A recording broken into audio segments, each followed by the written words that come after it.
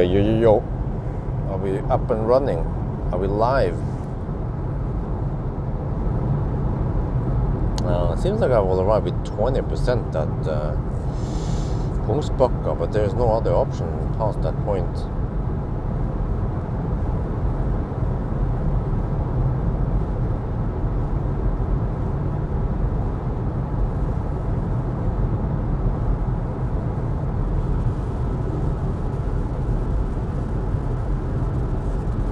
Oh, there you go. Yeah. So let me see, we're past the 6 hour mark. We are getting close to 6.5 hours.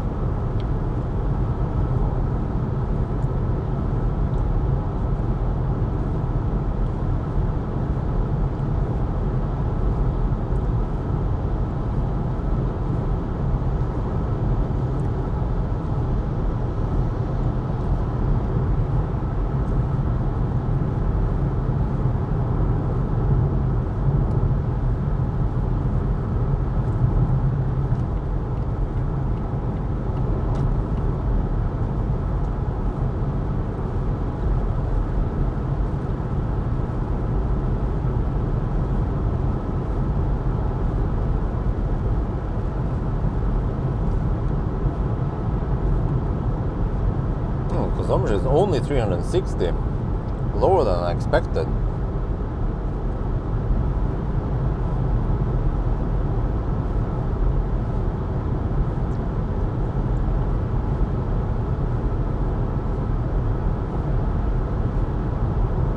Oh, but it's -2 degrees. It became cloudy now. I think it was clear sky earlier. I've seen it. It's supposed to cloud over, and then in a couple of hours it's supposed to snow. So that's why the temperature is rising.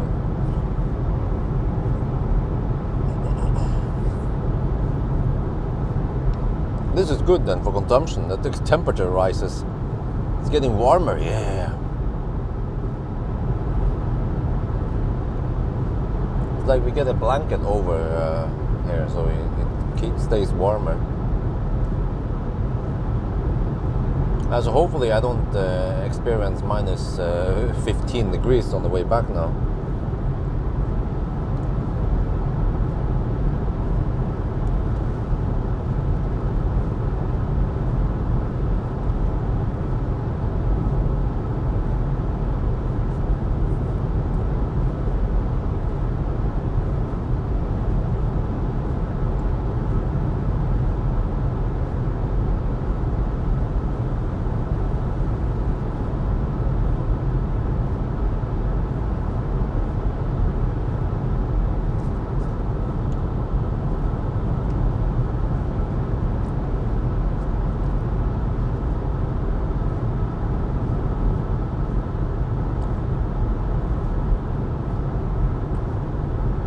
Yeah, exactly. It's coming from the west now, the front.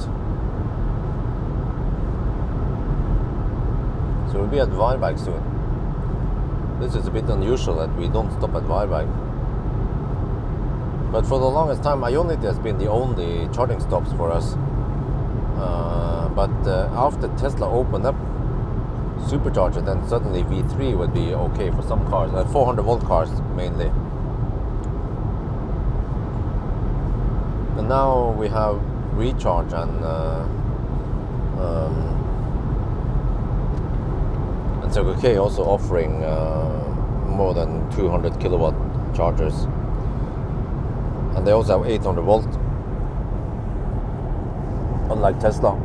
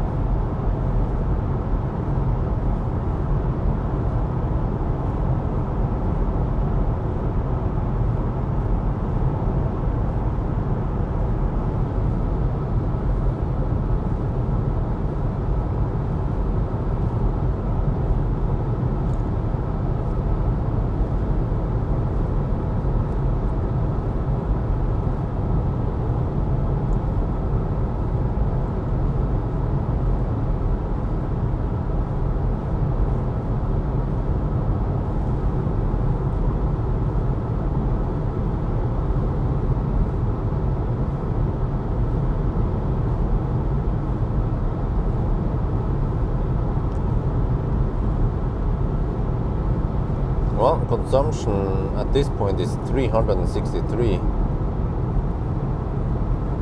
So it's -3 here. It was -5 earlier.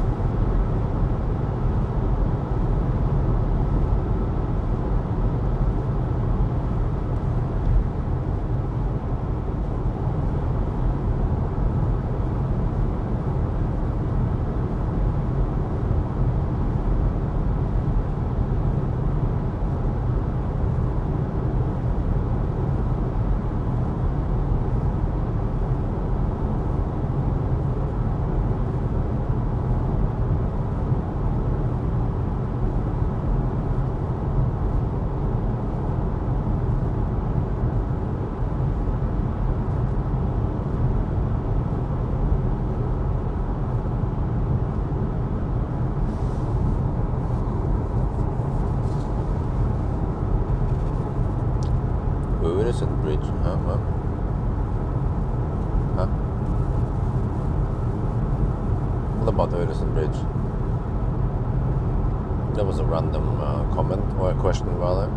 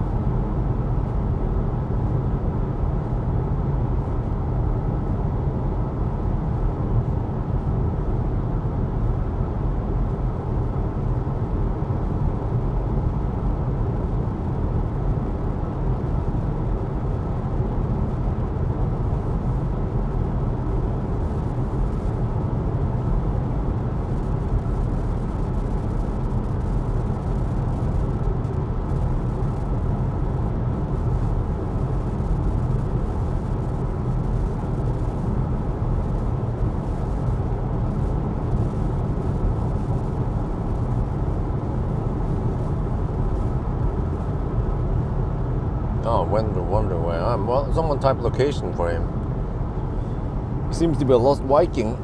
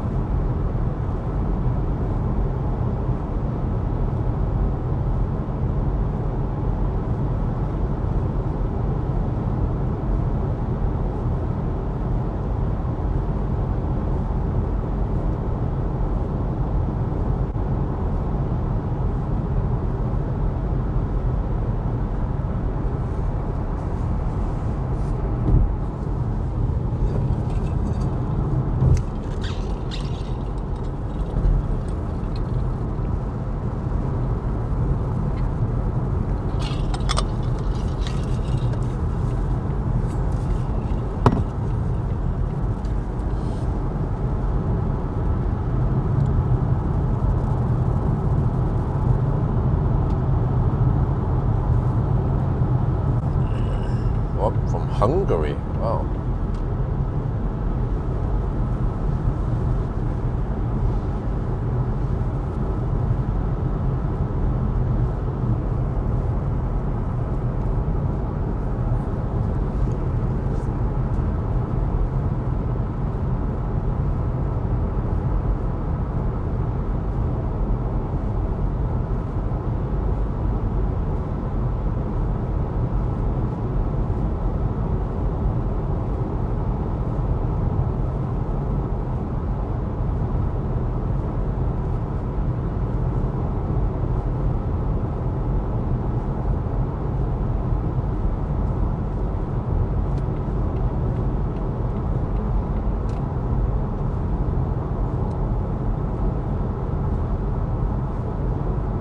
Is it the truck with the trailer? Yeah, I passed it before.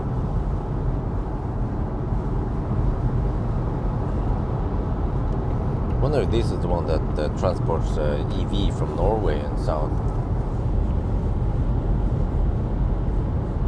There is a truck with a trailer on top of it. They can transport 2 cars.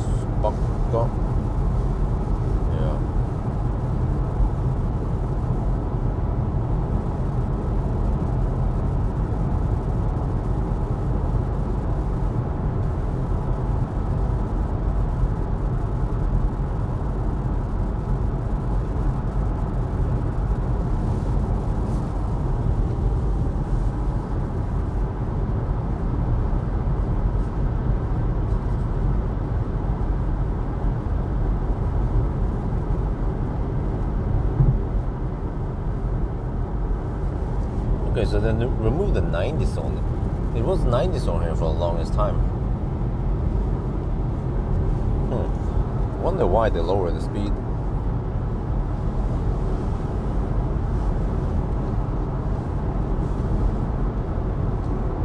Now it's just 110 on all the way to Kungsbacka.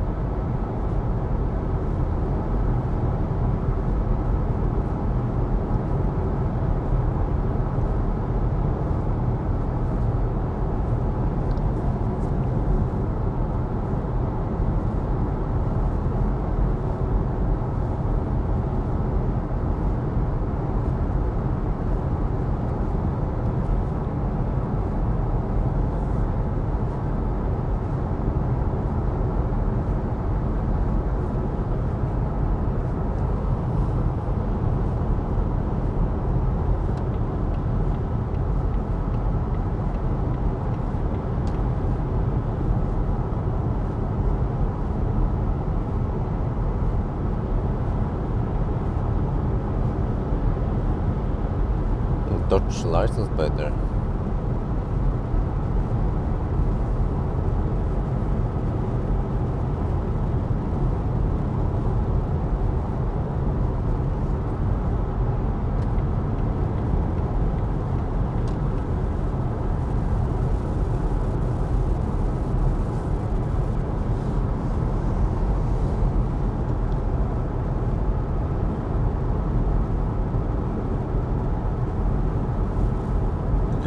Then after the one, yeah, exactly.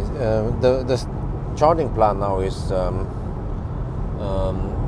Kungsbacka and then Högstorp and then Inspiria.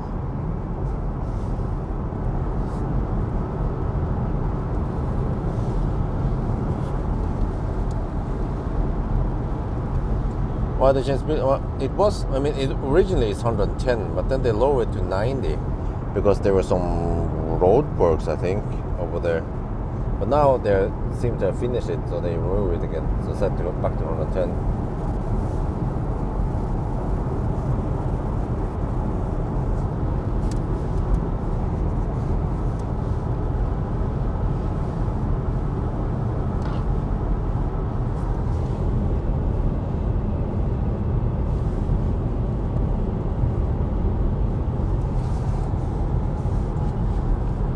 Might have time for a quick nap here. I feel tired. I don't know if I can nap for 10 minutes. I'll have to set the clock. It seems like we might have around 15-minute charging stop.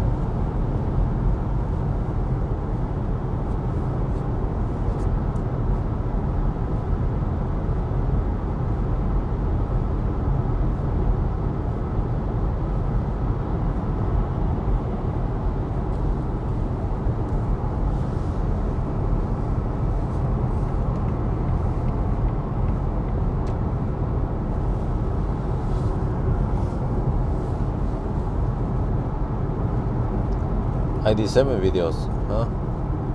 Yeah, of course.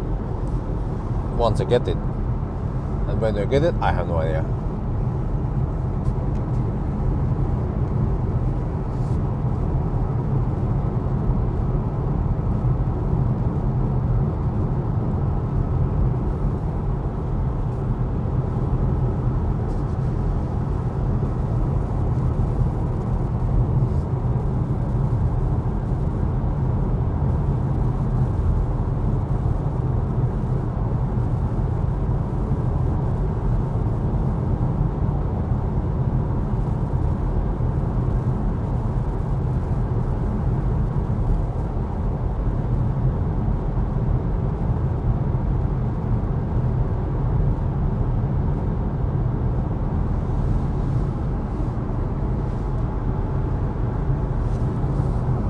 Okay, almost there. 5 kilometers left.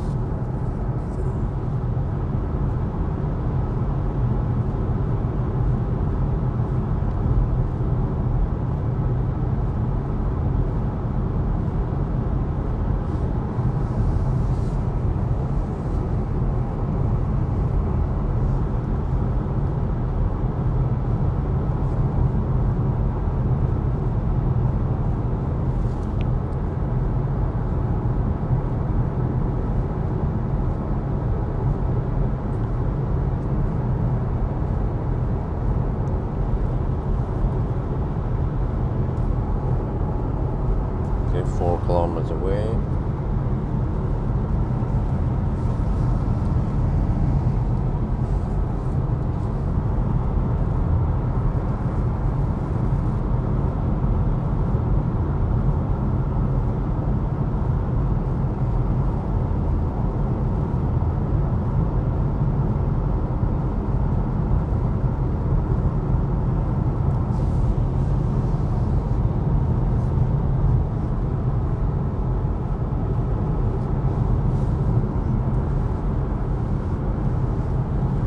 Okay.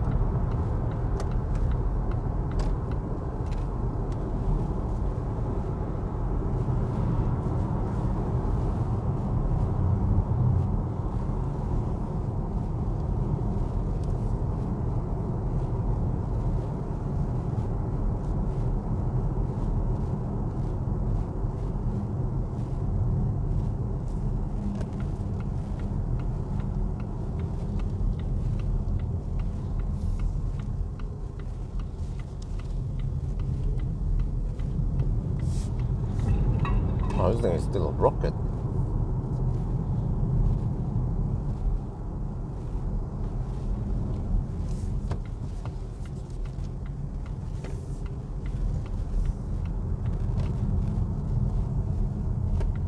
Nope, Circle K hasn't opened yet.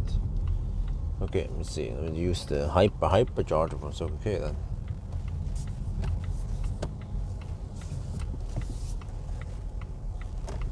But I forgot I have charge port on the right side versus the left side. Yeah, okay, use this side.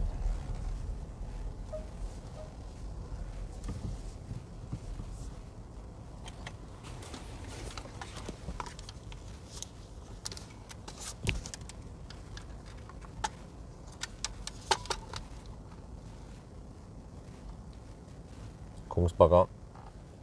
That's 760 kilometers. Sorry, 640 kilometers now.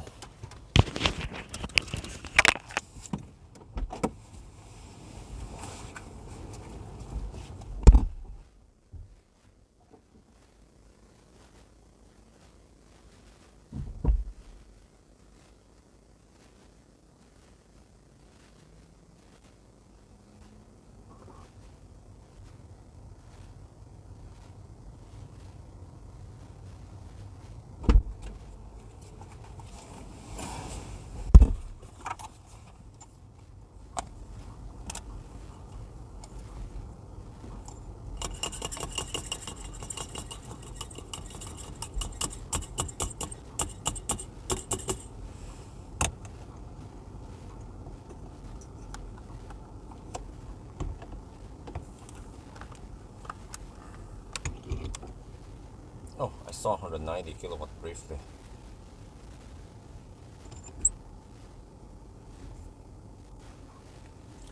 Because the next stop is going to be Tesla Oxtorp.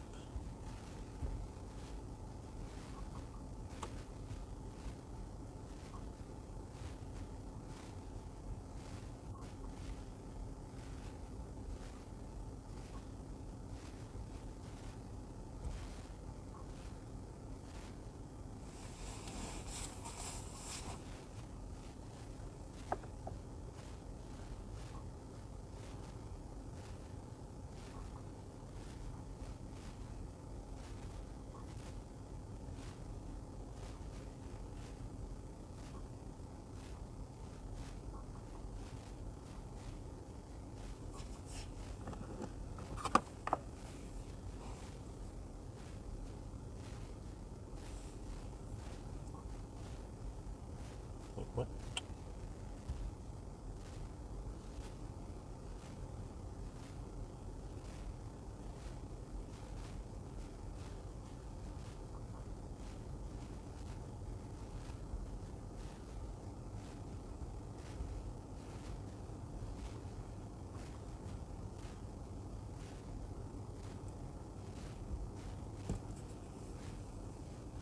I've been 18 kilometers away. Okay.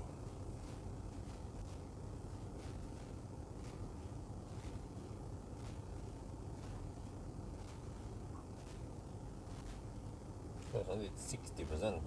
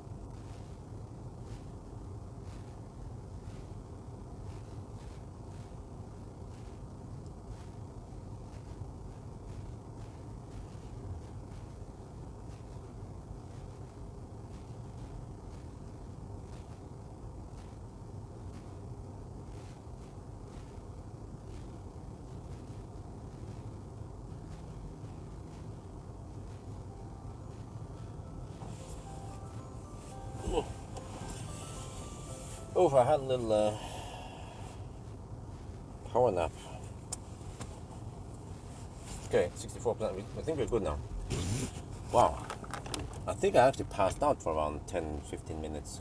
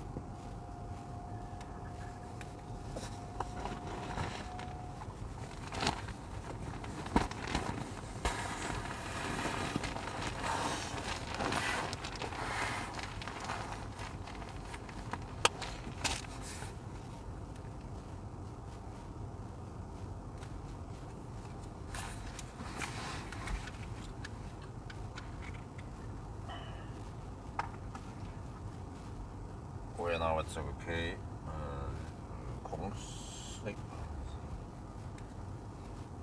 We're now at okay, Kongsbakka. I have charged to 67%. I took a nap, that's why I didn't shoot any video, but we're good to go again. Yeah, I can show over here. This is what it looks like. Oh, well, let me change. Yeah, so next stop is going to be Hogstorp supercharger. Yeah, let's go.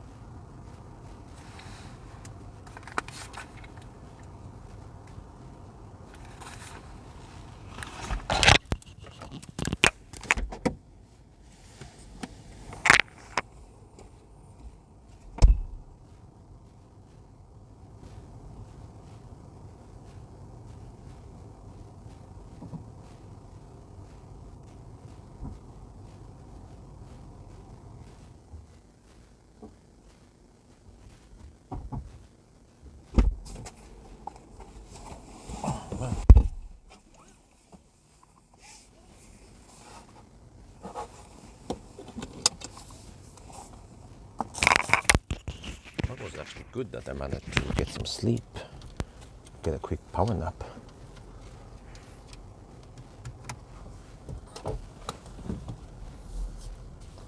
Okay, and now we have to drive all the way to Hogstorp, which is going to take, I don't know, an hour? Not sure. Yeah, I know that I was tired before I arrived at the charger, so I had to not do any activities, just plug it in and then sleep. And I quickly fell asleep. Then I woke up now as the clock rang. The alarm rather, yeah.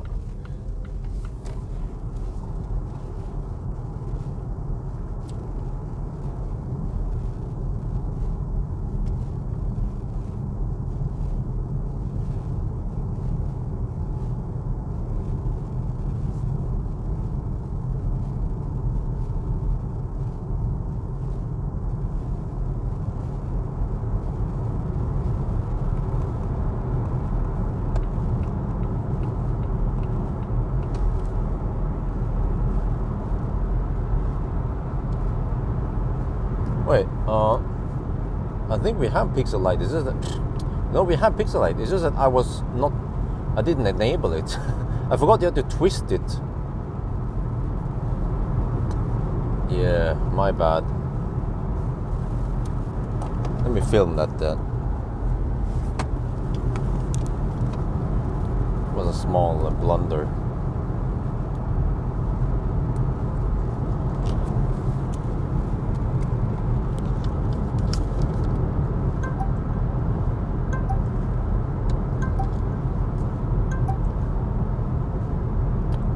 You know what? We have pixel light, just that you have to twist this button and then it becomes A, and then, well, let me show you here, and then zoop, Oh, I forgot, maybe. Yeah, I forgot how to enable the pixel light. Of course, we have it. Oh, no problem. Okay, let's use pixel light for the remaining trip then.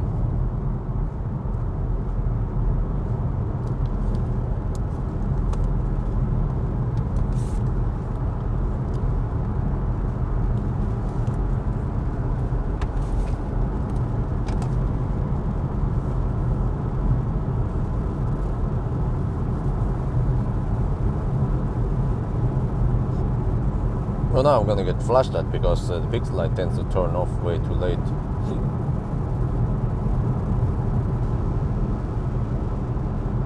I think by the time I hit, no, by the time I reach Hoxtorp, it might be open.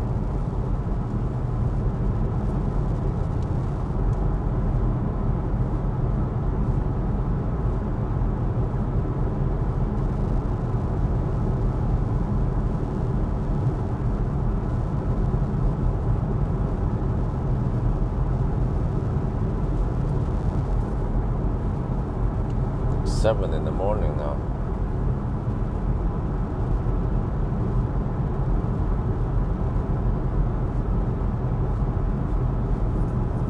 So I'm gonna get flashed at. You can see how many times they flash at me.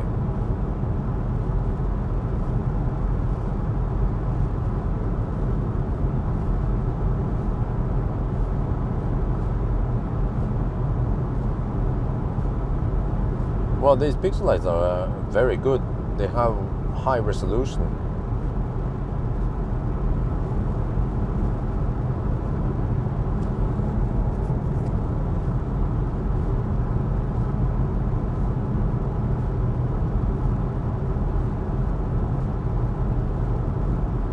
But yeah, that was pretty good.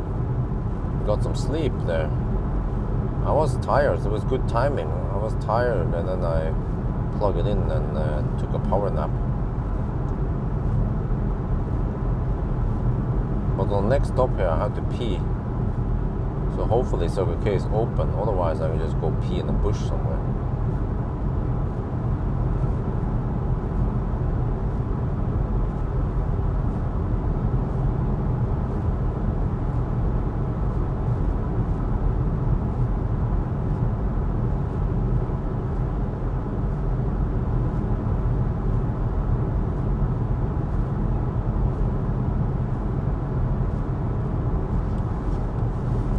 Okay, I have to try the detour also on the way back now, so that's another 7-minute deduction.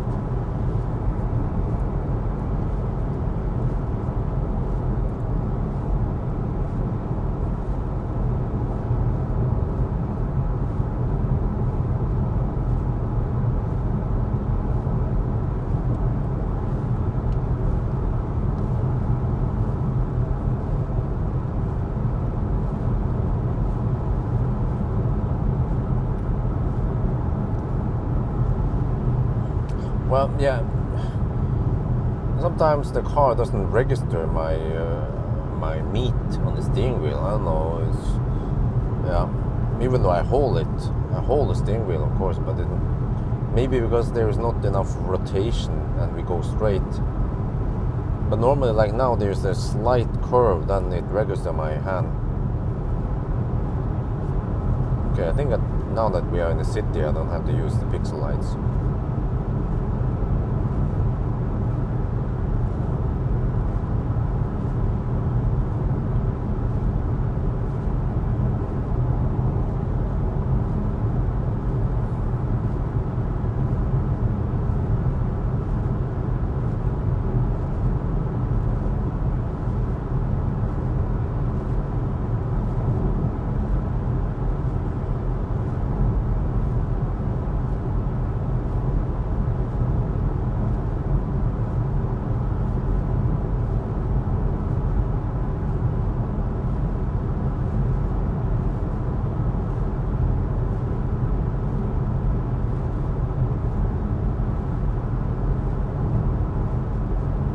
I forgot about this section. Okay.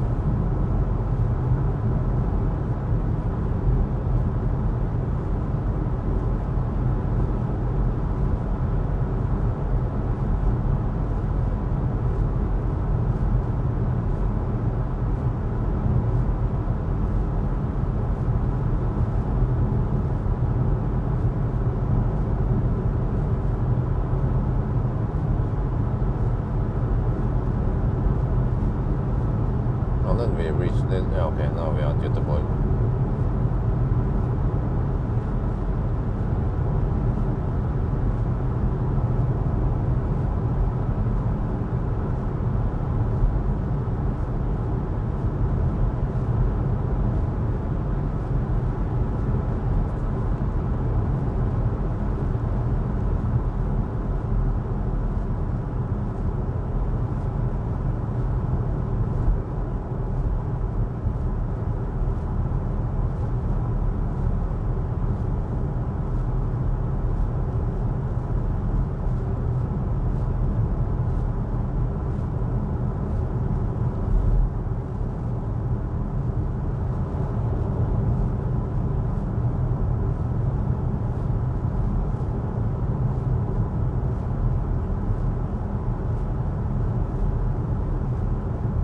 $600 kilowatt. Yeah, I saw it, of course. I assumed that was a question.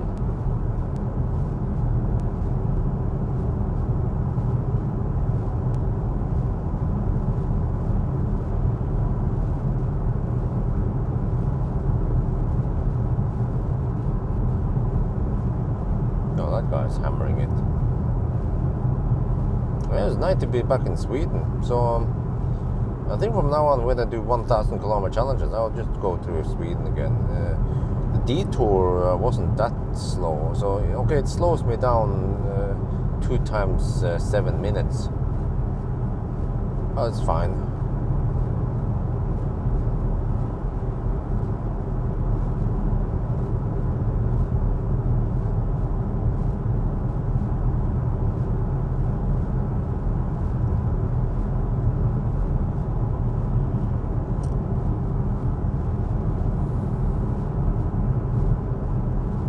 What is the total consumption, by the way? Wow, 339 watt-hour per kilometer.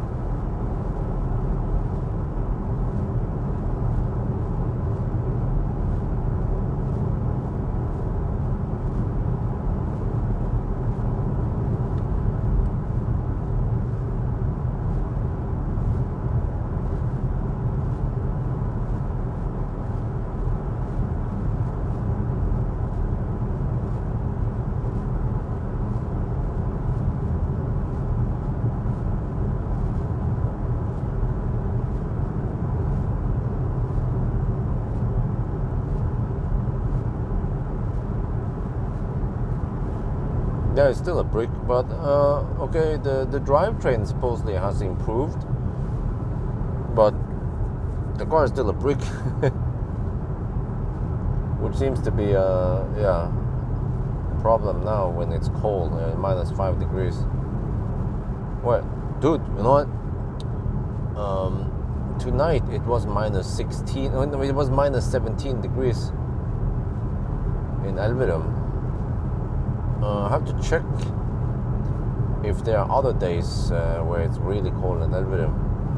I should try a range test to see what happens. But I actually had the chance tonight. I wonder if tonight was the coldest night around Elverum. But I'm not sure if it's interesting or not for people. Probably not. I will just do the regular range test. But it'll probably be minus 5 degrees. But I'll do it in daytime, so it's not too cold outside.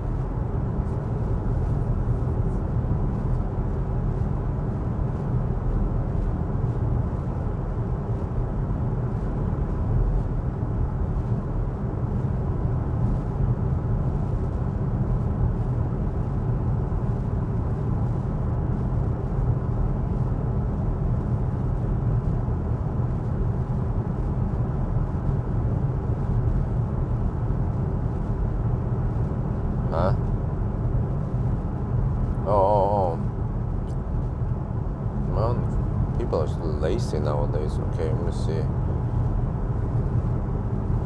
Wait, can I? How can I find out that?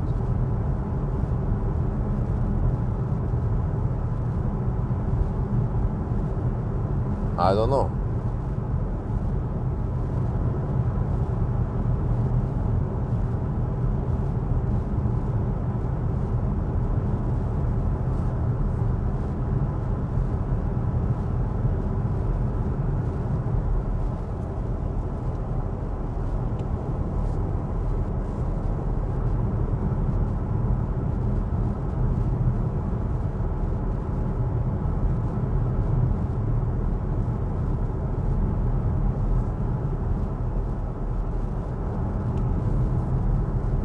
Someone type upcoming for Thomas.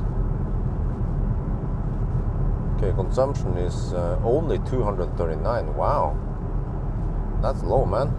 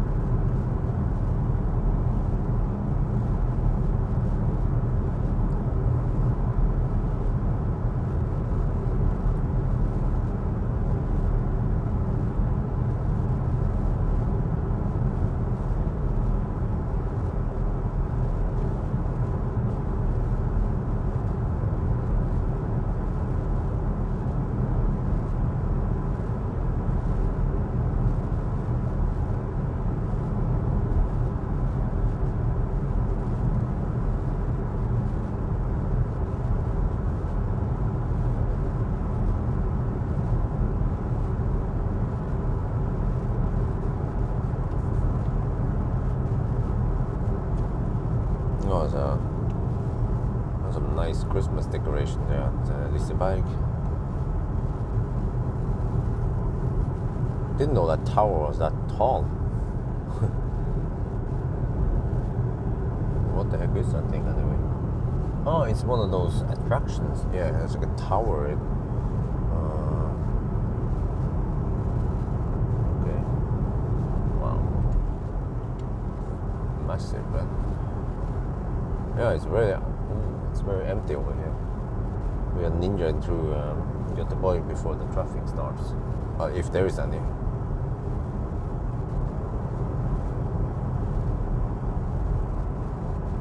There you go, thank you.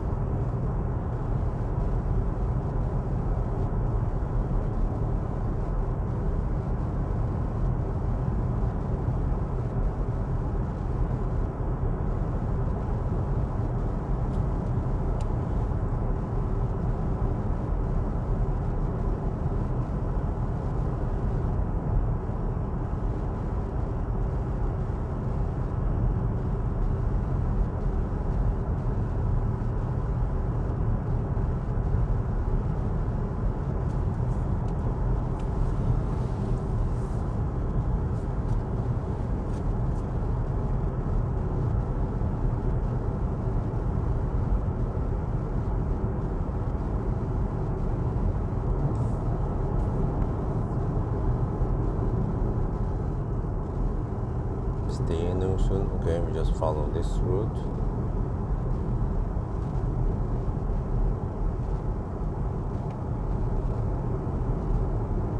Oh, they try to divert traffic via E45, seems like.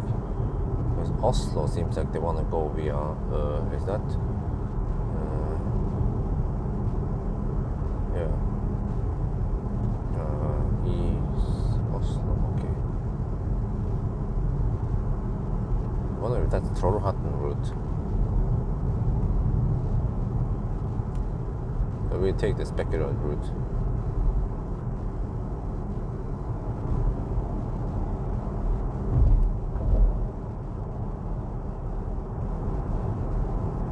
I wonder if the E45 route has better roads.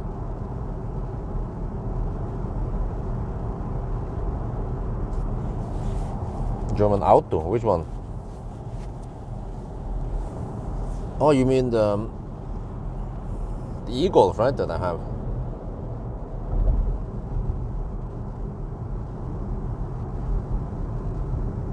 But there are mainly two things I need to do, which is 500-kilometer challenge and a charging test. And I can't wait to see, man. Yeah. Which car is fastest? E-Golf or i3 charging? I suspect that maybe e-Golf is faster than i3 until the e-Golf rapid gates.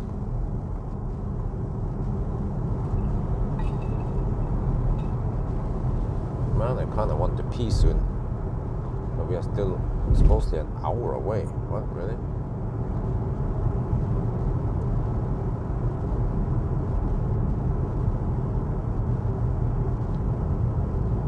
Oh, i5, okay, that's what you meant.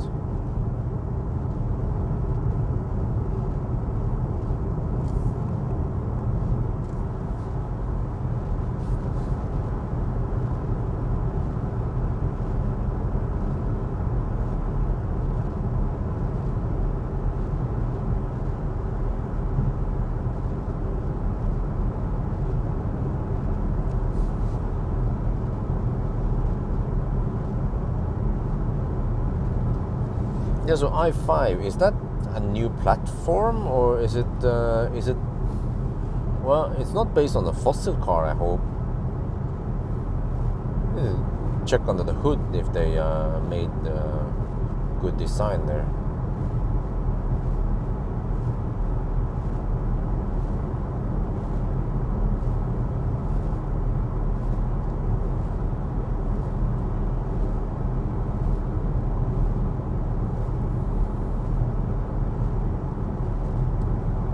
It's based on fossil. What? Still? Huh? Man? Sounds like BMW has been sleeping in class. They came up with i3, which wasn't really that great. Of course, there would be BMW lovers out there who claims that i3 is the best shit ever, but first of all, it's goofy looking. It doesn't look that cool, unlike other BMWs. It rapid gates. Well, actually, maybe the small battery doesn't do it in winter, but at least the big battery will rapid gate if you run the heater. The instrument cluster is too clumsy. You cannot show many things at one time. You can, yeah, when you cycle through, you know. And also, when you navigate somewhere, the main screen, you don't see the destination on top of the screen, unlike an e-Golf. I think even Mercedes does it, shows the top of the screen.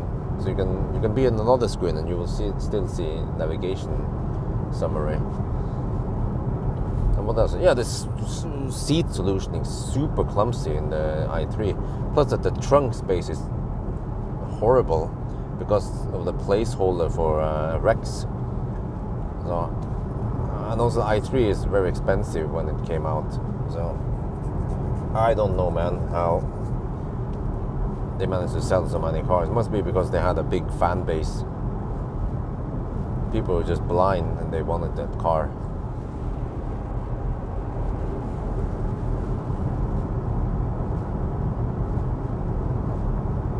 Oh, how do you get it to overheat?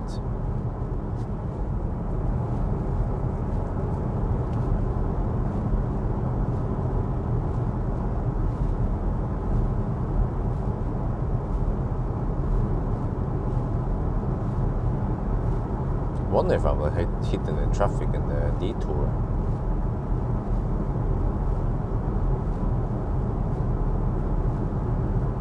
But okay, the 7 minutes is the base detour time, base addition.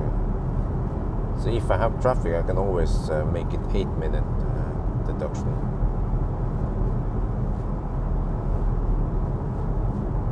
Okay, how fast did he drive then to make it overheat?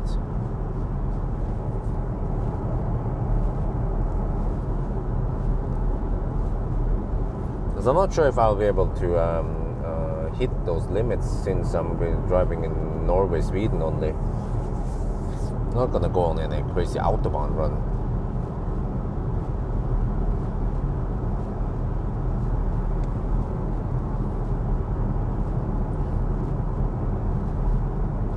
even if it overheats during hard drive, and for most Norwegians who will be interested, it might be totally irrelevant, or they might not ever trigger the overheat.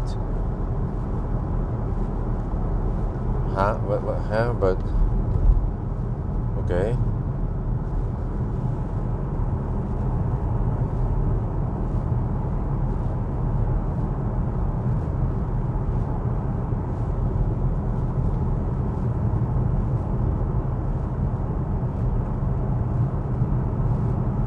Well, it depends how fast he was driving. And if he hit 150 kilometers per hour and such, then yeah, those are speeds I don't want to go at. But it sounds weird that it will overheat just from some acceleration.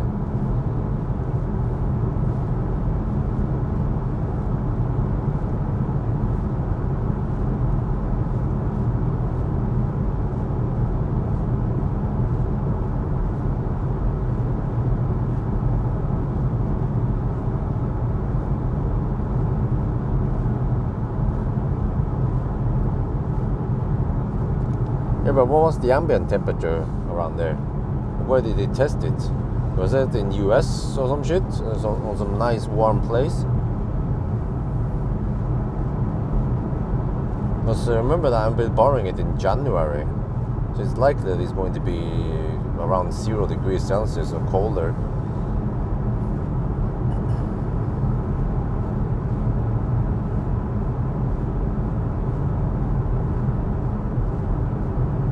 Oh, Portugal, okay.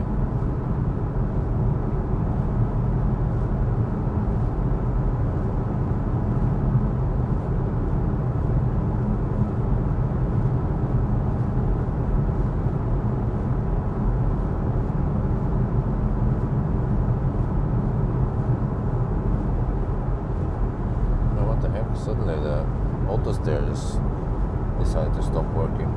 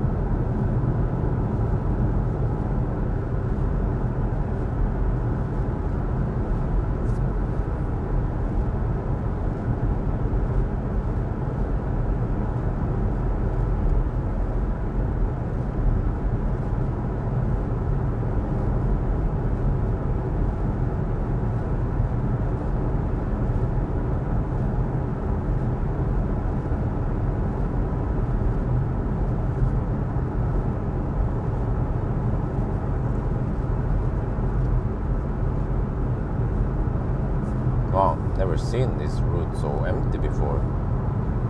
Seems like 24th of December is one of the less traffic. Actually, tomorrow night will be even more empty, yeah. The night for 25th of December. I think according to the tradition, you're not supposed to leave out. Or normally most people, they don't travel anywhere on 25th. They just want to stay home and chill and relax and stay with family. There's a leaf. Yo, what's up? Oh, it was a woman there in full clothes with beanie on.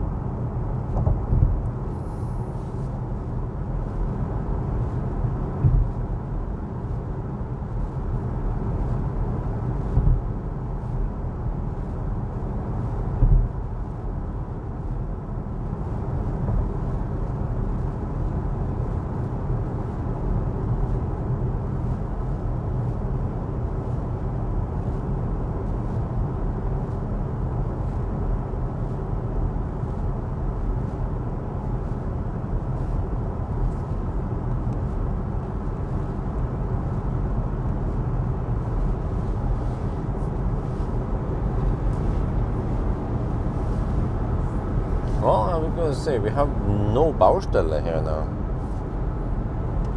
They fixed all that stuff around Falkenberg. So the only deduction is Stenungsund.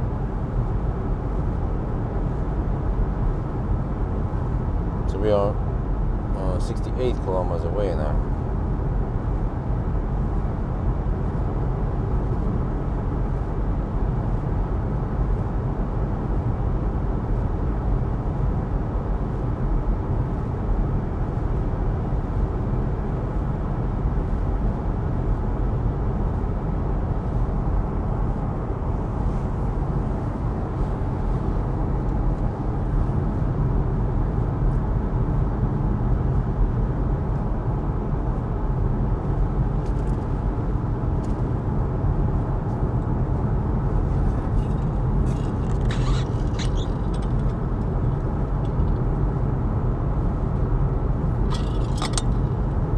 Activate the pixel. Zoop.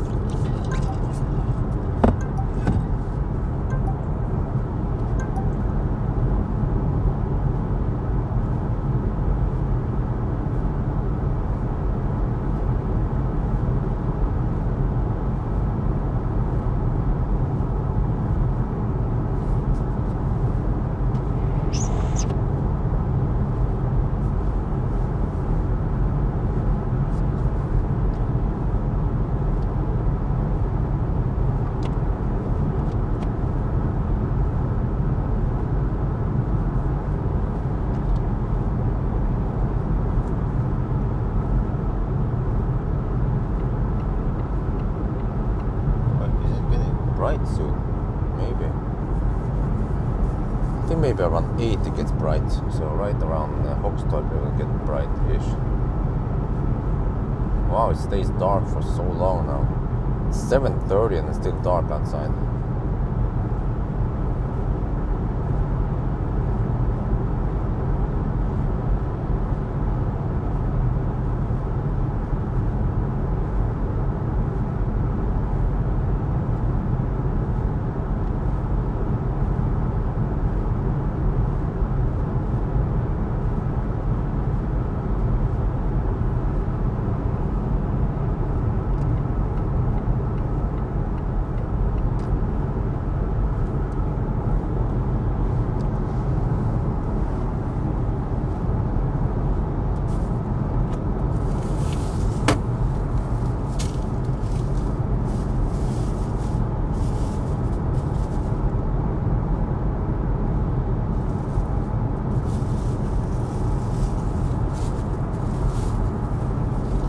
What about BMW 5 Series?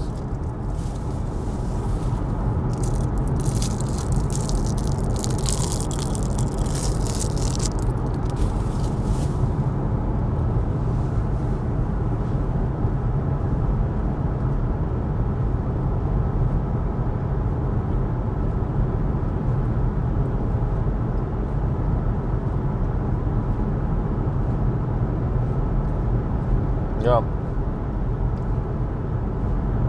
Marcus asked me when I'm going to test Ceres. I'm like, okay, well, I have to find the importer. Contact them. You guys know Ceres, right? It's yet another Chinese car. Some kind of crossover SUV. Well, speaking of SUV, I saw a yellow Lotus Electra today charging at Jessheim. So I wonder what's going on there. I requested to borrow one, but they just seem to have disappeared. They had the press drive event and then it's totally disappeared. But don't they want to sell cars and shit? And then, yeah, what about press cars and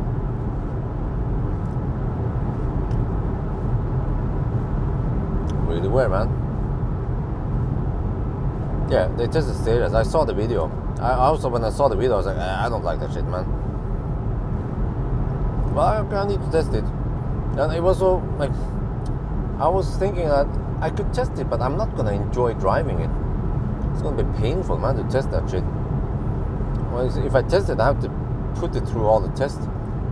Headlight test, banana box, 1,000 kilometer challenge, charging, all that shit. It's gonna take me a full week. Range test also. Acceleration noise test.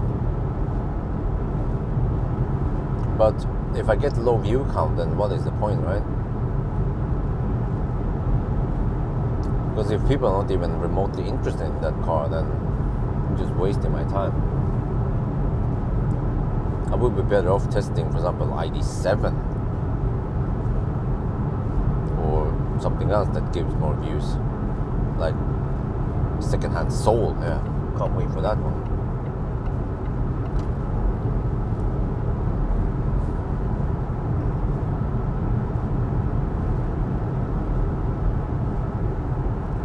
But actually, after the Soul, to me, it sounds like I can keep the Soul for at least 1 year, and in 1 year, I can probably afford something nice.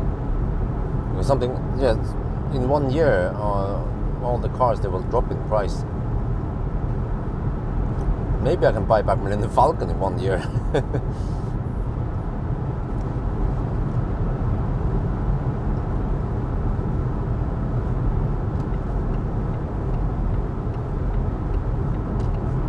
He is actually a good press car shuttle. He has the range, he can preheat, he has supercharging. Okay, it goes kind of slow, but it doesn't matter too much. As long as I start with 90% before I leave, then I can go to my destination without having to charge, and then I can just drive back.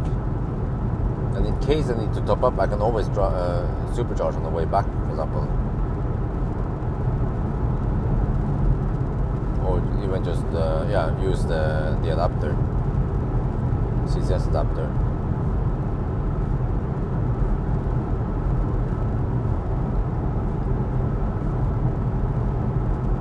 You can buy a used i7. Huh? Me? I can buy a used i7? What? Do you know how expensive it is? Even a second-hand i7. I mean, I'm talking about in the... I'm gonna buy a car that costs 5,000 euros. i7 costs at least 100,000 euros.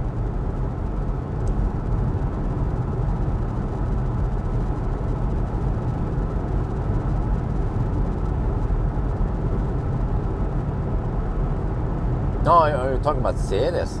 But Series is some kind of SUV crossover.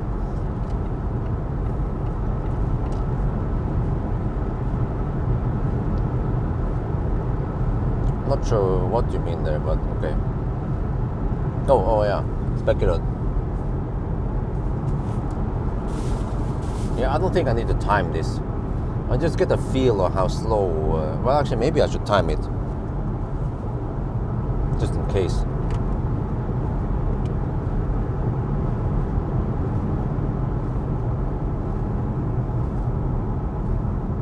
Okay, let me check. 66 kilometers. And the time is 7:42.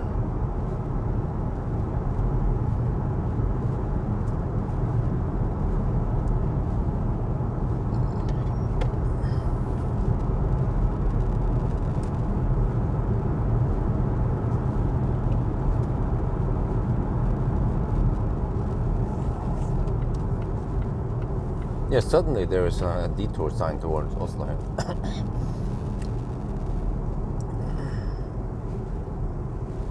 See, hey, what? Huh? They have split this. Well, this is new. It used to be just one lane all the way until here-ish. Interesting. Okay, see now, there's a freaking Nissan Micra in front of me. I need to hammer that car. There's no way it's going to be faster than me.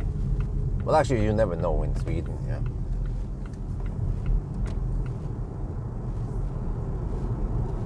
Nope, I have to hammer it. Why can't I just hammer it now? Oh shit, it's slow. Holy macaroni.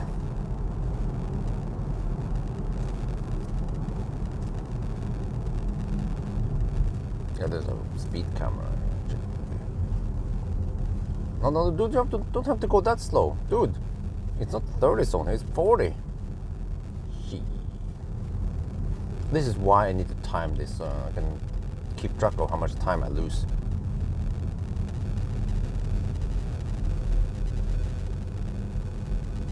Oh, that was a temporary speed camera. Oh, people have been hammering here.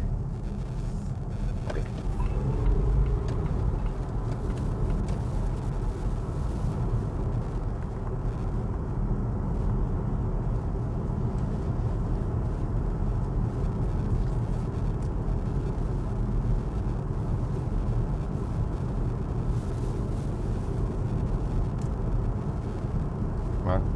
The still on high beam.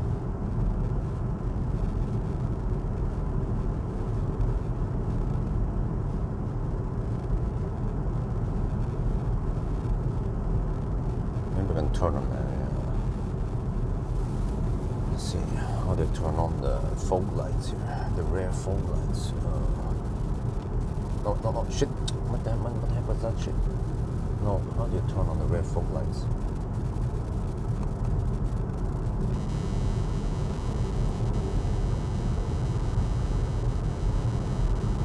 That's the front fog light, I think. Wait, that's the rear? Sure.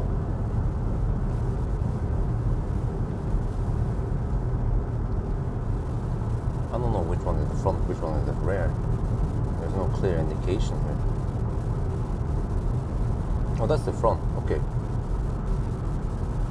This is the rear then. Ah, that makes sense, okay.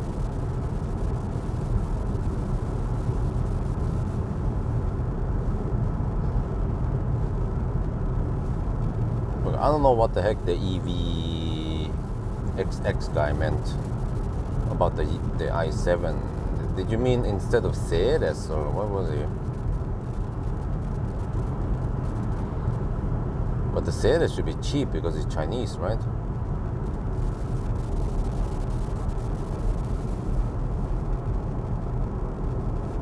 And can you even compare Ceres to i7? That doesn't make any sense at all.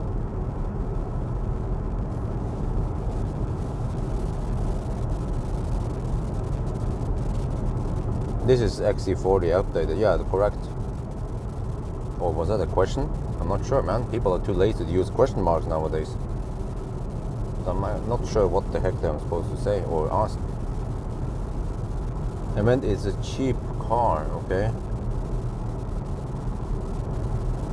It's a joke for different, okay? But it's a crossover, isn't it? Why compare it to an i7?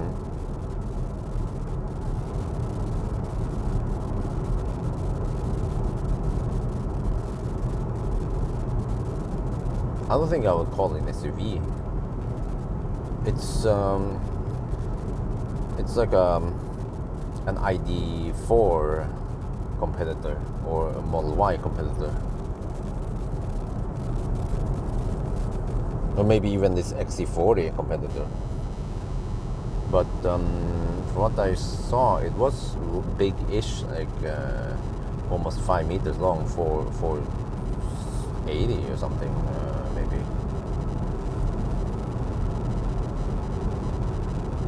But it's Chinese, yeah, with this Chinese stuff going on. It was not related to Ceres. Oh, okay.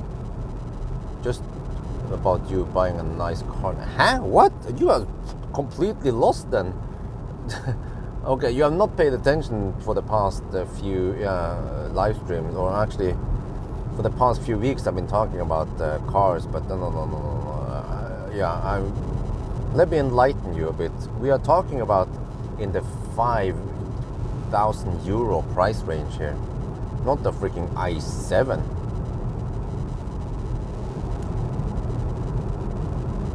So let me remind you that I owe a lot of money to Idehus for the house. You can't just go and buy an i7, man.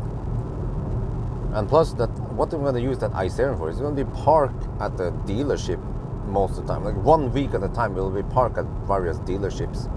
Then I just have to shuffle it from one dealership to another. It would be totally waste of money to buy an i7 for that purpose.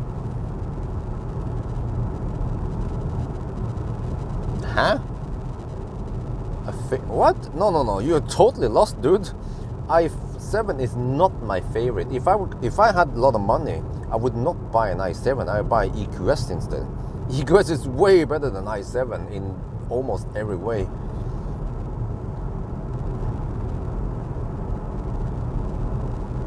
I think you misunderstood pretty much everything.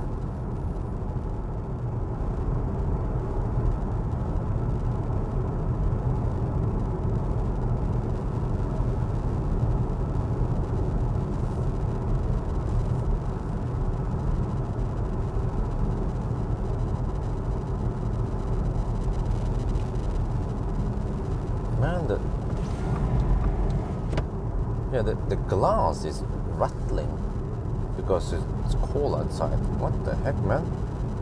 Is this car not designed for proper Swedish winter? The fuck, man? So I have to lower the glass and then rise it, and then suddenly the noise is better.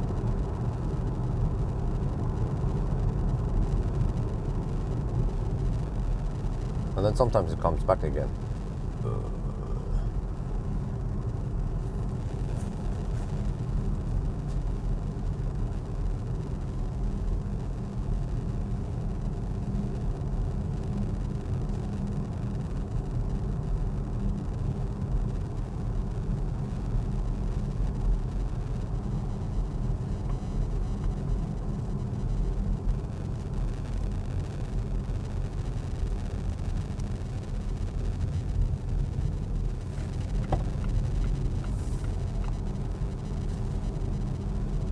Yes, absolutely. You remember everything wrong.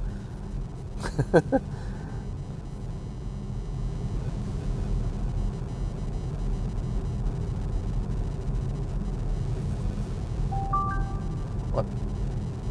Phone is not charging. Yeah, man. The phone, the wireless charging pad here, or my phone gets really hot on this charging plate. Probably because I'm guessing it's not very efficient. Or I mean, it's slow, so it keeps trying to slow charge it on wireless.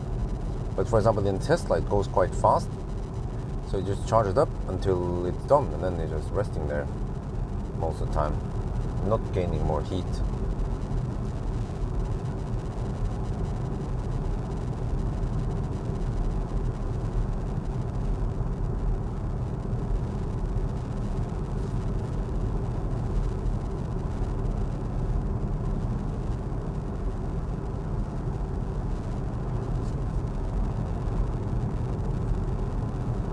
Wait, shit. No. Shit. Okay, there you go. Well, yeah, daylight is coming now, finally.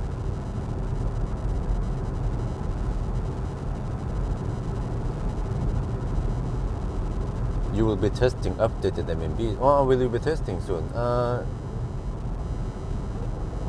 don't know. Well, I get the updated version already. Yeah, I'm waiting for updated. Well, okay, I can check out Skoda if they have updated drivetrain. But do you know for sure that's the updated drivetrain or not? And there are ways to find out. For example, it has more power. Yeah, that's the biggest difference.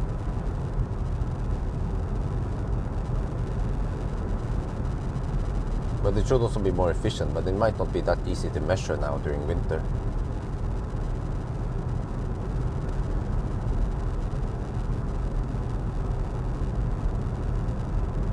$340 horsepower. But he tested in Germany. Oh, how did he get? Oh, maybe it's not available in Norway yet. Oh, there was some event, right? It was a test drive event. Because I remember, yeah, from time to time I get invitation to the various test events in other countries, but you know the situation with a pregnant wife. So no, I don't go there.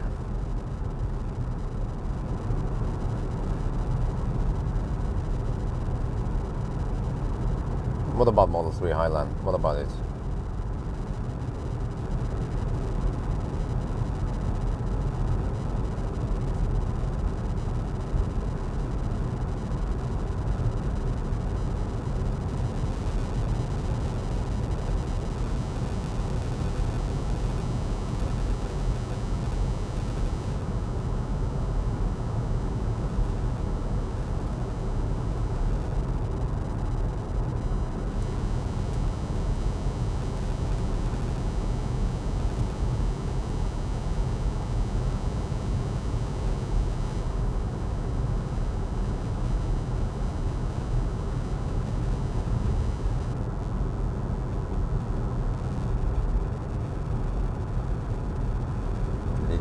To the right here.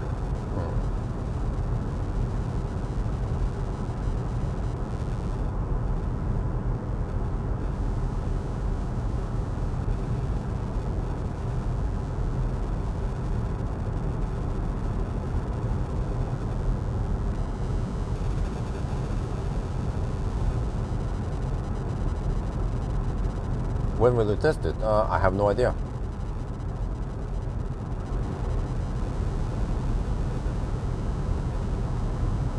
Once I know it, it will most likely be in the upcoming list.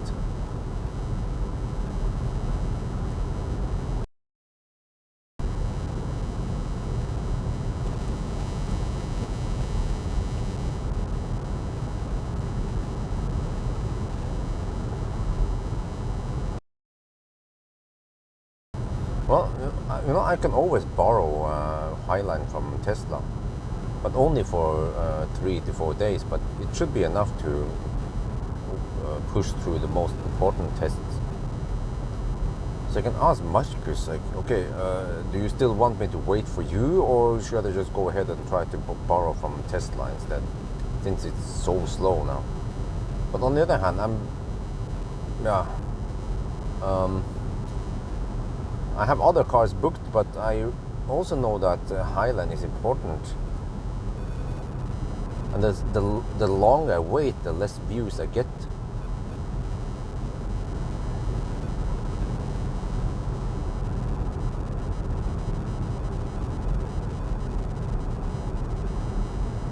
Didn't expect it to take that long. I was expecting that roughly in mid-November.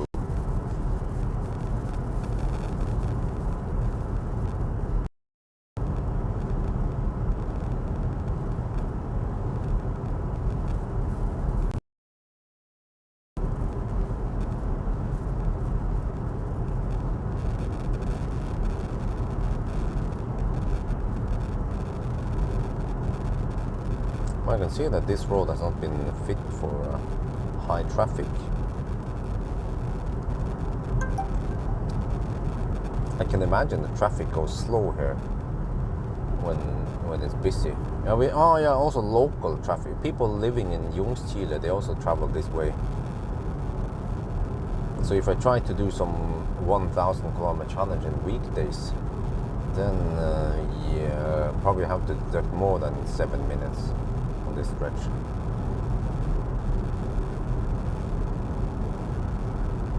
Well, okay, I'll just have to deal with this. I'll try to do 1,000 kilometer challenge in weekends if I can.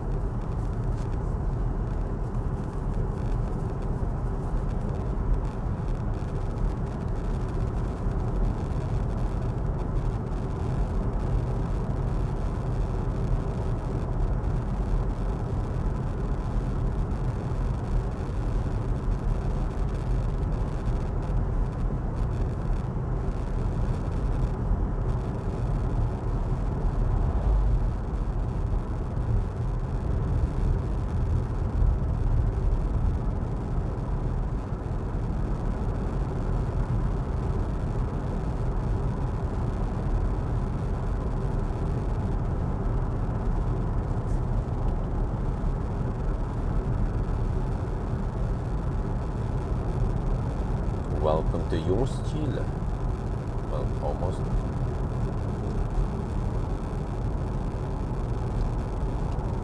Or I think we are in Ljungskile municipality now.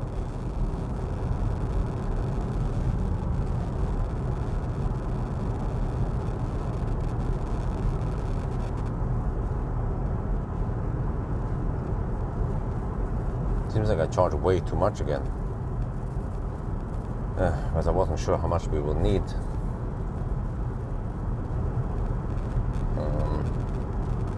So we will supposedly arrive with 30%. Oh shit!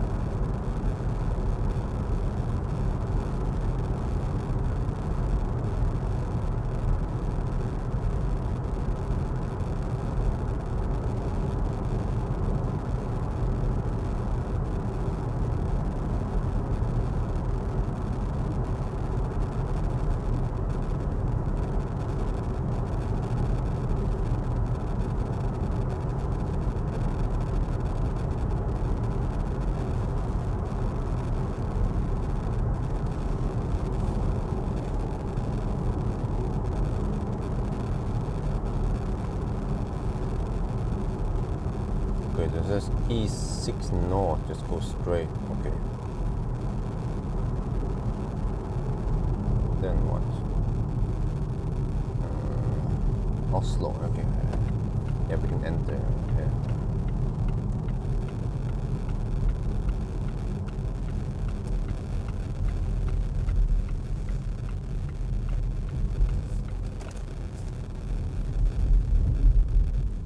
Oh shit!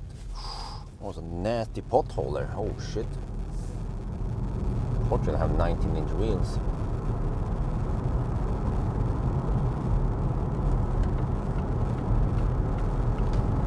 Okay, so that was 94 kilometers and 803.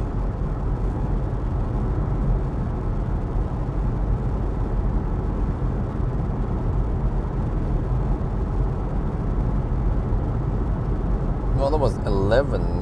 No, that's an 8-minute detour. No, 8-minute deduction.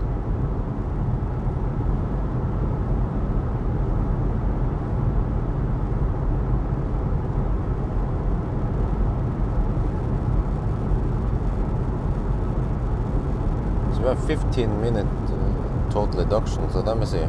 Yeah, we count as if we started at midnight. So that's easy, and we just look at the current time. It's 8 hours and 3 minutes so far. And then what is the distance? 735 kilometers. But we have 36% now, so we will arrive with 31% supposedly. Unless we go past that point, but what else? Wait. Could we reach Ajonti Strømstad? Check.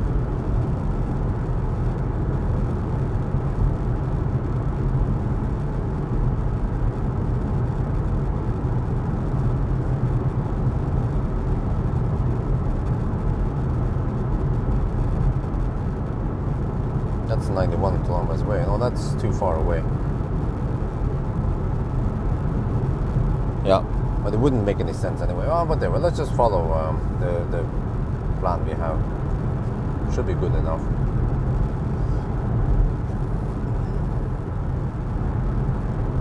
Consumption is 282, but it's gonna go up now that we start hammering it again.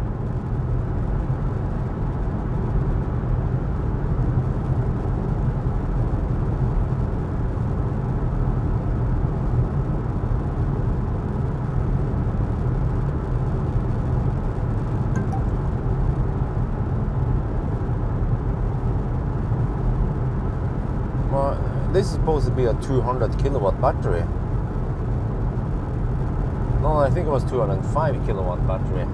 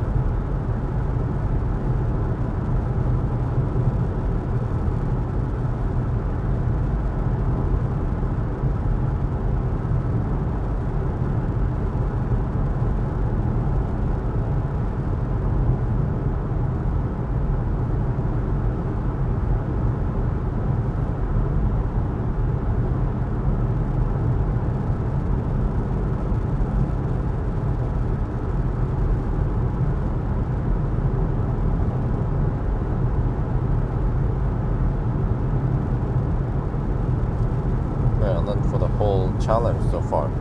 332, wow. 740. Okay, so we are roughly 250 kilometers away from finishing then. Okay. Yeah.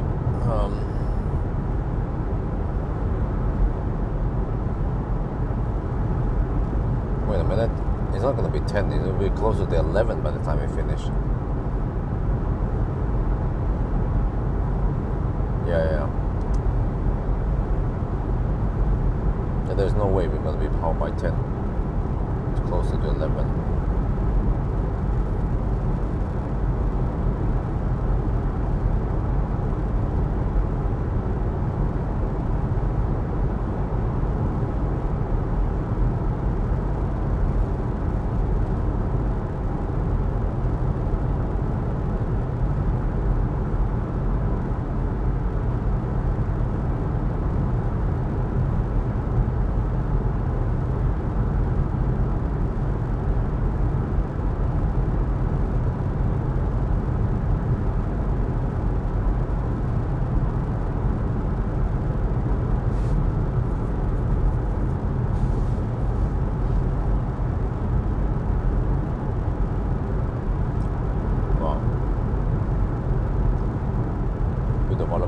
Okay, still have the lights on, cool. I forgot to shoot B-roll of that bridge on the way south, so I can catch it on the way up now. Yeah, so I bought soda. So now we have some Coke we can enjoy in the following months. Yeah, from time to time I just have an urge for Coke while I'm home. But it's rare though. Maybe sometimes once per month I just feel like, oh man, it would be nice to have a nice Coke with some ice cubes.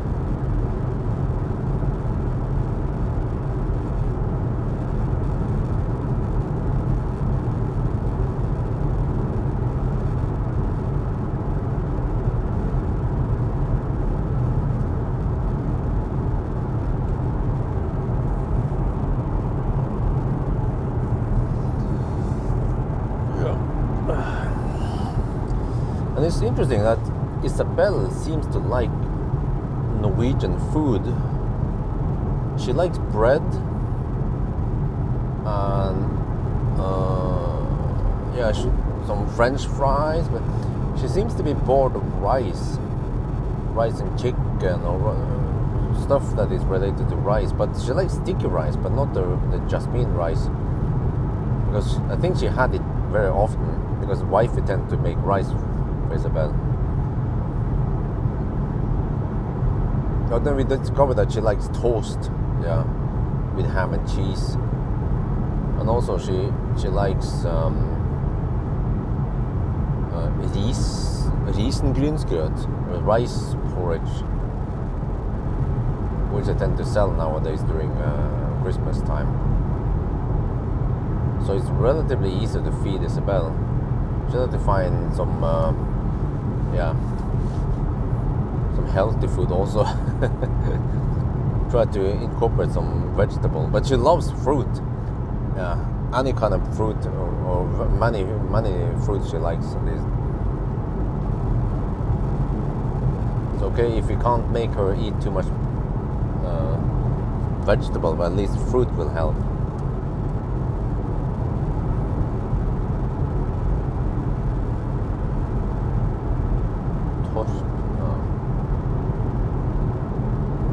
Oh, there's some hypercharger over there. I see there are lots of hypercharger there. Okay, I have to get ready now for Hogstorp. Oh, so it's Torspen, it's Hogstorp. Oh. She's Norwegian. Well, yeah. She doesn't look very Norwegian. She looks very Asian.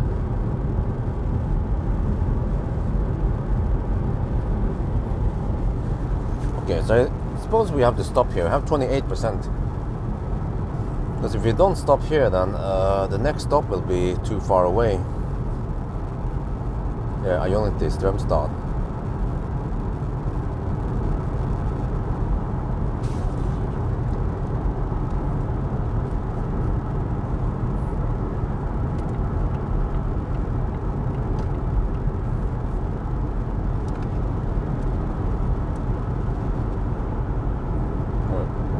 dry over here. Okay, need to wear my jacket then.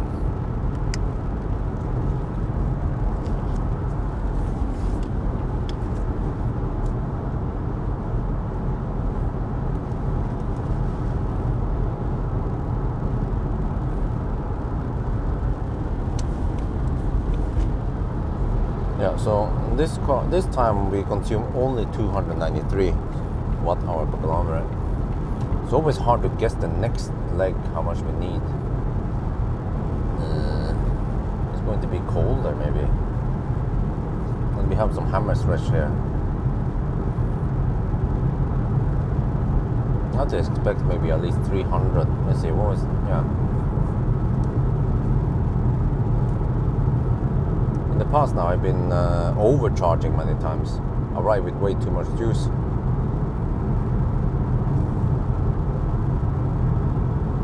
So let's assume around 300 consumption on next leg with 10% margin.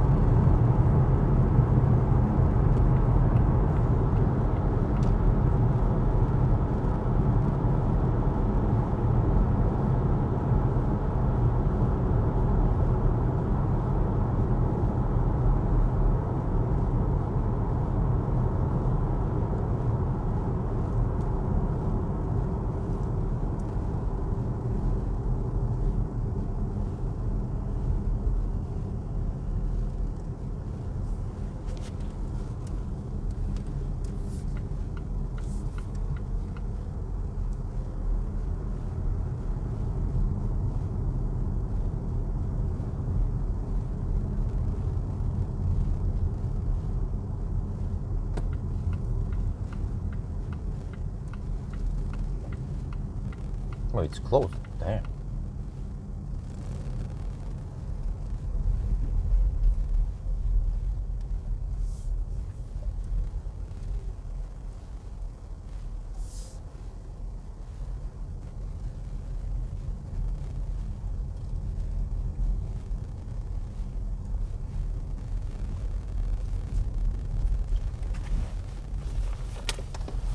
Okay, well, I need to make a thumbnail at one point.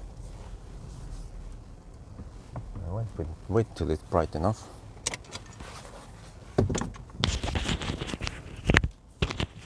Okay, so this is Oxford.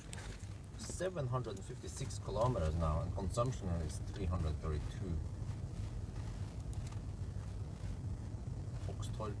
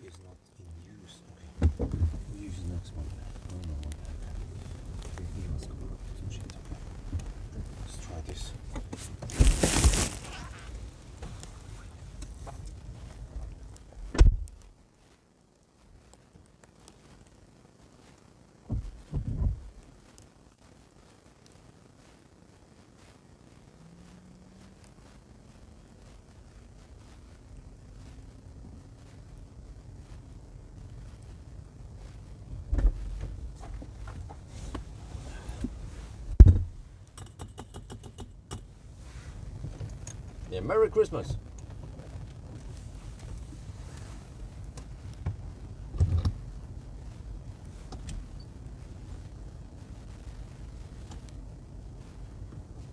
No, I can't see heating rain resistant, sorry. Okay, next up is going to be a Tesla. No, a supercharger.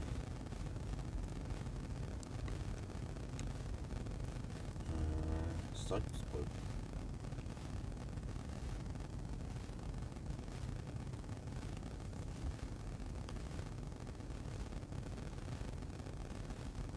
There, 128 kilometers away. Wait, let me check here. Oh, stop. Yeah, okay. Stop.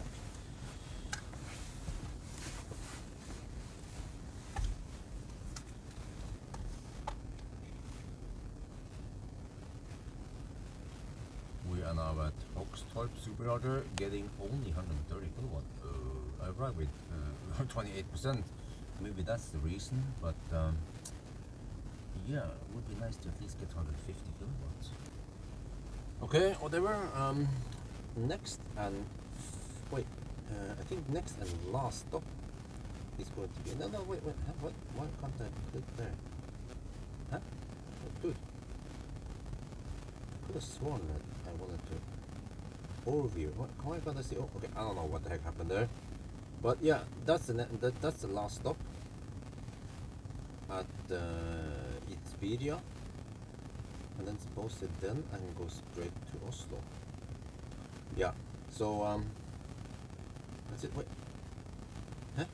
I don't know why it's like that. Okay, whatever. Okay, make sure I got outside. It's only minus 6 degrees over here. So yeah.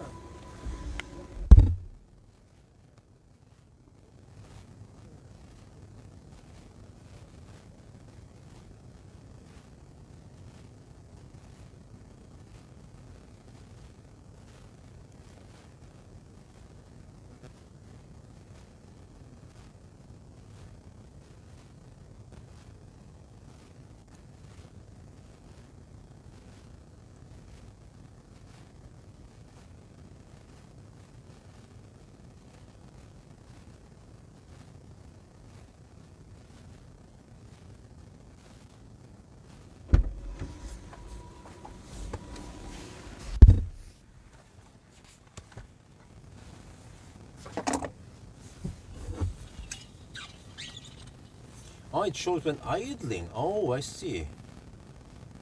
Okay, range assistant. Let me see. 7 kilowatt. Wow, that's massive.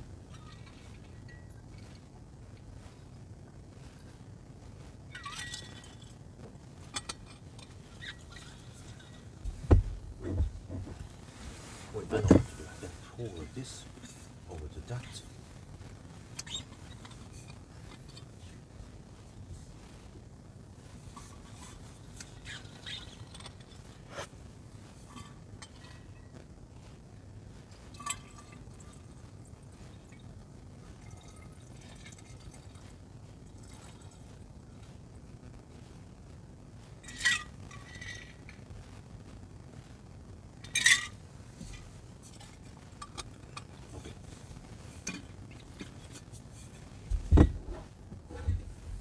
Wow, we're really pulling 7 kilowatt now.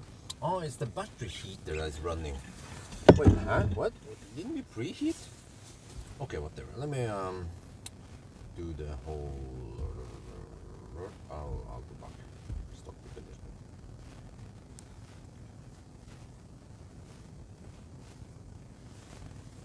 I'll have to figure out how much I need.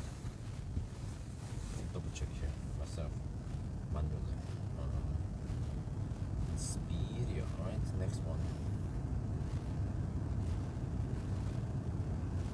Xperia. Double check here. No, that's 120 kilometers. What the heck did the car? The car claimed it was 128. What? Where did you get that from? Oh no, it's Solli. They did go for Solli. What the heck is this? Dismiss. Okay. Let's try again now. Oh man. Super charger side spoil.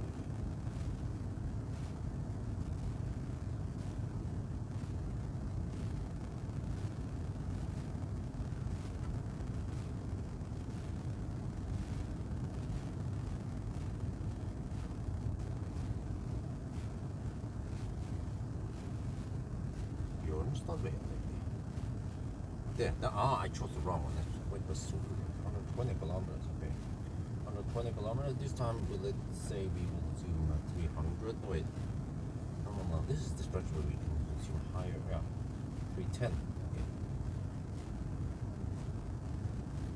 Because I need to spend 47%, so if I go for 55, then it should be safe, right?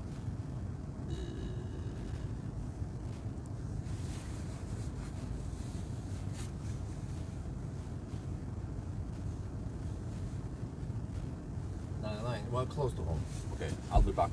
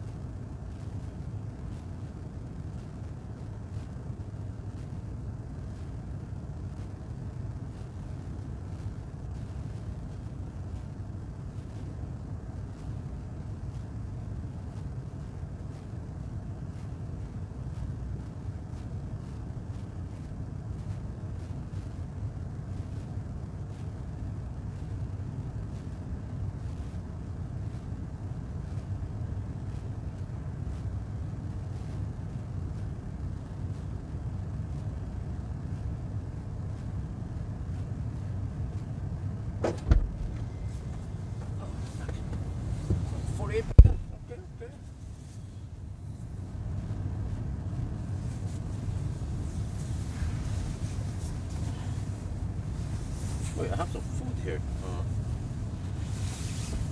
not sure when I'm supposed to eat it.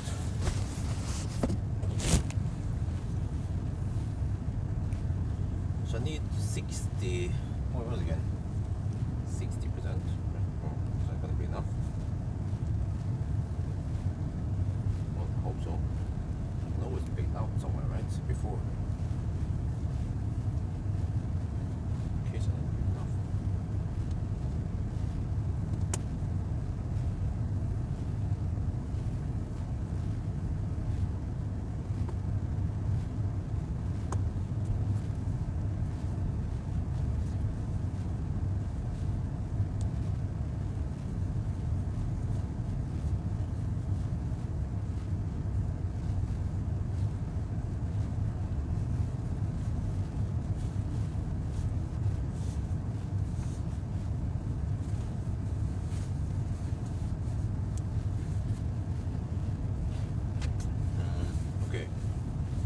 What did I calculate here? I need to spend 47%. Well, let's hope that I'm right. And that 60% should be enough.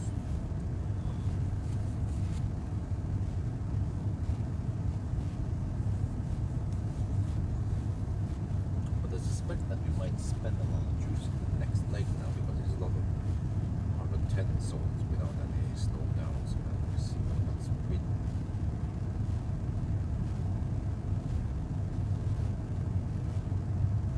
We have tailwind, huh? The wind comes from the south with tailwind now. Oh, that's why I've been missing my estimations completely. Oh, I see. I didn't expect the wind to come from the south nowadays.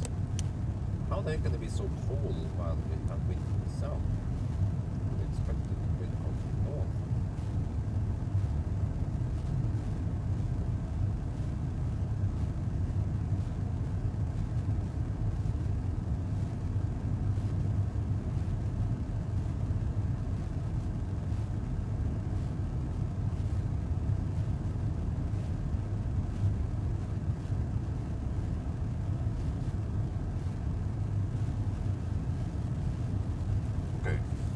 Well, in that case, then 60% should be enough. 55 now. Let me see. And the car claims I will arrive at 16%. All right. Now, all right. Let's go for it. 60% with 10% margin.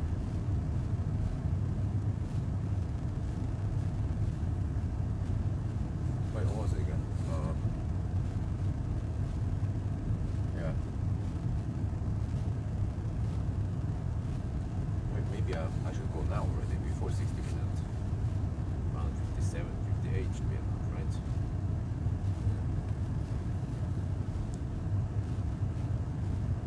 Okay, let's get ready to leave.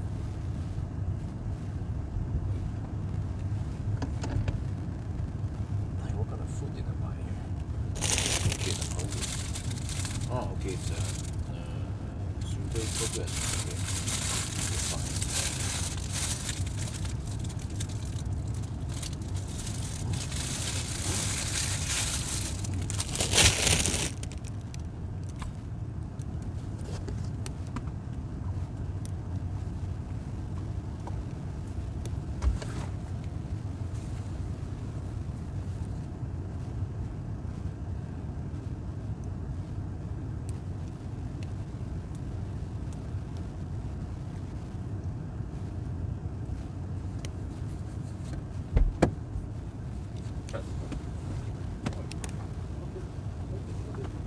Fill it up.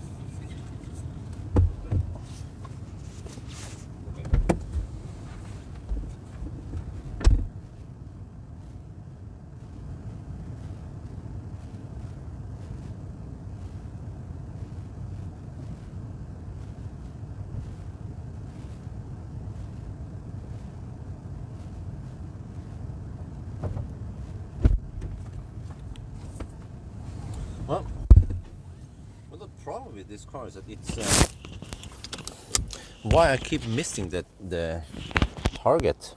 I miscalculate all the time is because the consumption seems to fluctuate a bit. Well, it's affected by wind and temperature, and also the estimation is also somewhat optimistic, so that's why I don't trust it. So I tend to charge a lot more than I think I need.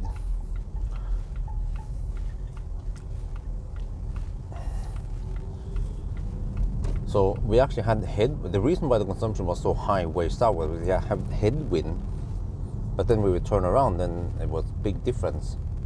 We had tailwind and the temperature started rising. So yeah, now the car claims we will arrive with 23%. We'll see.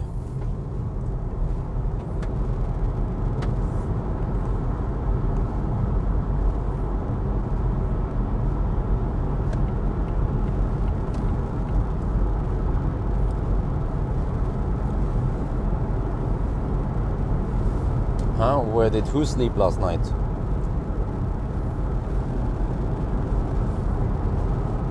Me or who?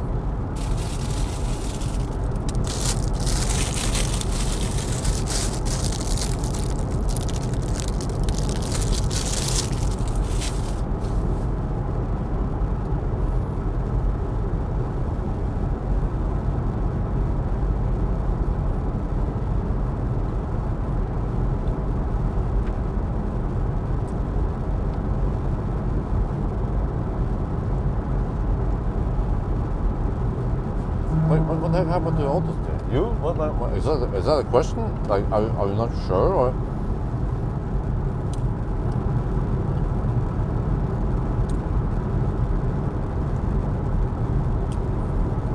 Well, I technically had a nap at Kungsbacka. I had around 15-minute nap while I was charging.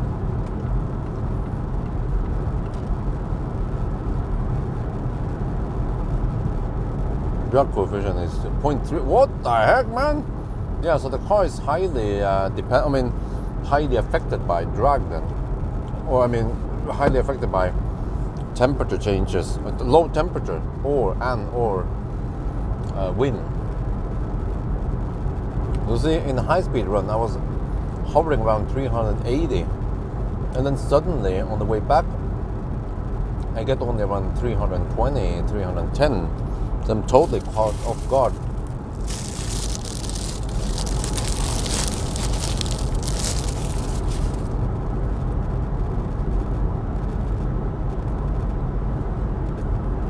So if I had better drag coefficient, so I was estimating way too much consumption at the 120 zone, but I'm not knowing that I had tailwind on the way back. Or even if I had tailwind, I didn't calculate it was going to affect the consumption that much. So we'll see now. Now I'm gambling on roughly 300, 310 consumption.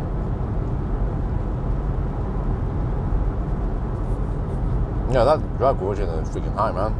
Some cars, they have 2.29, which I still consider high, and then 0.33. Wow. And it's even higher than Fat e-tron. Fat e-tron has only 0.29, but Fat e-tron seems to have inefficient drivetrain. No, actually,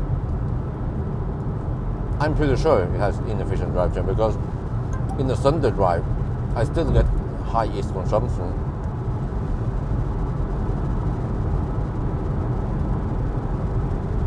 But, for example, cars with poor aerodynamics, like Kia e-Stol or e-Niro, they might be thirsty on the motorway, but once you drive slow, then they become quite efficient.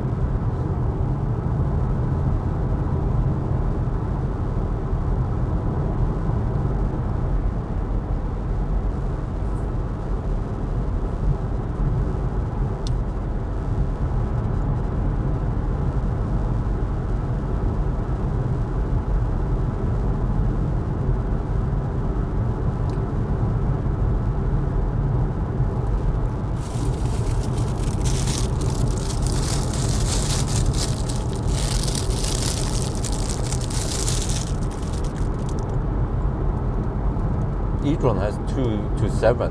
What?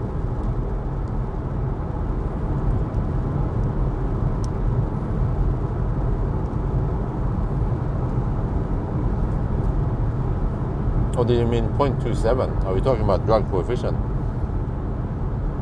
But no, it depends which e-tron it is. But I think what you're referring to is 0.27 is for the Sportback with the virtual mirrors. But most people, they go for the fat version, the non-Sportback with the conventional mirror, and then you get 0.29. I think that's what you meant. I have to try to extrapolate what people are trying to say here, trying to figure out what kind of typos they have.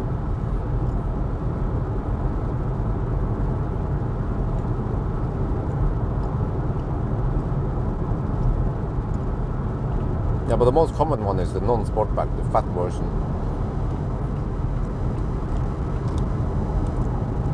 And the 0.26, is that with the virtual mirrors?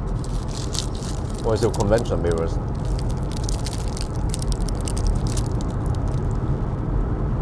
Wow, I've never seen this area so white before. Holy crap, man. Salzburg normally in winter is just green.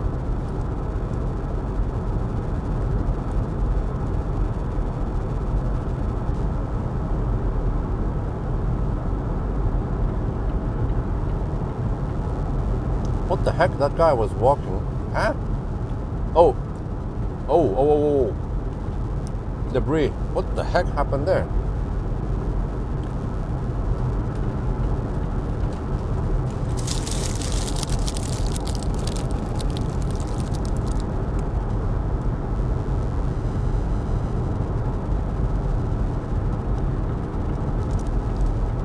Okay.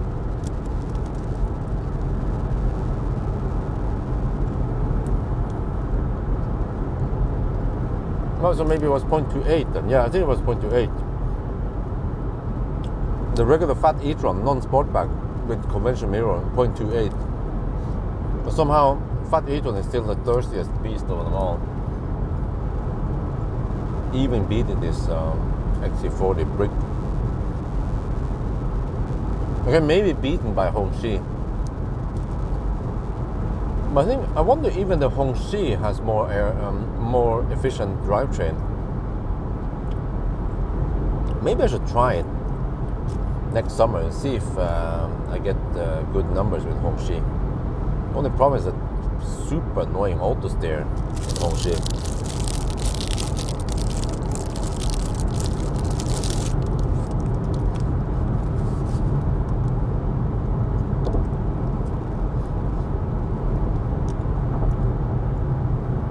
But from what I remember, even during summer, even when driving dog slow with HVAC off and it's nice and warm outside, the fat e-tron still consume around 190 watt-hour per kilometer.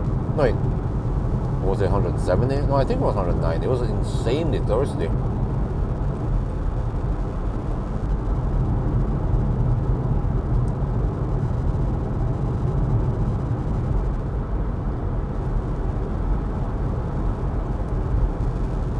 EQS SUV. Well, he does it during winter, right?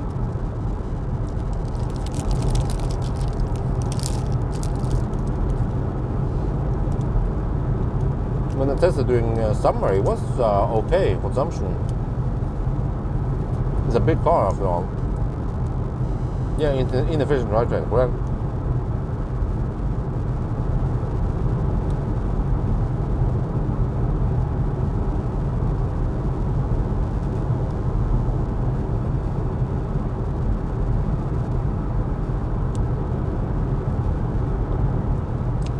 So there are actually mainly three things that affects the consumption: drag coefficient, drivetrain efficiency, and HVAC efficiency. And some cars, they might have a low drag coefficient. Let's say, Xpeng P7. I think they were bragging about 0.23 or something drag coefficient, but the drivetrain efficiency is poor, and also I think the HVAC efficiency is also quite poor. That's why it ends up being thirsty. And then the Korean cars, for example, e-Niro, they have poor aerodynamics but fairly good HVAC efficiency and very good drivetrain efficiency. So that's why it, at 90 test, it's still quite efficient, but at 120 test, it becomes thirsty. But Tesla, in the past, okay, before Octaval, yeah, then the drivetrain, the drivetrain efficient Tesla was fairly good in the previous generation, but it became even better in the later generation. But before heat pump, then with PDC, the HVAC efficiency was quite poor, especially in winter. So with Model 3 with heat pump, then suddenly Tesla scores well in every category.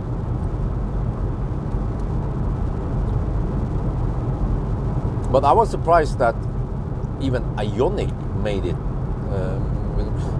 survive quite well in minus 15 or whatever I tested it. No, it's almost minus. No, it was minus 24. It still performed really well.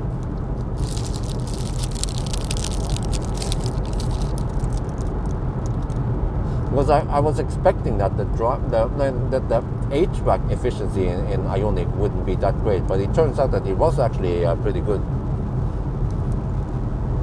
But I still feel like Tesla's HVAC efficiency is better. Yeah, I have an indication after the test that it's better.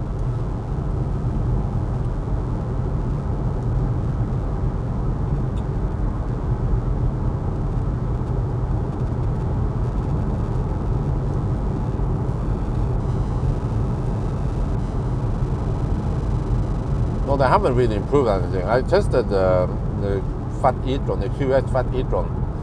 It was as thirsty as before. They haven't really improved anything. They just slapped down a bigger battery.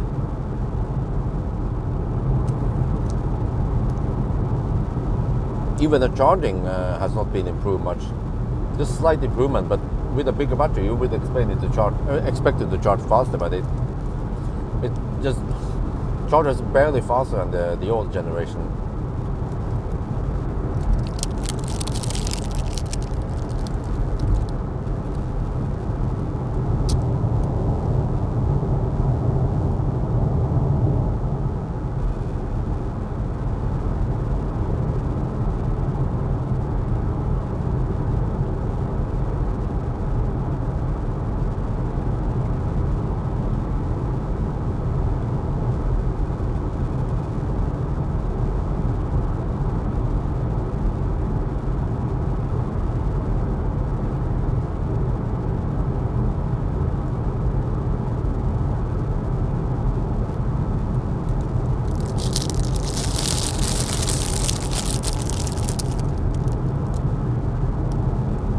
Wow, consumption is 363.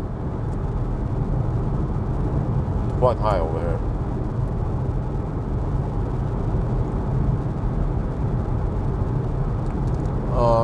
Model 3, I have no idea.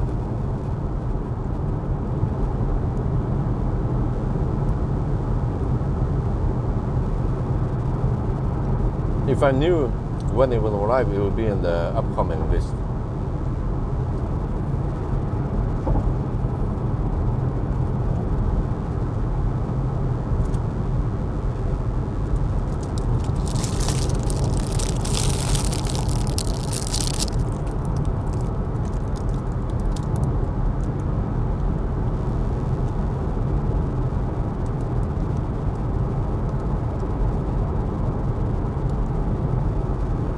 Nope, EX30 is not coming anytime soon. Just like the previous question, I have no idea when the EX30 will arrive. If the EX30 is coming soon, it will be in the upcoming list. Same goes for BYD Dolphin and a bunch of other new cars. As soon as I have booked it and it's coming soon, it will be in the upcoming list.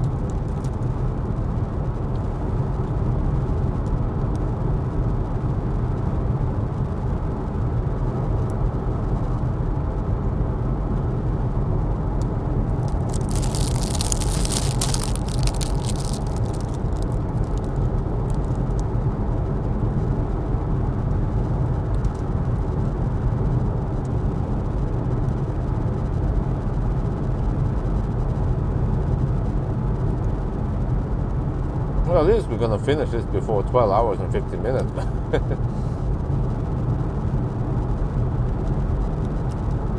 So even though the car is thirsty, it charges fairly fast.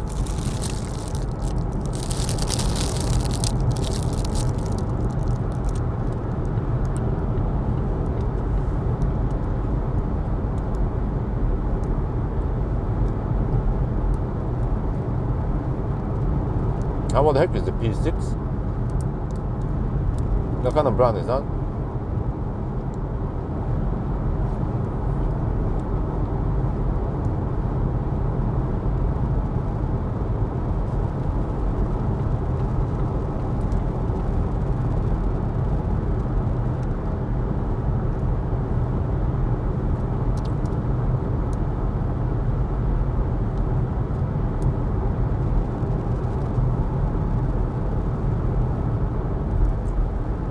Same as this XC40, huh? What the heck is a P6? Is it the same car as XC40?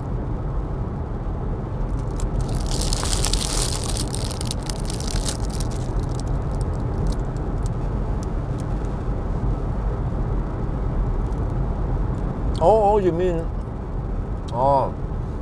Volvo XC40 rear-wheel drive? But I already tested it. No, wait, was that the front-wheel drive? Oh, okay, yeah.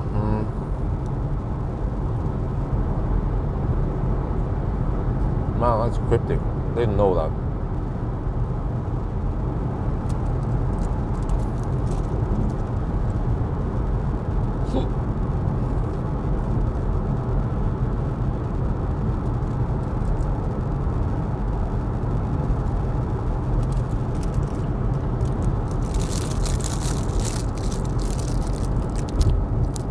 Oh, phantom brake.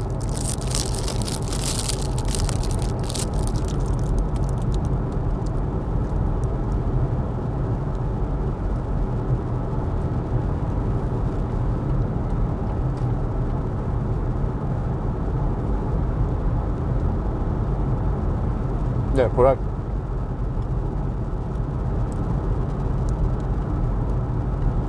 Same with Polestar. I tried the rear-wheel drive Polestar, but I haven't tried the rear-wheel drive Volvo yet. I'm not sure how popular these videos will be. We'll see. But either way, in Norway, the all-wheel drive is more popular than rear-wheel drive.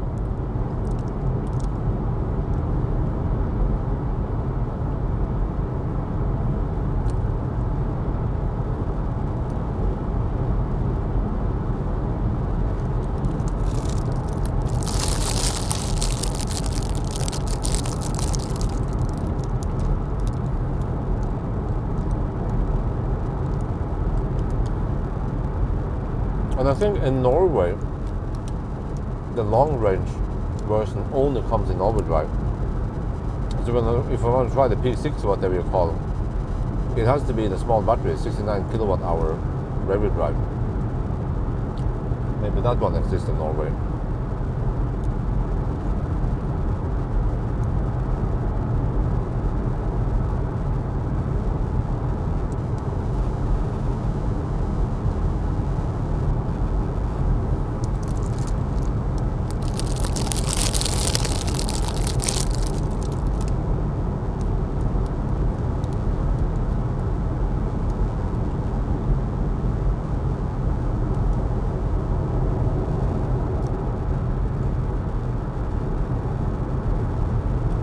Oh, consumption is 357. Man, it fluctuates so much from leg to leg.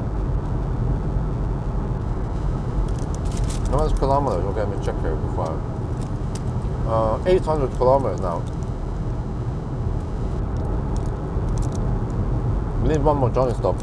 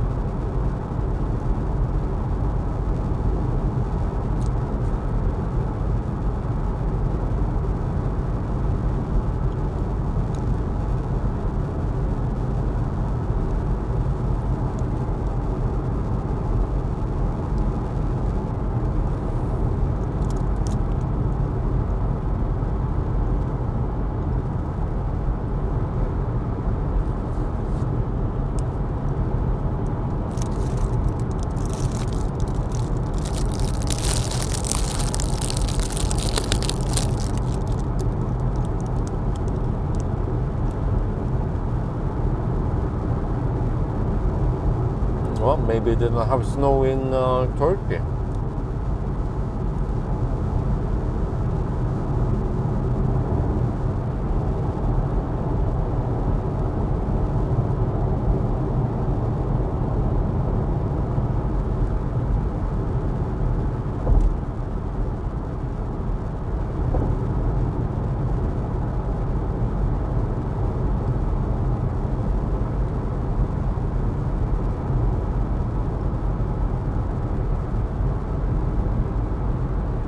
I'll see you outside. What? I think what you meant is how cold it is outside, question mark, right? Well, it's minus 5 degrees.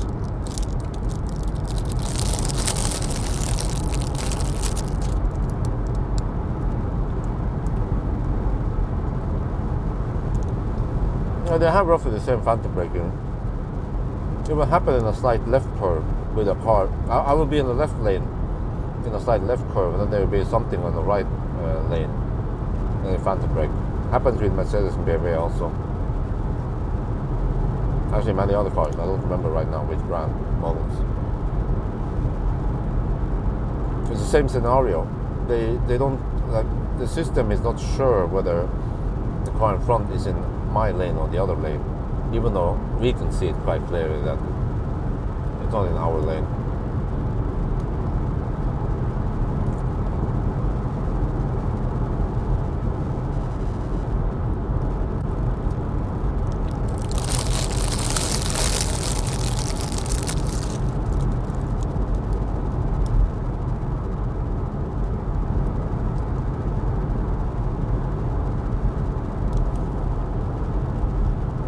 What the heck, man?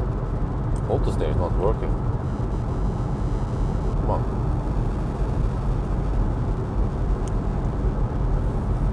Auto stay is so unpredictable here. Suddenly we just disengage. Yeah, now it's working.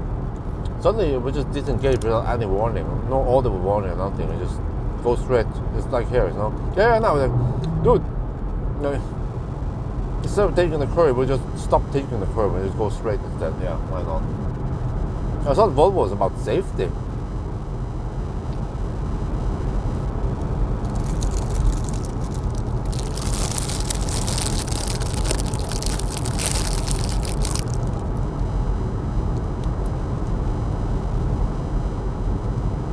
Now those horses are tough, man. They are out at minus 5 degrees Celsius.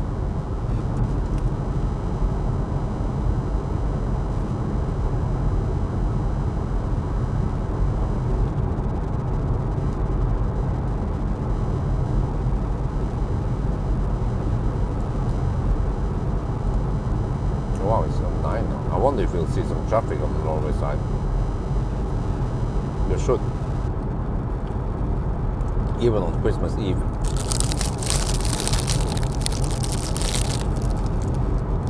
I have to brace myself getting stuck behind left lane hovers. I can always just deduct 5 minutes if it's too bad.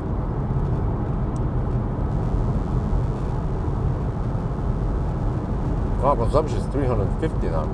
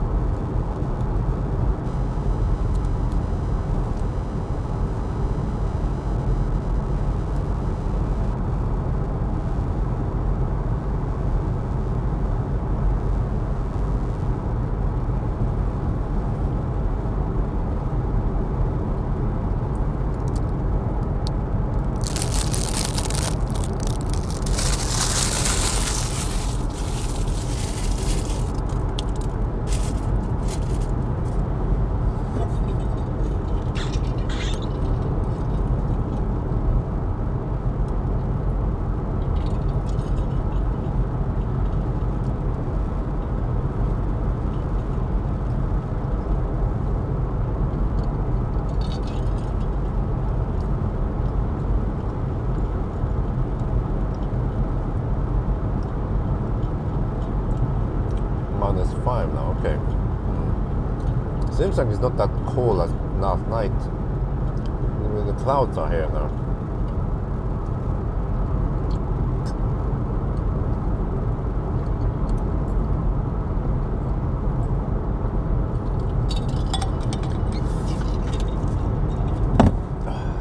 Yeah, I was wrapping the garbage.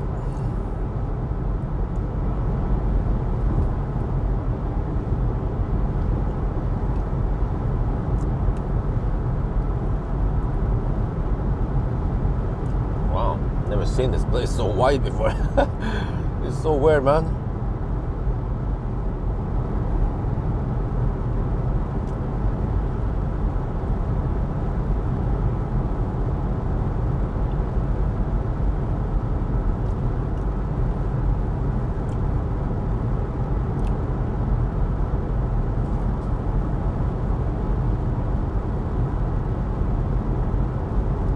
24 degrees. Wow. Temperature's rising. It's getting warmer.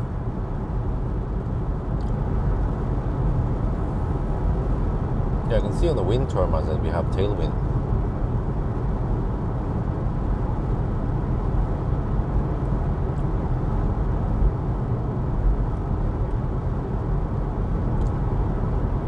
I wonder if border control is working today.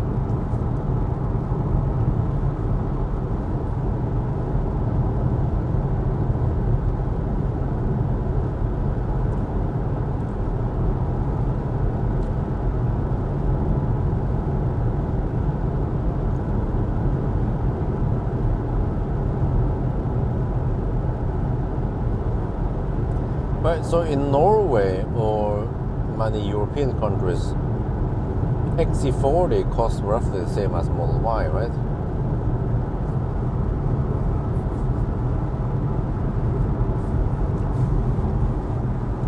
But I know in Thailand, then how is this again? XC40 was 2.6 mil. Model Y, yeah, also the same.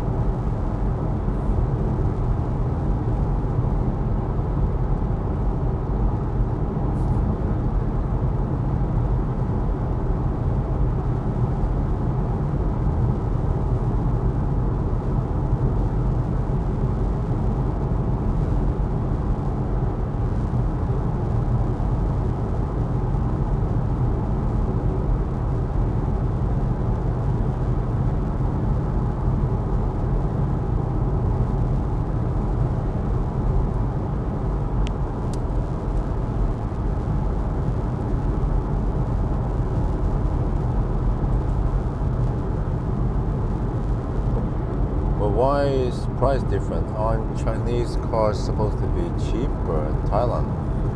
Well, guess what? Where do you think Model Y comes from? Fremont? No, but that's the beauty that Giga Shanghai pumps out Model 3 and Model Y to Thailand.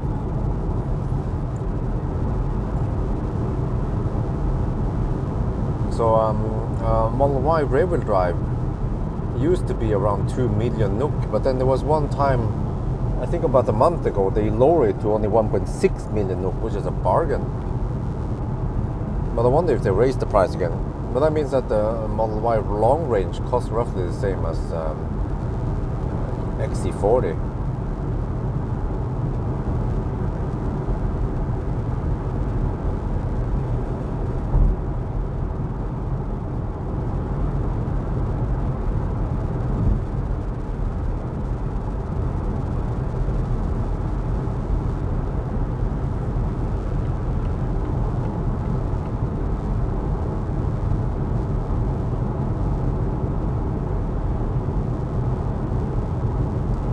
now is the starter.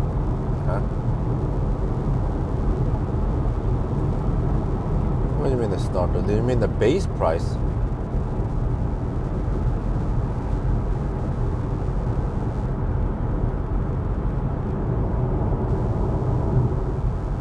Or, what? I'm not sure.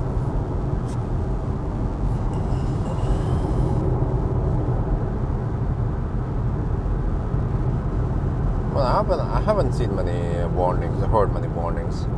I would have complained if it was that bad. Wow, over here is quite icy. Consumption is still 348. Wow. Let's hope I charge enough this time. So now we even have tailwind, but still high consumption.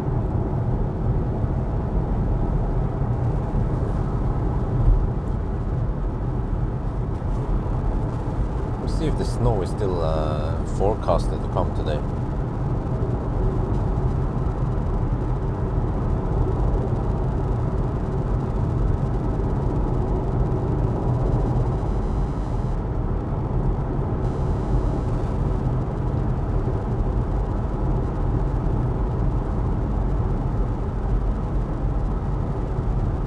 Wow, it's minus 14 in Yestheim now. Yeah, supposedly the snow has already started in Yestheim.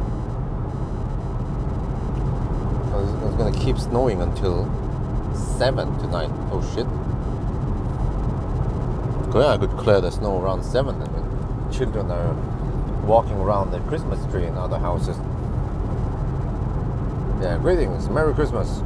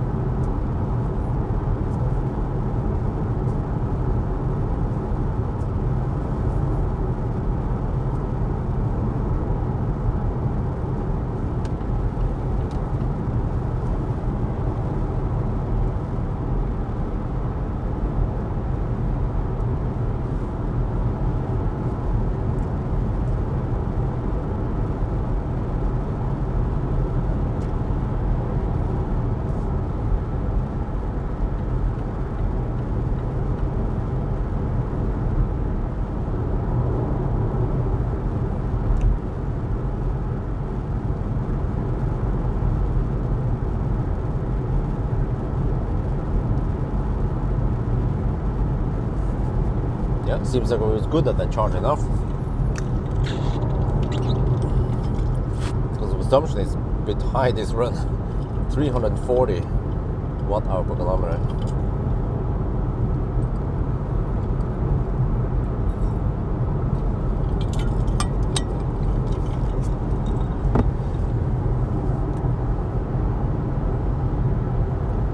It's a bit icy here. At least on Norway side, they salted the heck out of the place. So it's just wet or dry. Yeah, wet, I think.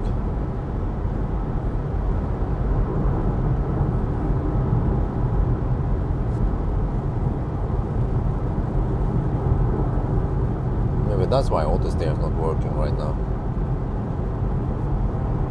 No, I don't celebrate Christmas. I have some Christmas decorations, that's pretty much it.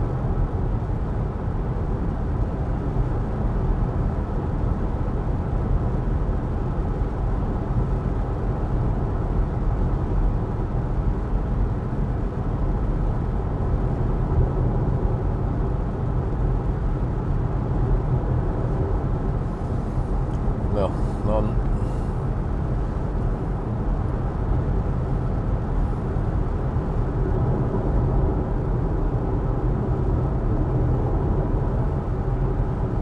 But what about other people here?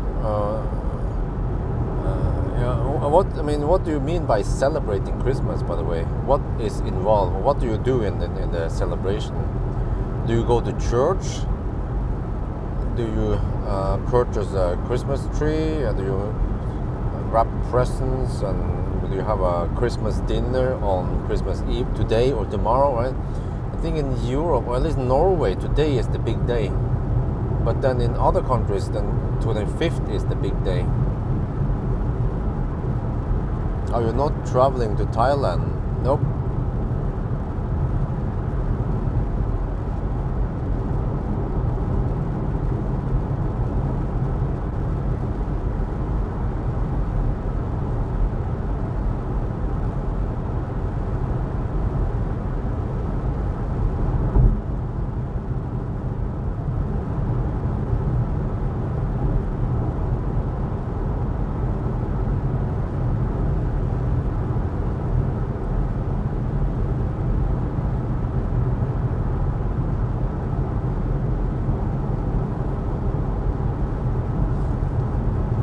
Okay, status update, 840 kilometers after 9 hours and 10 minutes. Uh-oh.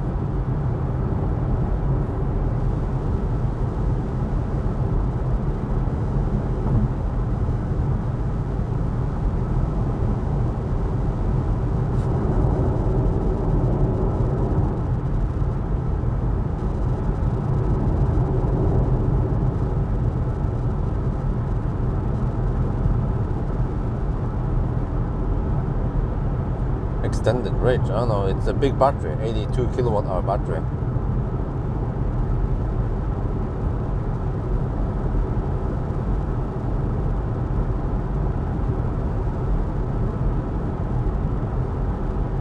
Oh, the 200 kilowatt battery here. It's funny how many people are confused by it.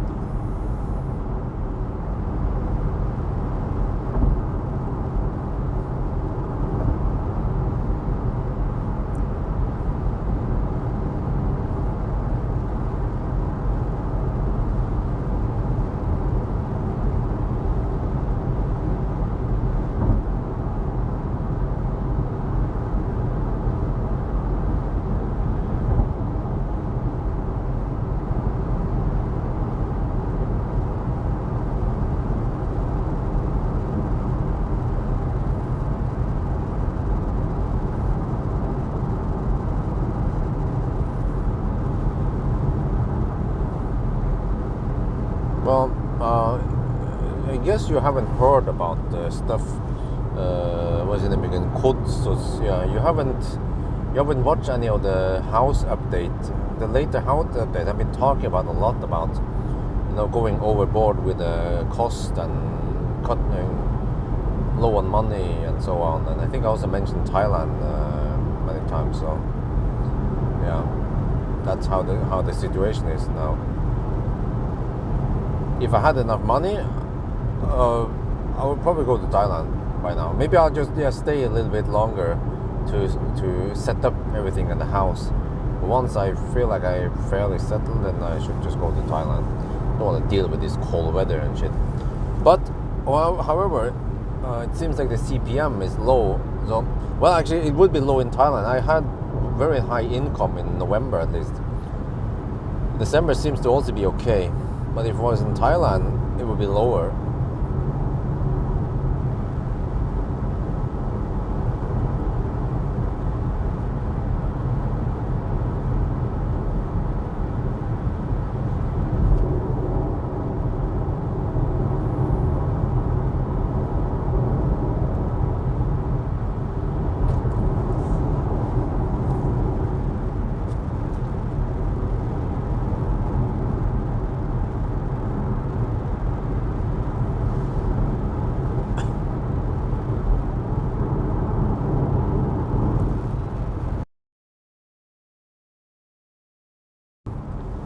Well, I find out in the range test what kind of consumption we'll get. But it's cold nowadays, so not much I can do about it.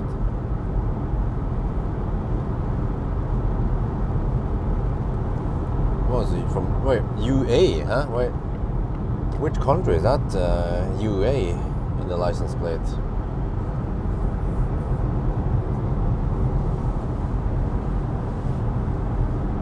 It's not Ukraine, right?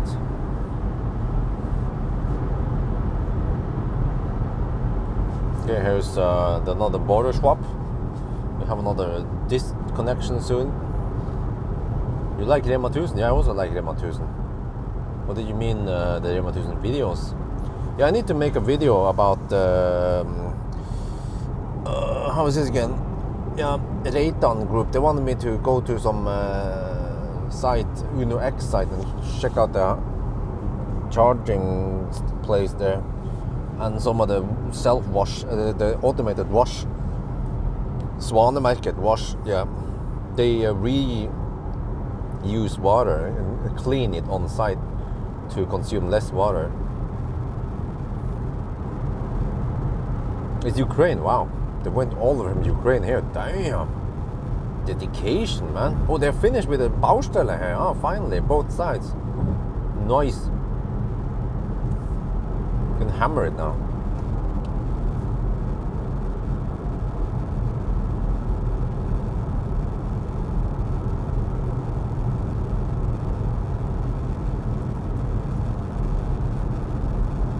Okay, let's see.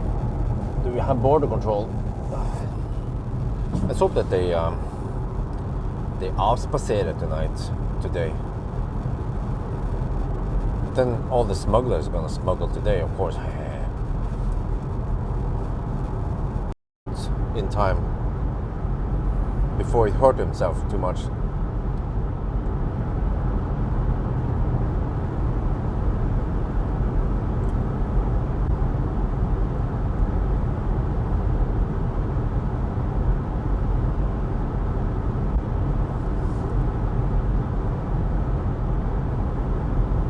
Yeah, it should have been Rema 999.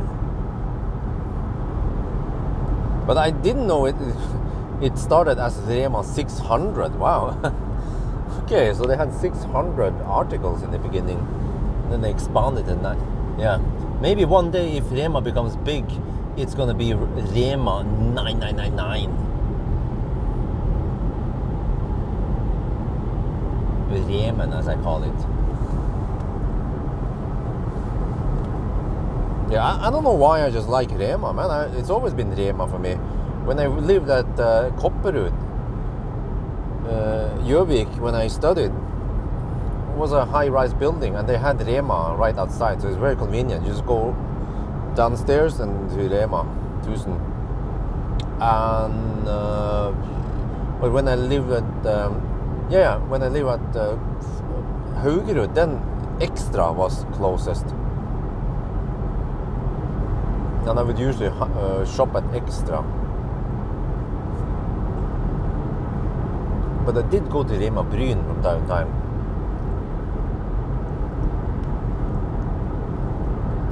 But man, when it comes to the... Wait, I didn't get an SMS. I need to check, I need to ask Circle K about this. Because supposedly I can be a Circle K Extra member also in Sweden. And I never noticed that. You know, I've been, never paid attention to that, but you also get lots of benefits with Circle K Extra in Sweden. And I've been shopping there a lot. All the 1,000 kilometer challenges, man. Like, how many extra burgers at least extra hot dogs and soda and stuff have I missed out?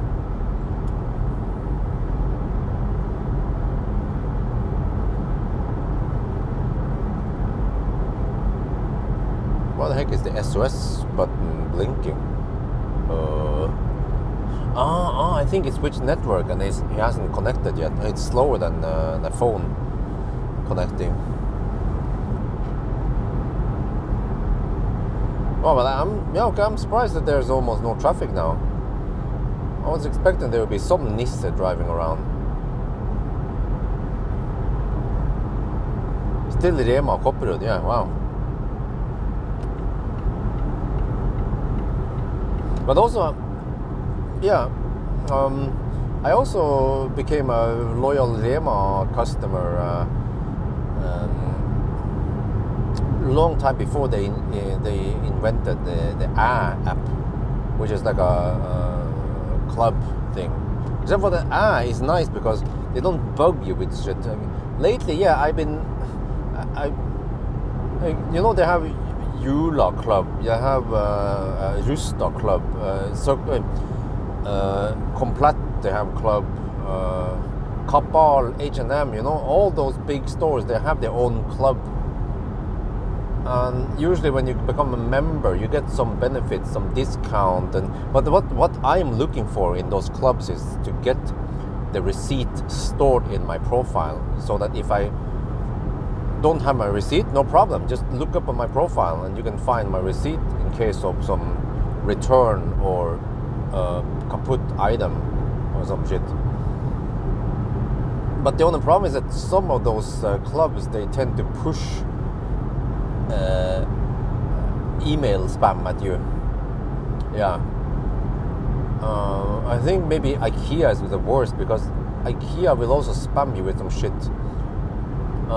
But if you choose to opt out on the email spam, then you are not an IKEA member, whatever it's called again. IKEA family. Man, that shit.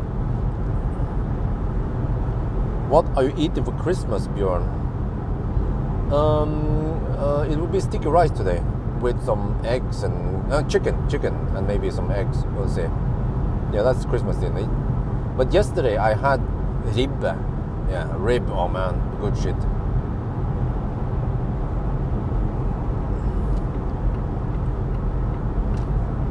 Didn't make it too complicated. I bought pre-grilled ribbe from Menu. And then I bought just finished pre-cooked potatoes. I'm even too lazy to cook potatoes manually, so just buy the pre-cooked, the one that you just boil in water in a bag for 10 minutes, along with rødkål, red cabbage. And then I had to cook some sauce, brunsaus, and then potato, and then kålrabistappe, and that's it. It was fairly quick to make, and it still tasted very good. Wifey loved the rib. Oh shit, we have elephant rennen going on here. Salmon, okay. What is that? Gravlaks? Is that even a tradition?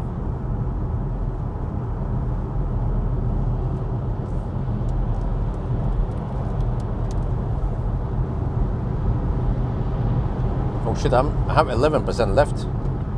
Oh yeah, finally we're gonna go deep on the last leg. Oh yeah. I will supposedly arrive with 8%. We're 8 kilometers away from Sarp in Spiria. I don't know if there's any toilet over there. Spiria is probably closed now, it's Sunday.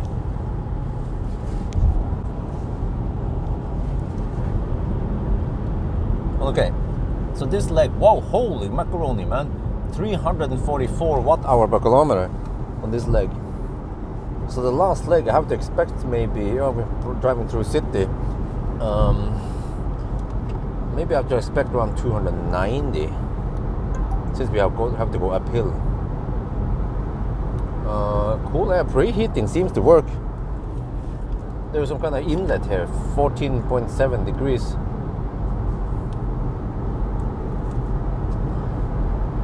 %10 now. We're almost there. In 6 kilometers we'll be there.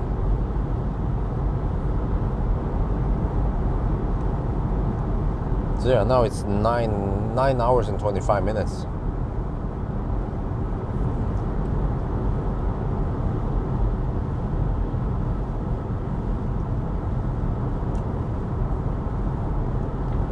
Okay, status update.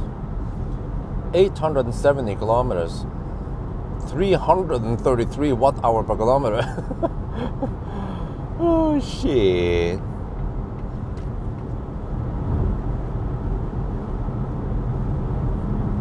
So we had to drive another 130 then. How long is that going to take? At least an hour. That means 9, 11. Yeah, it's probably roughly at the 11. Should be slightly faster than 11 hours. Maybe 10 hours and 45 minutes.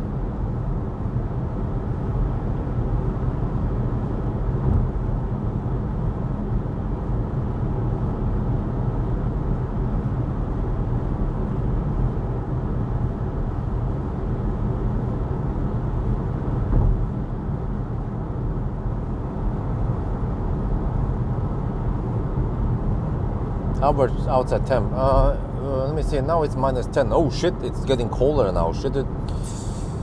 Low range. No, I don't want to find a charging station. We're almost there, dude.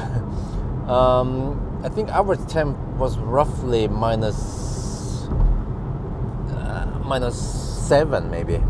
Yeah, I'd say, or -8, -7, -8.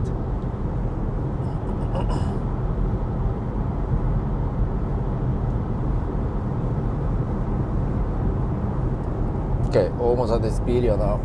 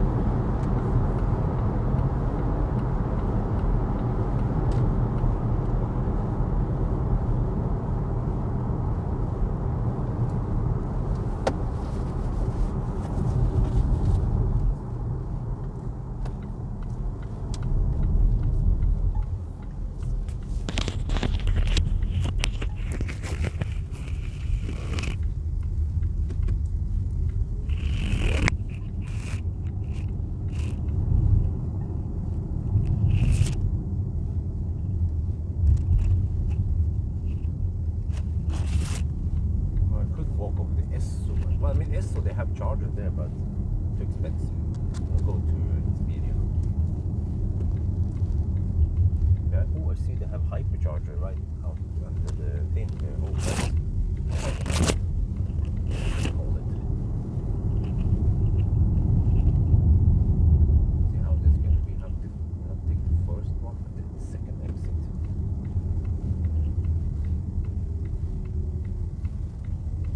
Oh, shit.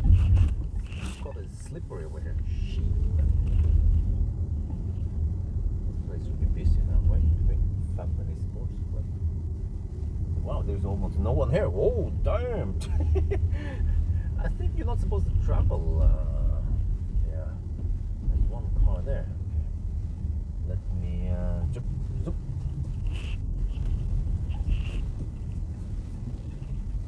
Take one of these spots, right? 2B, okay. Take 2B slots.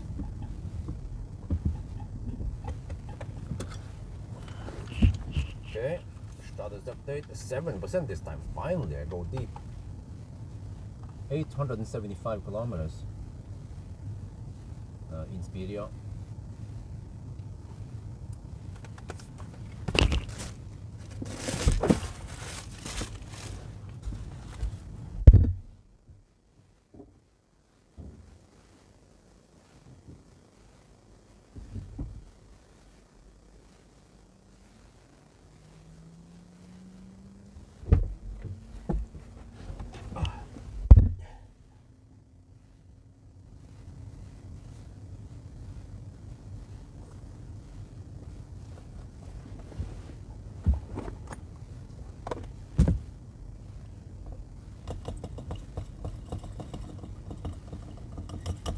Yeah, I think I need to charge 60% again.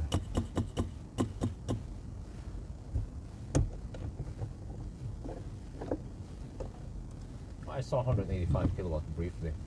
It dropped.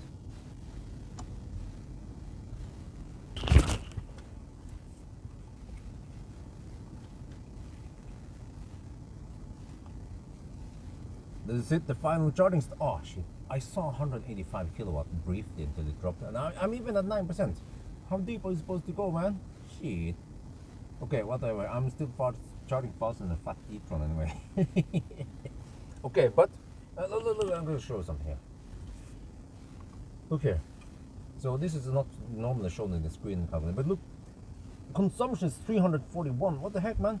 The consumption fluctuates so much. Sometimes it's 380, and then sometimes it's 280 or 60. So, and the reason why it fluctuates so much is that this car, this brick, it's the drag coefficient is 0.329, or roughly 0.3. So it's, let me just show you what I mean.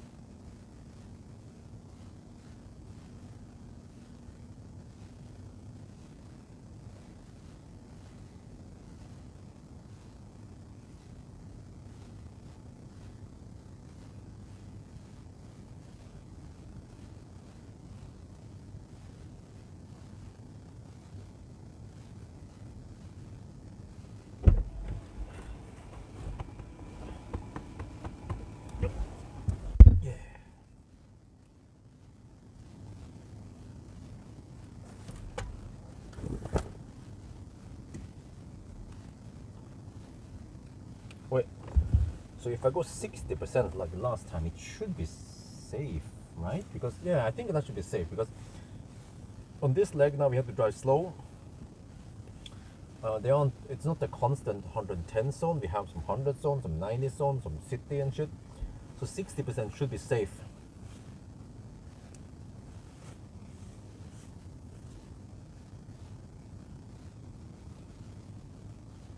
Yeah, here, inlet, yeah.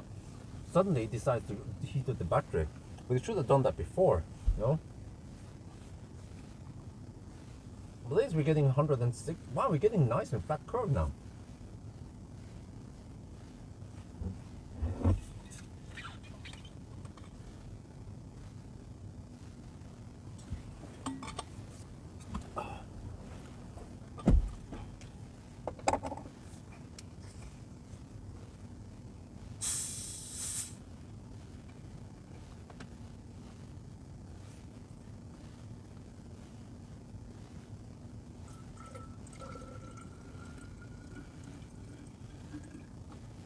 I don't want to go too hard. So the hair was enough.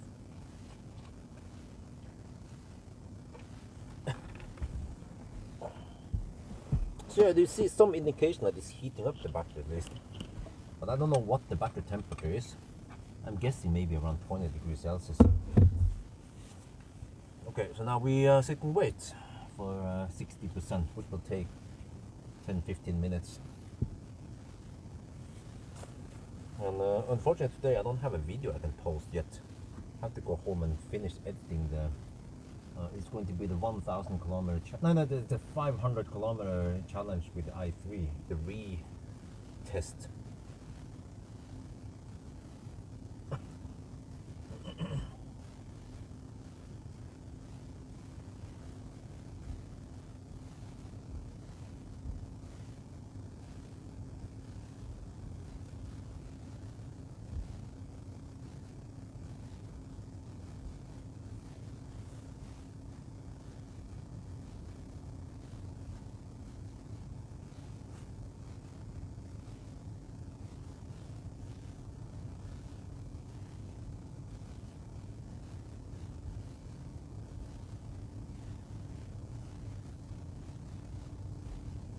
Yeah, well, it took 7 kilowatt until now it dropped to 1. What happened there? I fire up the preheating.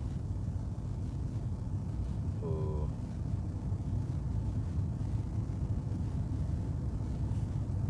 Okay. That's a bit weird. Wait, maybe it stopped the heating, the battery heating. See if I stop the preheating, preconditioning, that one.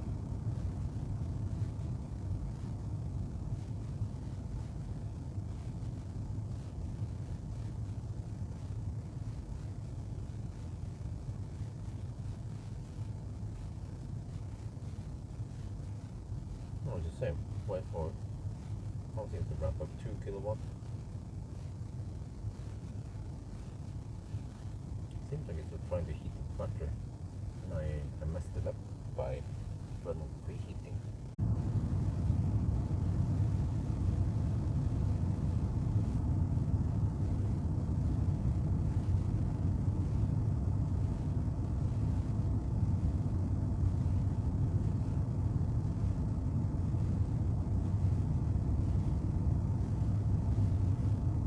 Bak.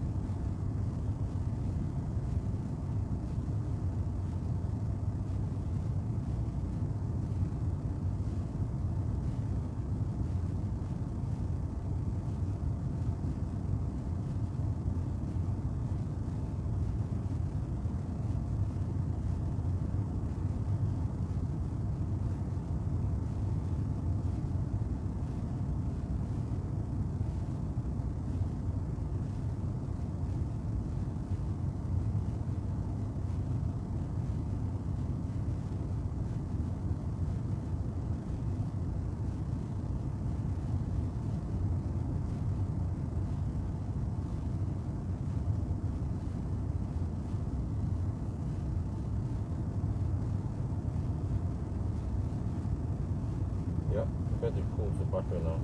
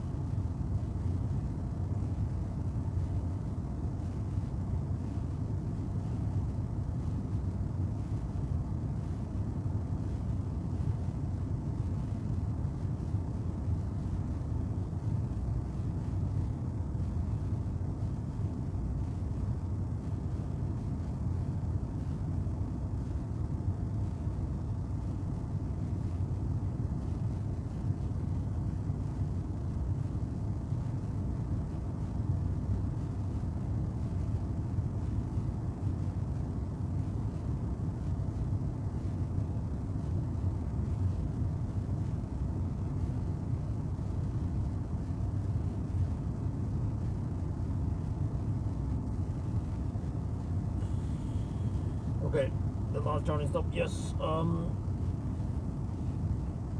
I think I want to go for 60% just to be sure. Hopefully that's enough.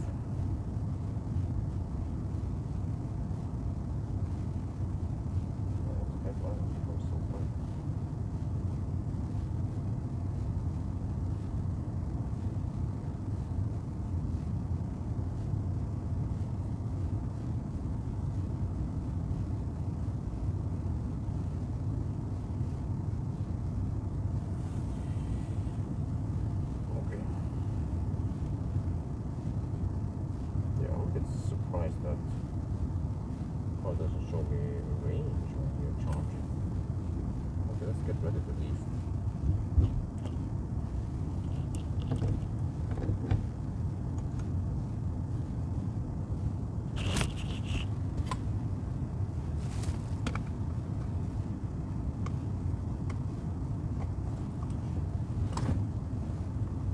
Oh, this green. Nope. Yeah, it's not a bit strange.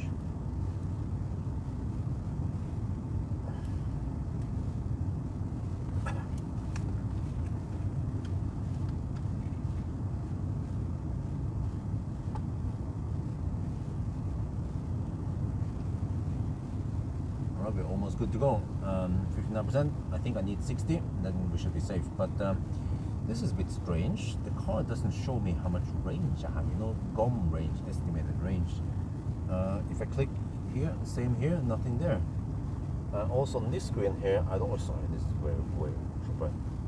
Also no indication of range until we stop charging. Okay, well, tell me how many percent I will arrive with. In most cases that's enough, you don't need to know how many kilometers you have, but it would be nice to see it anyway. Yeah, okay. Well, also the difference between the brightness here and here is quite apparent now. If you adjust you lock exposure for this screen and then you go on this screen, and oh, it's too bright.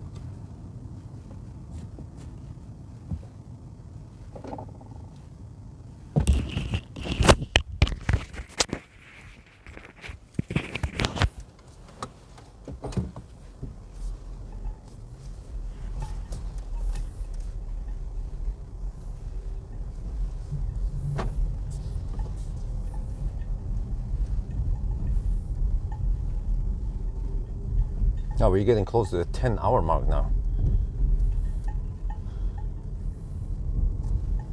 And we need to drive more than 1 hour. Shit, this might be an 11-hour run. Yeah, 125 kilometers. How long does it take? Well, more than 1 hour for sure.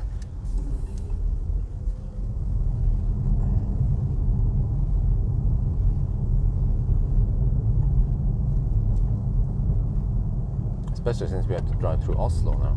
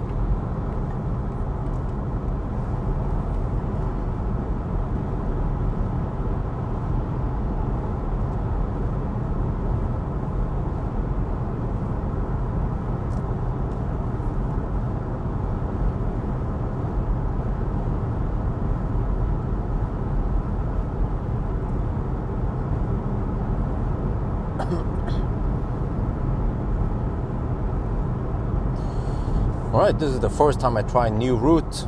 I mean, not new, I mean, there's new turnaround point. Okay, so, which is good because I will end up at the same spot I started with. I mean, no, I don't have to do crazy, convenient charge or anything like that. I should land in the 9 close to, Oslo. So let's see, I need to, okay. I need to tell about the wait, what?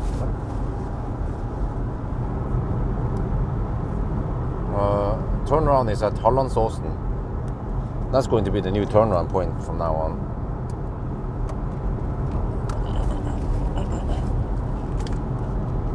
Oh, what the heck, man? Suddenly the autosteer just totally gives up without warning. It happens all the time, man. It's freaking scary.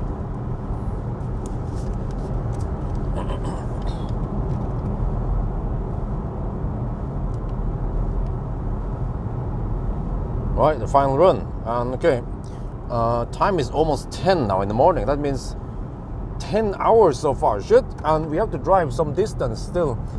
About 120 kilometers, you see here at trip A. Well, actually, except for that, I measure that we have roughly, oh no, it goes dark in the tunnel. We have roughly 0.6% underreporting, so we have to count to 996 then. Yeah, all right, let's hammer it.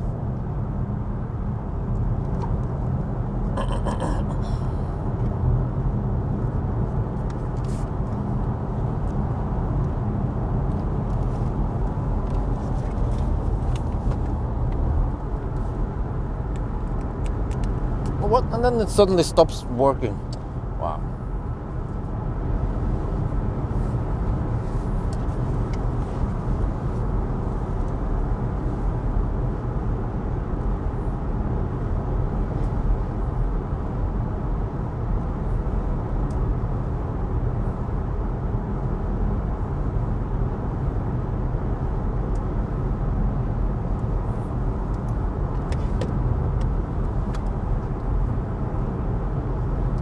Okay, doing a detour, right? Yeah, huh?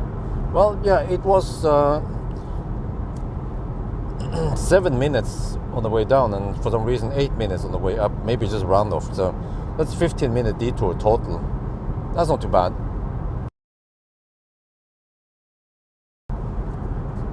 But actually, it means that after the main road is open, then I need to turn around one after, or the next one after Hallandsåsen, or I have to drive slightly past Jessheim and then the line, and then I turn around and go home. Yeah, that also works. No big deal. I could land the line on the exit in Jessheim North, and then just drive slow poke down back home. Well, actually, it depends. Maybe because of, yeah, when we have some exit here and there to fast charge, then it adds up so that we still 999 right before the Yesheim exit. We'll see now.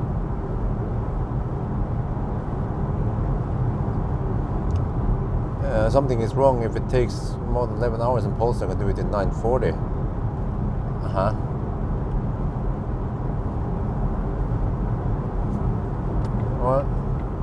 Well, I mean, did you not see that we had minus 13? We had roughly minus 5 to minus 15 degrees Celsius. You know, that counts on a boxy car like this. If we did this in summer, and also another thing you might not understand is that this is not a Polestar, it's a boxy Volvo.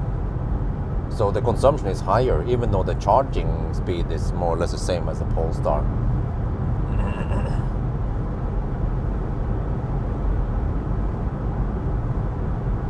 So there's nothing wrong, really. Everything sounds like it should be. It would be wrong. There should be something wrong if we had the same time as Polestar. Because I think the Polestar did it in summer or late summer or something, and it was nice and warm outside, or not too cold at least.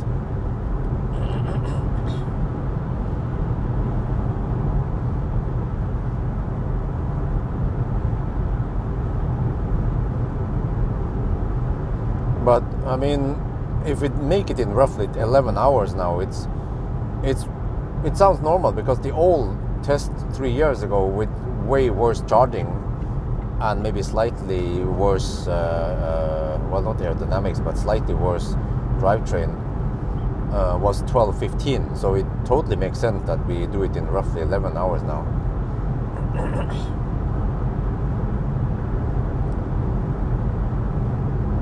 But yeah, I'm quite surprised that the roads are so empty.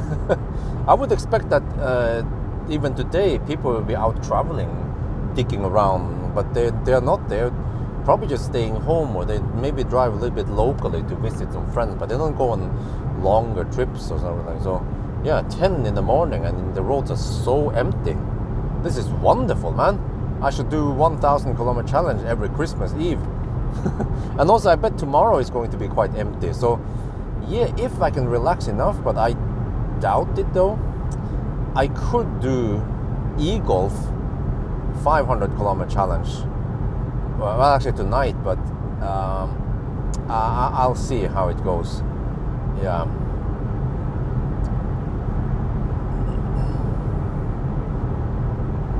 But these 2 days are the most empty days of the year, since everything is closed, or most of it, especially today, and then yeah, people just stay inside, so I can hammer it. Sweden has Christmas Day today, you know, Bjorn. Wow, lots of commas missing there, but yeah, I think I know what you mean. Well, yeah.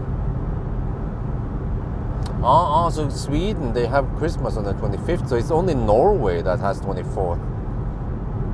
Yeah, most other countries, the 25th is the special day, not the 24th. So actually, most Norwegians, they unwrap the package or the presents on the 24th, evening 24th.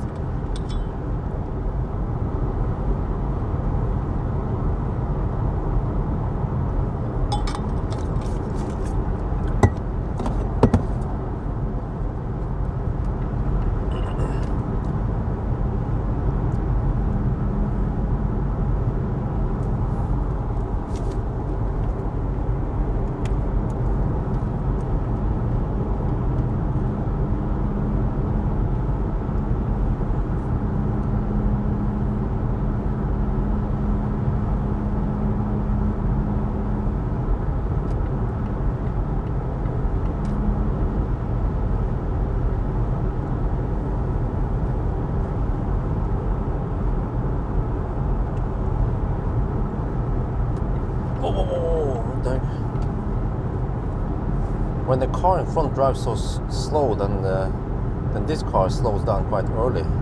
Maybe the radar detects that. Oh, the delta is big, so it slows down really early.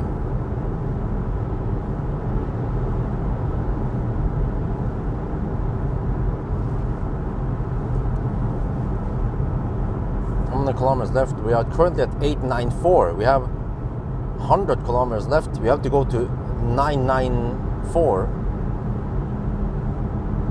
and the time is 10 now. Can we? Yeah, I think we should be able to average 100 kilometers per hour now, because yeah, because we had to drive through Oslo. So if you average 100 kilometers per hour and 100, yeah, that means one more hour. So we should finish around 11.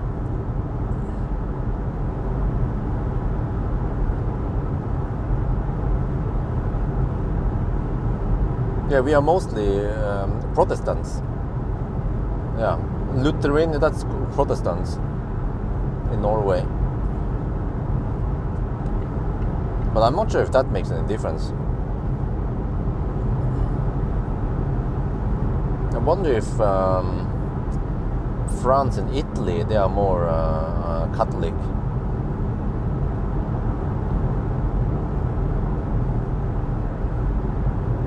Well, I hope the Polizei is not lasering today. They should take the day off and chill and eat donuts with the buddies.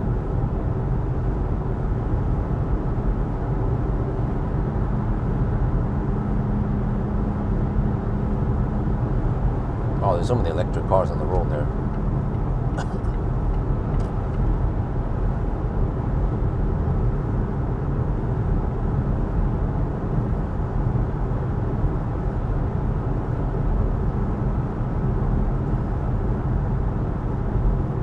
I think once I reach home, well, wifey needs to feed Isabel with something, and I'll be home by 11:30. At least I can be inside by 11:30. Then I can make some sticky rice for lunch for wifey and Isabel.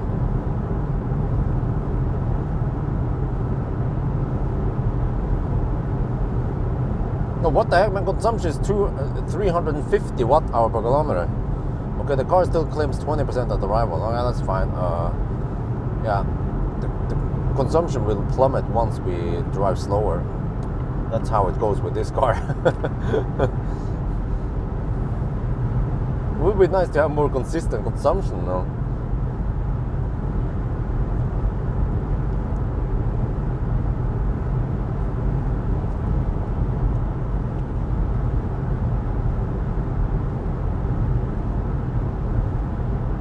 And now we also reached the 100 zone, so that will also improve the consumption a lot.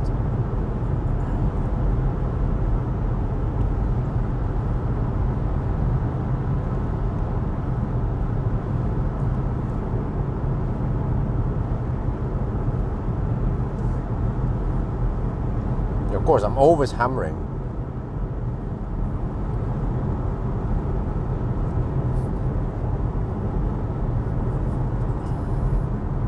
So let's see, what should I do today? I think wifey wants to take a walk with Dolly and Isabel in the midday, well, which usually happens. Now, let me see, Isabel woke up late, so I have a couple of hours I could sleep maybe if I'm tired, or I need to edit videos. Yeah.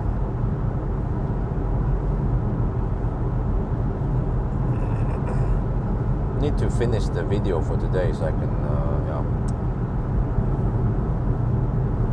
But I'm just halfway done editing the video, so that means I need a couple of hours then before I can publish today's video. But then I need to record some new video inside the car and explain the whole claim about that electric buses doesn't work in winter. It's just incorrect claim. It was the charging equipment that failed, but then somehow media blew up that that the buses were not fit for winter, which is weird because TV2 supposedly did some journalist work, and then how did they not tell them that it was not the bus but the charging equipment at Alnabru? Yeah, it just happened to be Alnabru. update the motor. Yes, battery also 82 kilowatt hour battery and upgraded motor. So maybe I should do an acceleration test then, since it's been improved. It's faster now. So even with the Continental Viking Contact 7 tires, it should be slightly faster than before. Maybe 0.2 seconds faster.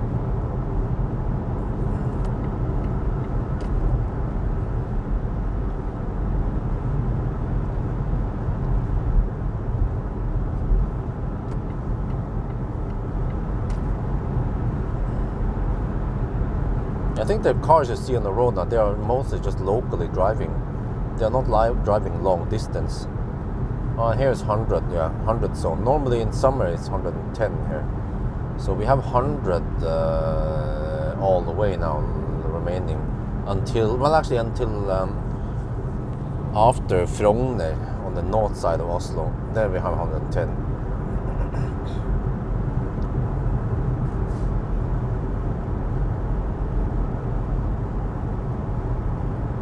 But yeah, okay, I feel like we have way more space here than the Polestar, but both these cars are a bit cramped. They have the shaft in the middle, you know, the hump in the middle, for example. They're based on fossil car, or they're not pure EV platform, so they are not utilizing the space as much as they should. So,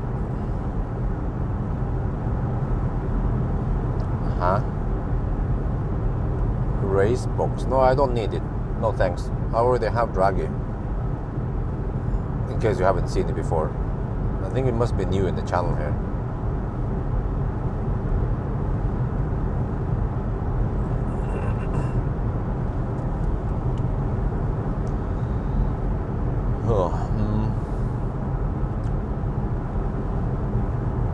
Oh, no, it's from Volvo. Not Marcus. Marcus rarely gets. Marcus mainly gets Teslas and some older cars.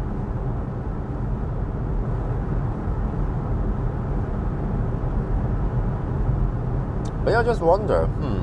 So in the past, I've been borrowing press cars, but there are some cases where customer cars arrive faster than press cars. But also in many cases, press cars arrive faster than customer cars. It depends. So in the case where customer cars arrive faster,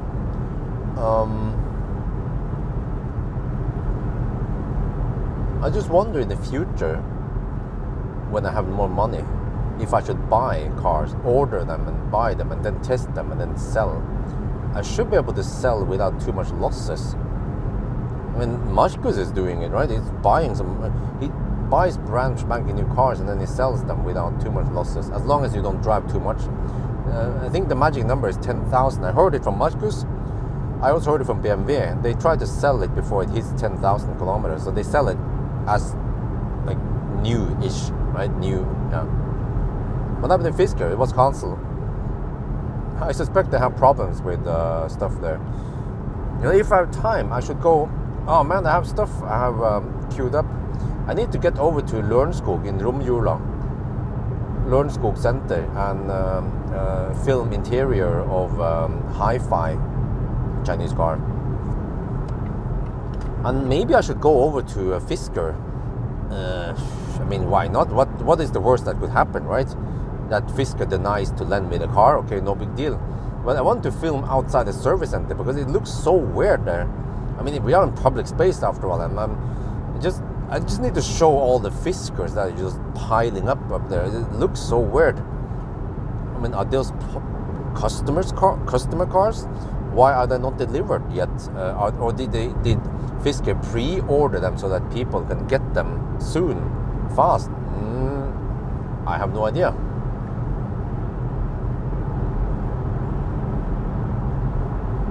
But if it's a video that gets 50k views, then it's definitely worth it for me.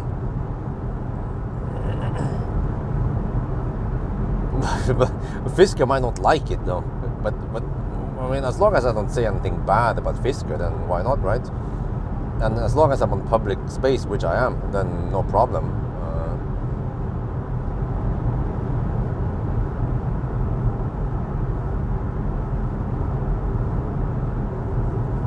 mean, if you want to buy me a Christmas present, I can make a list of what I want for Christmas or New Year. Well, Christmas is too late now.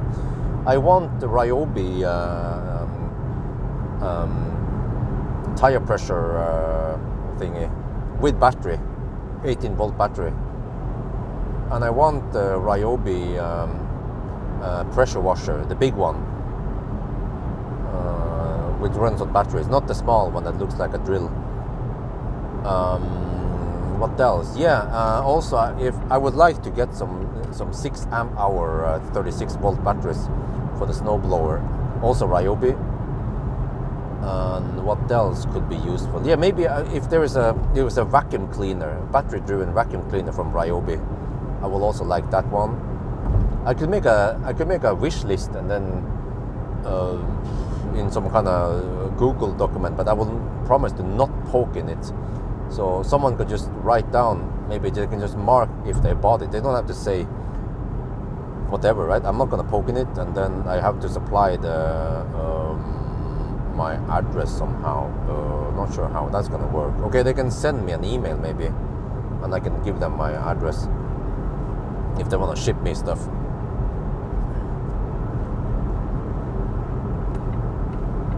You can buy all the cars and sell it. Well, it depends if I can flip or make money from it.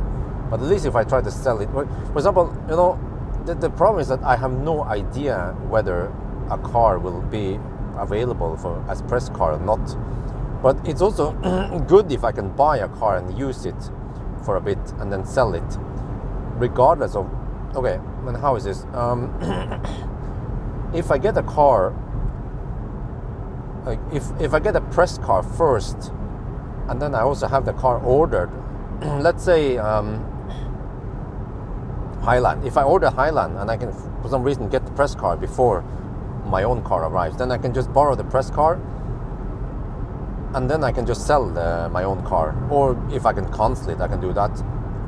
But if I get the car before I get the press car, that's nice for me. Then I can review it even before some of the journalists can, because they are probably also waiting for press car.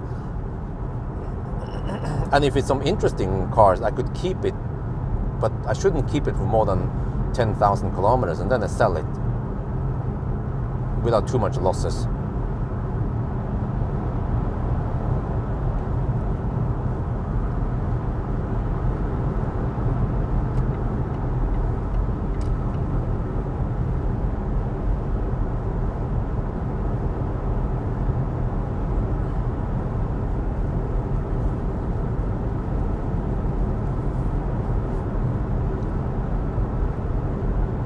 But sometimes it would be convenient to keep a car for more than just 1 week in case I'm busy or something. So if I can keep it for, let's say, a month or two, as long as I don't drive it that much, it's just sitting there, right, like Marcus is doing, then we shouldn't lose too much money.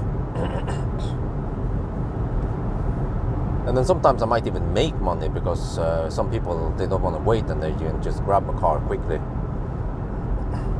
I have to ask Marcus about this, but I'm not going to try to compete with him. It's just that, yeah, in the future, if I can afford it, I want to buy cars rather than always depending on borrowing cars. And it'll be a different perspective, because normally when I buy cars, I will also get app access, and I will be experiencing how it is to use it for a little while than just 1 week. Just like Frankenstein, you know, and Millennium Falcon and all the other cars I have owned in the past.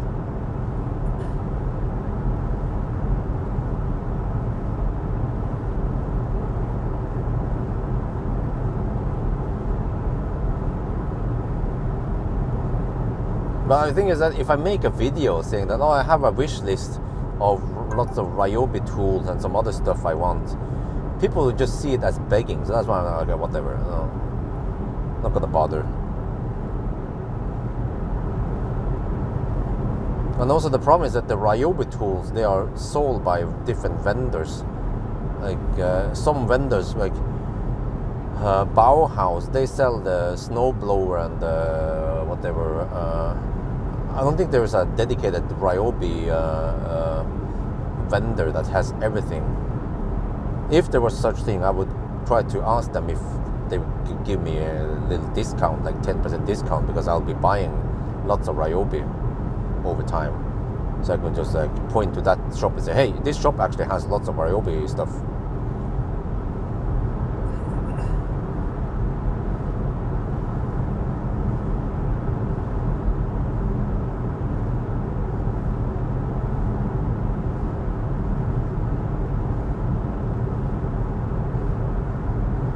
Okay, what's the consumption now? Whoa, what the heck is that? Achtung, Achtung, Polizei, Polizei. Oh, they're actually checking. I think they're actually checking driver's license. I've seen they do that sometimes. No. Maybe it's I saw a car before. I wonder if it's Wildnämnd. Maybe animal has. I bet this animal. They wouldn't just pull all over people now in the freaking Christmas Eve. I bet there was an animal. I saw a guy with a high visibility jacket entering a car. It was a stop there, and so I was like, "Huh, what?" I wonder if that's Wildnämnd now. He's trying to.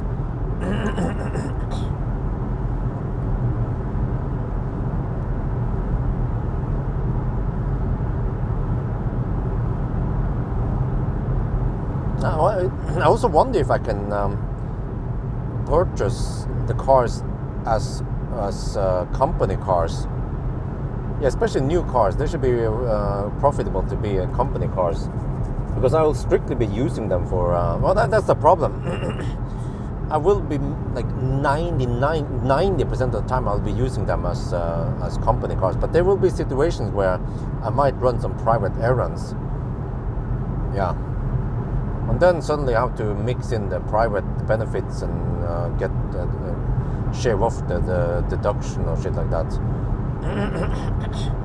or pay for the benefits, pay tax for the benefits and shit.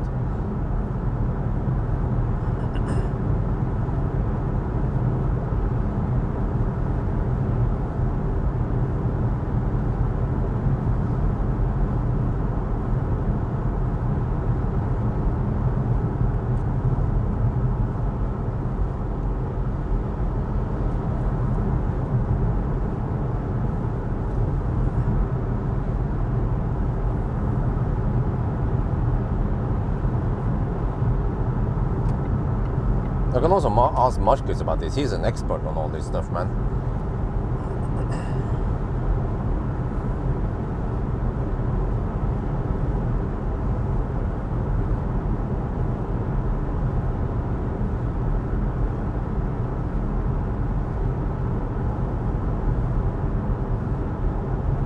Wow, the roads are so empty. I did not expect this at all. I was expecting some traffic closer to Oslo, but no, it's just incredibly empty.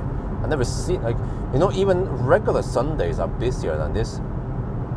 Wow. I should really try to make a 500-kilometer challenge tomorrow. I have to check if the weather is not too damn cold. Like, I don't want, yeah, if I, okay, -5 or something, it's fine. But if it's going to be -15 or some shit tomorrow night, then I don't feel like doing it with a e-Golf. But hopefully e-Golf will do 500-kilometer challenge faster than 5 hours, faster than 8 hours. Yeah, I suspect that it will beat i3, but I'm not sure, because if e-Golf eventually rapid gates, then it's game over.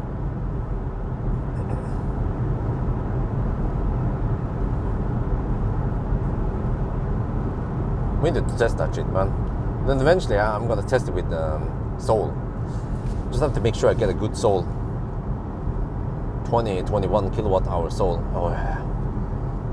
And I'm gonna show them who's the boss. Warranty on what? e-Golf?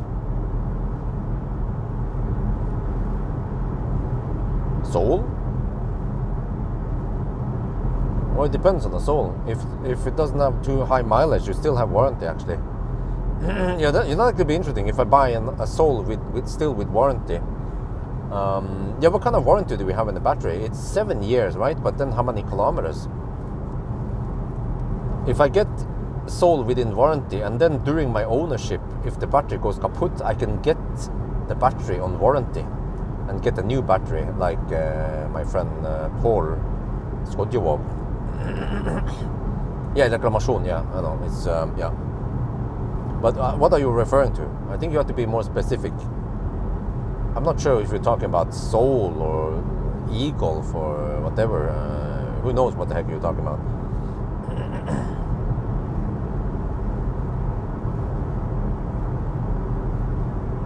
Ah, you're talking about the new cars. Ah, I see. Okay. Because I'm talking about so many things here. Yeah. Yeah, in that case, maybe I can just buy it as a private person, because I think it doesn't matter really economically.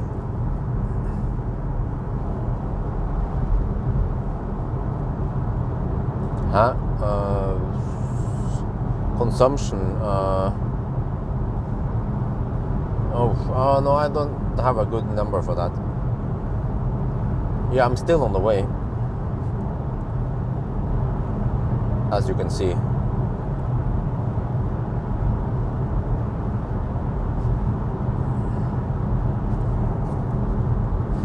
Well, Merry Christmas.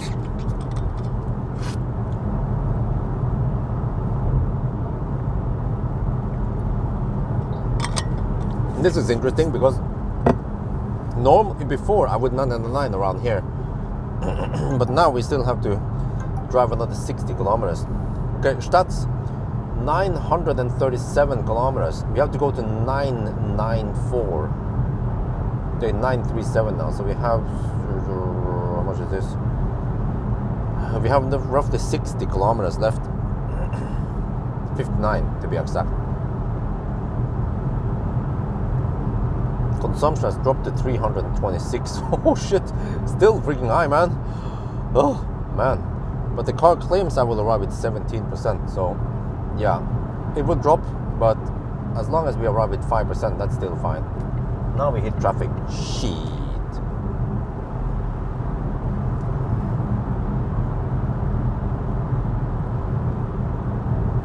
Well, I should have some tolerance for traffic since we didn't hit any traffic last night.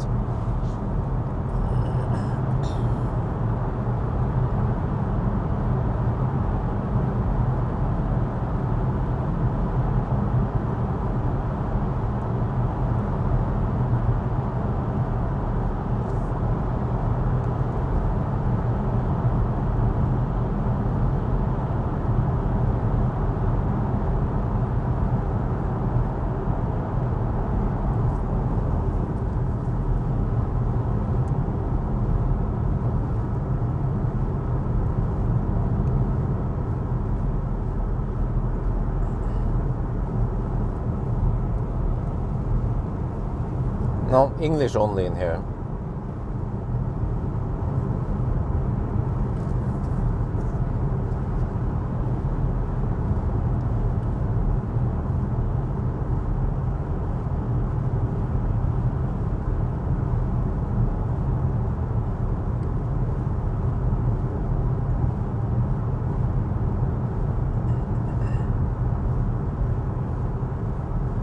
Yeah, remember to type English in here, because that's the language that people in here understand. Jeg kan jo snakke norsk og sånn da, og si god jul og på vei hjem. Du varพูดภาษาไทยก็ได้ว่าวันนี้เรากำลังจะกลับบ้านนะเริ่มง่วงนิดหน่อยนะ and now you saw that you don't understand jack shit of what I just said because I spoke in Norwegian and in Thai, so that's why it's important to speak English in here.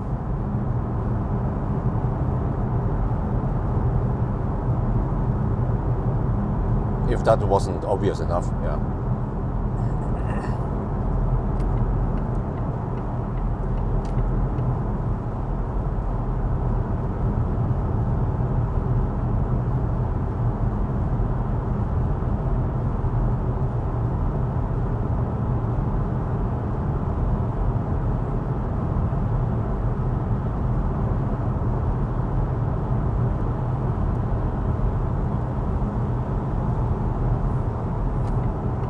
Let's see what I'm supposed to do today. At least, well, fortunately today everything is closed, so I don't have to go shopping or anything. I'll probably walk Dolly and Isabel around the house, around the neighborhood, and walk wifey. Yeah.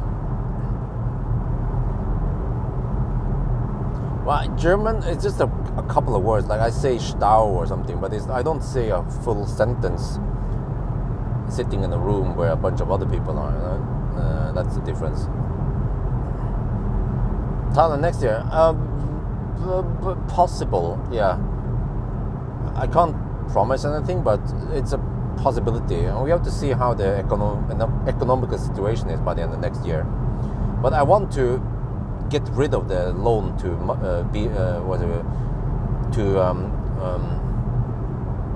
Idehus next year. But I don't know when it's gonna be. I owe them so much money, and I have no idea how I'm gonna pay back. But fortunately, these months I've been getting nice payments during Christmas. But I can't expect that. Actually, right after New Year, it's gonna plummet. So then suddenly I barely have enough money just to pay for the expenses with the house and stuff and tax and shit. But yeah, in the past few months now, I had a big surplus every time I got some payment on YouTube. So I have to try to find new ways of making money. For example, Tesla Björn t-shirts.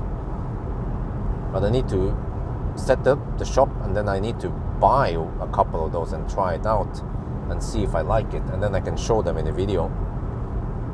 For example, the kilowatt hour per hour and ABC or some shit like that.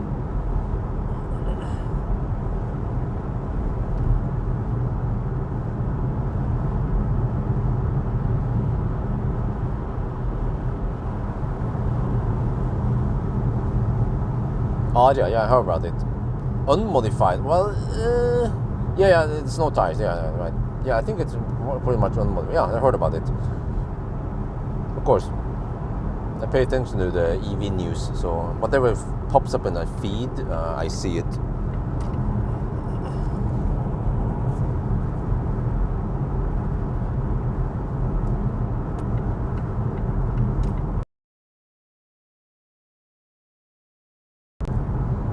Okay, 947 kilometers. Remember, I have to go to 994. And also makes sense because we should 999 a couple of kilometers before. We should 999 right around Cleavage before we exit for Yesheim, or the mansion.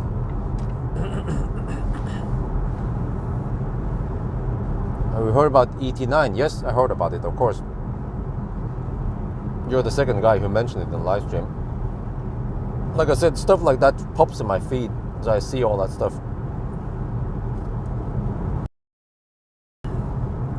I won 2 roadsters.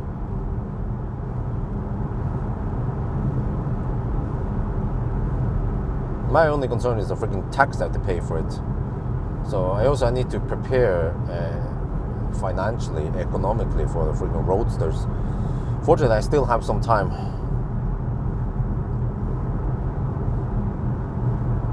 So I need to find a way to make more money. I need to reinvest so I can make more money, so I can afford the roadsters, because I want to keep both of them. Only problem is where the heck I'm supposed to park them, because already today the garage takes up 1 car. I mean,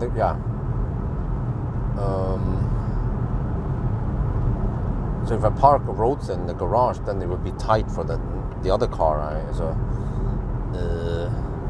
I could just park the roadster outside with a cover during winter, and then what about summer?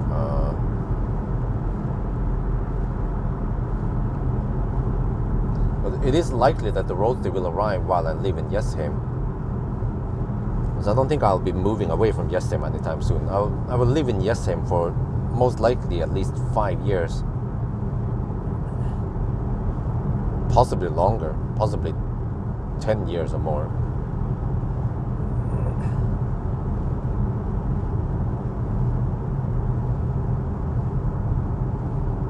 Nope, I switch off, and I don't have range optimizer on, because it will put the HVAC on stingy mode, and I don't like that when it's freaking minus 10 outside.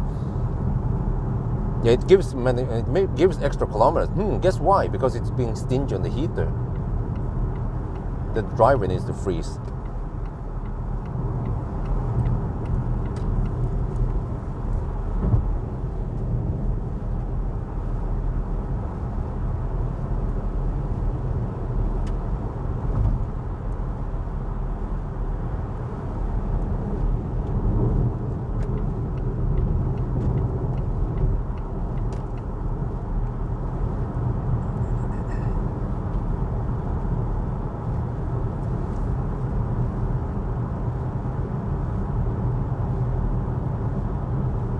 Okay, let me explain how the shit works in Norway.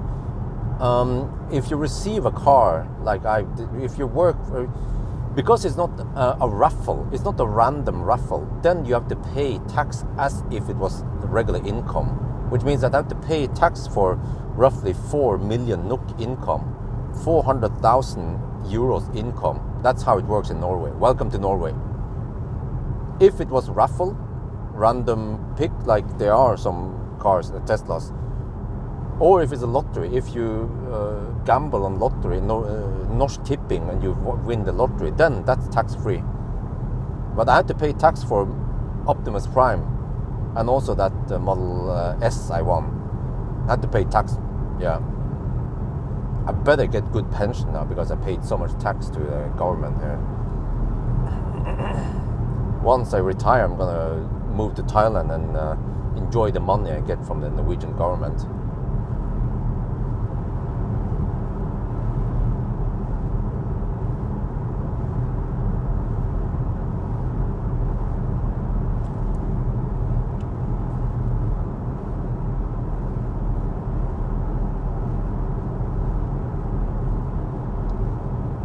Because I think, in my opinion, they should use common sense, skjønn, right? And figure out, okay, these roadsters are nice, but they're expensive, so like, they're basically forcing me to, if I'm just a normal guy, they're forcing me to sell one roadster so I can afford the other roadster. Or if I just won one roadster, I had to sell it because I couldn't afford paying the tax for it. So it would be better if they, let's say, okay, you can get away with 10% tax. No, they're going to tax me roughly 40%, which is madness. So of those two roadsters, if they cost 200,000 NOK each, I have to pay, let me say, 40% out of 2 million. How much is that? 2 million NOK, 200,000, 800,000 NOK each. Yeah, I have to pay roughly 160,000 euros in tax for the two roadsters, because you get top scot and shit like that. Once you make lots of money, no, that you're not. No. In Norway, it's like Animal Farm, or there is communism. If you make a lot of money, you have to help all the other guys who are not so fortunate as you. Then they tax you heavily. Yeah, welcome to Norway.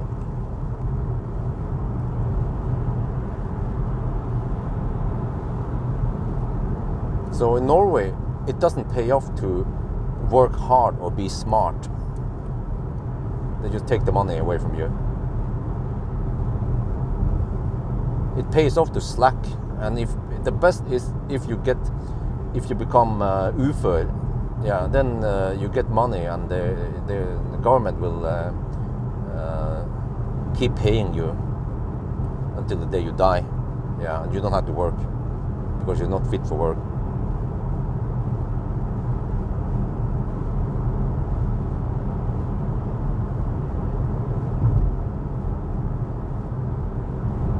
Yeah, obviously I'm still going because I'm not parked right now. I'm moving, as you can see.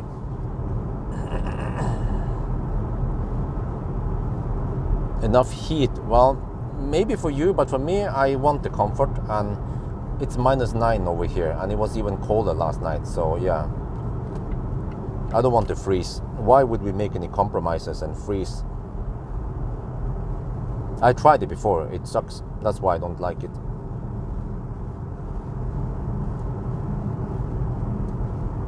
I mean, there are people there who likes to freeze in the car and save some juice, but this car charges so fast, you know. If you're saving a couple of kilowatt hour, it takes maybe 10 seconds or 30 seconds to charge it back, so no big deal. Don't be the typical EV stereotype, driving with the heater off, with a beanie and a jacket, and driving slow on behind a truck, you know. Just hammer it.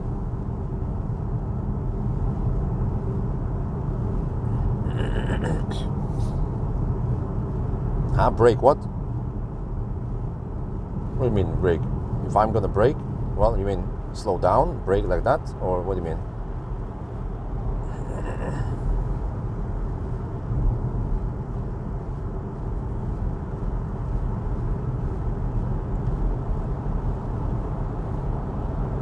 21. Well, okay, I have it on 22 degrees, nice and warm.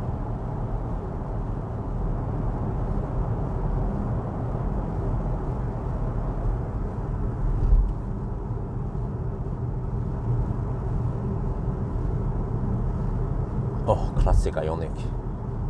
Man, I would like to have it as press car shuttle in a couple of years. That'd be great, yeah. But I probably end up buying back Millennium Falcon. I think once I settle all the stuff, I will realize that, okay, I still need a car, and the Soul works okay, but Millennium Falcon will be perfect for the press car shuttle, as long as I live in Jessheim. And by that time, it will also have lost some value, and I can buy it back from Marcus for maybe 150k, or I don't know. Yeah.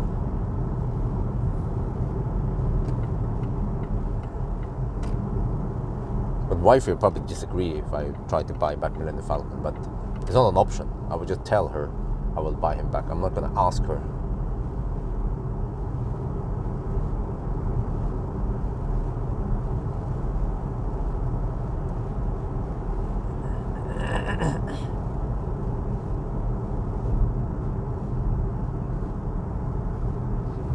Yeah, the whole steering wheel stuff, I disable that shit, man.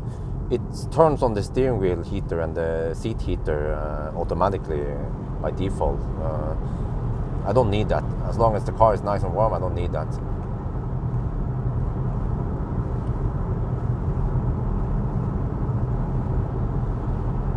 And yeah, Ford has been trying that heat. They have some infrared heating or some shit like that. But just keep the cabin nice and warm. Then you don't need to have all those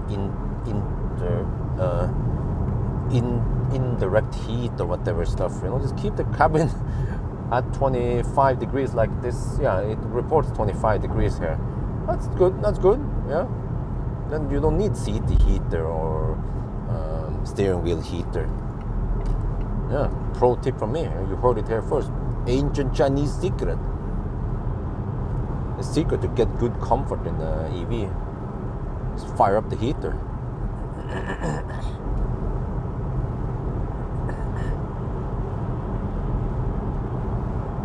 I'm driving at the speed of light. Yeah, this car is too thirsty, so I can't go ludicrous speed. The speed of light is good enough.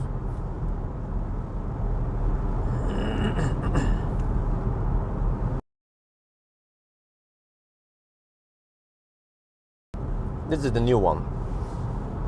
Otherwise, I wouldn't bother testing it if it was the old. Okay, how are we cooking now? Down to 27%. We are still 34 kilometers from home. Car estimates I will arrive with 17%. What? No. What the heck, man? The car's estimation is way off.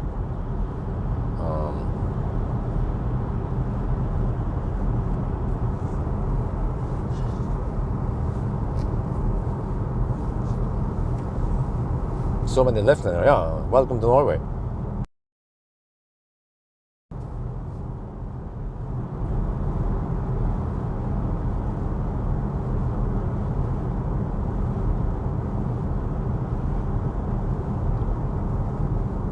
I wonder. I didn't shoot in Thai, but I don't think Thai people are interested. I made some videos in Thai and they get ultra low views. I'm like, okay, why do I even bother?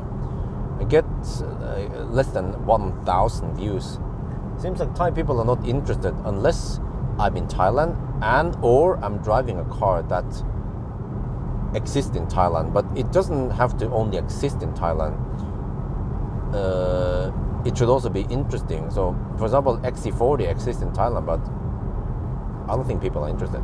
But okay, I might make a range test in Thai, yeah. But the whole 1,000 kilometer challenge takes extra time. I was like, okay, fuck that shit, man. Not gonna waste time just for 1k views and even lower CPM. Why don't I drive on the right lane? I'm driving on the right lane. Hey, what the heck is that?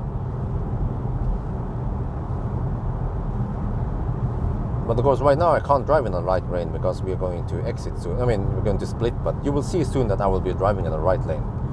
You must be new here, Mr. Tinto Car or something. Tint Your Car, yeah, that's the name.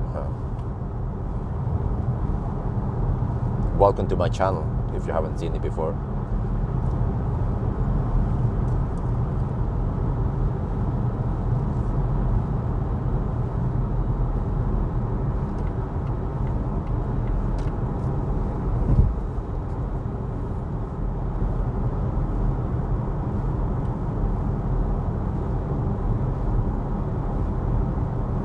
Oh, how fast do you drive, Christoph?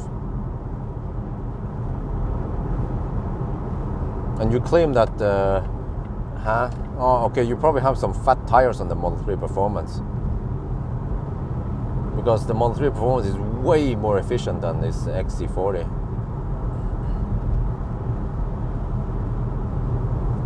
But if you drive like a priest, then that explains it. Auto steer is okay, but sometimes it just totally disengages without warning. That's scary shit, man. Plus that it's a bit nervous, like jig, jig, jig, jig, jig. You know what I mean? But other than that, it's okay.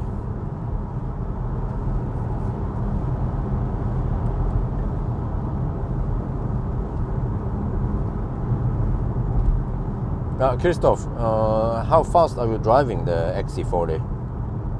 And how cold is it over there when where you're driving?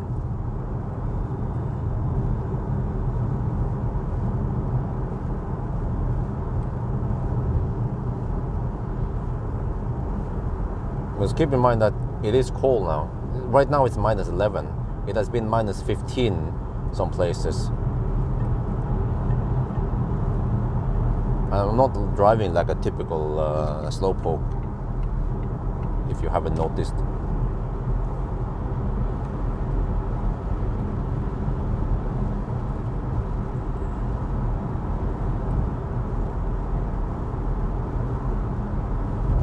In Norway, yeah, they are mostly private cars over here.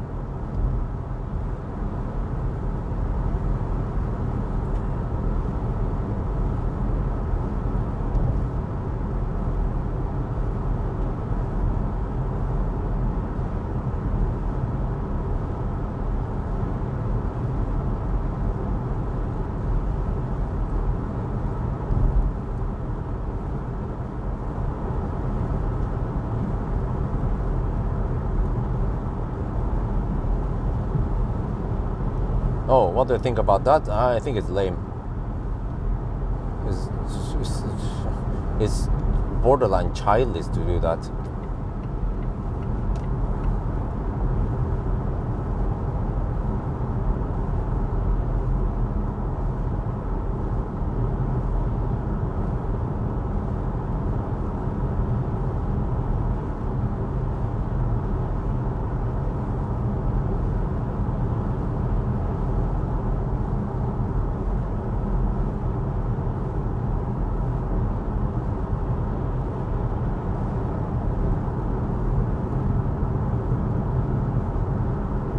Uh-oh. Freaking left lane huggers.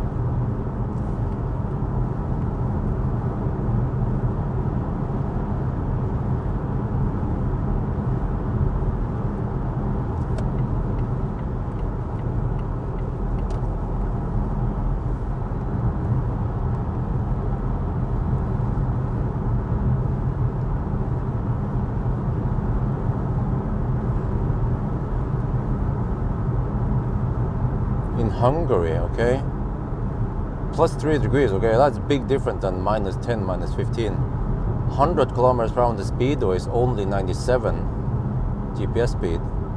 Yeah, okay, that explains why. You're driving way slower than me, and you had way higher temperature.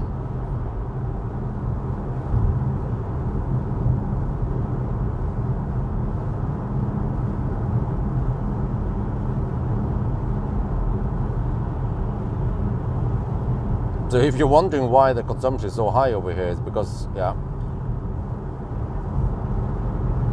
mainly because it's so cold here. If we had if we had plus 3 degrees Celsius, the consumption for this challenge should be around 250 only. Oh, it's funny I say only, yeah. But now, so far, the consumption is 330.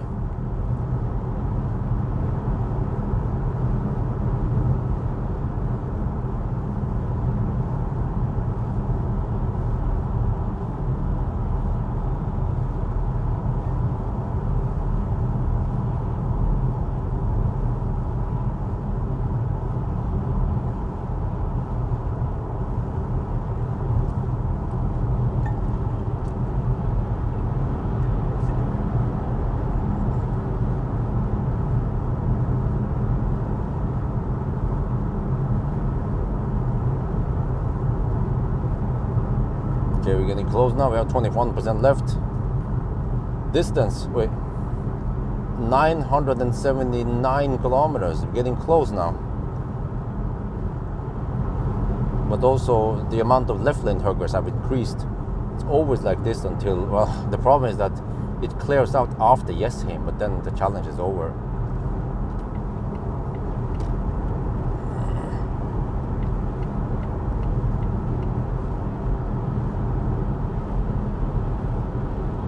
So this is the downside of the new route, is that we have to deal with this traffic.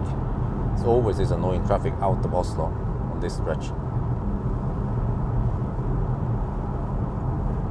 Unless, well, the problem also is that I had to leave home late.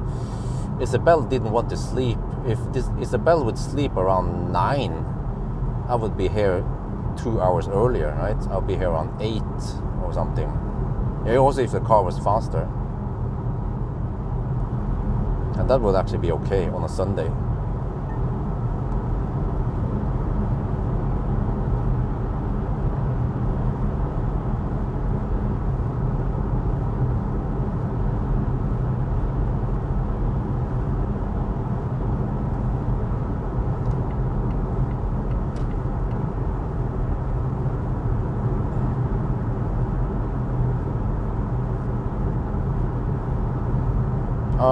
Why do they camp in the left lane? Because they have poor education and poor understanding of traffic flow, and they are quite ignorant, and I don't know what you call it.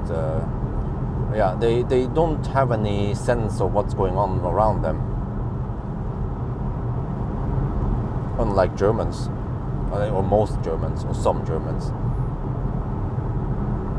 Also because they can, because over here, the police over here, I never heard of any police pull over left lane huggers and fine them. So it's also because of that, because in Norway, people will drive dog slow in average speed zones because they will get fined, and they will also drive dog slow past speed cameras because they will get fined. But since they don't get fined for left lane hugging, they will do that.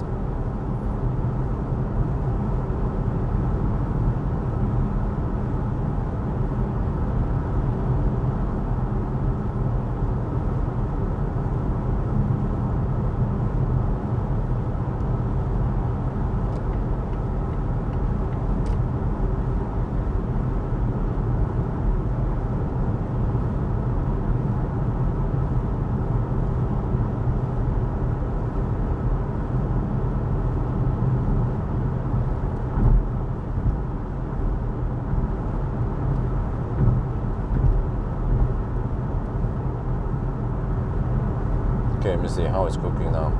984. Oh, 10 more kilometers. And we are 12 kilometers away from the exit. Okay, so we were 2 kilometers before the exit. Yeah, that sounds about right.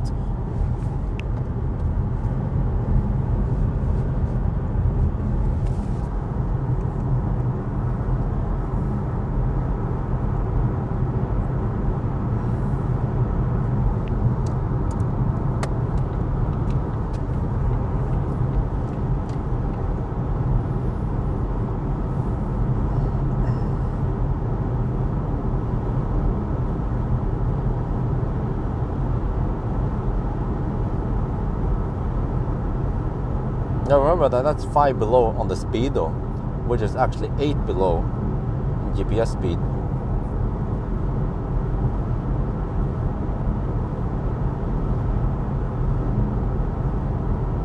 But I mean, I don't mind if people drive slow. Just look over here. People over here, they're driving slow, but they are staying in the in the right lane, which is fine. Then I don't care. And also, same thing. I don't mind if people hammer it, as long as they don't hammer it and then slow down and get in front of me. Then that becomes annoying.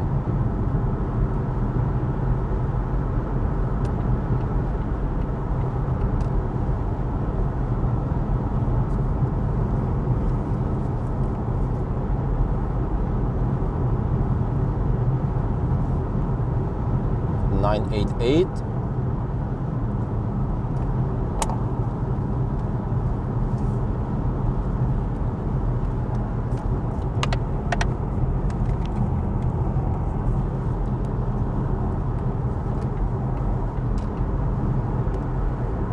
Like this dude here, for example, you know. Okay, let's just...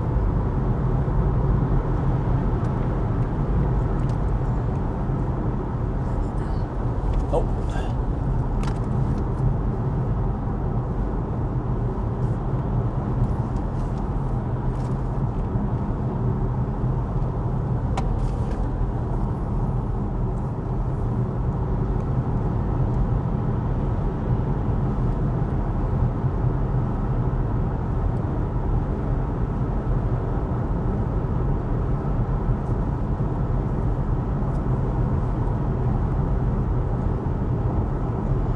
Let me see.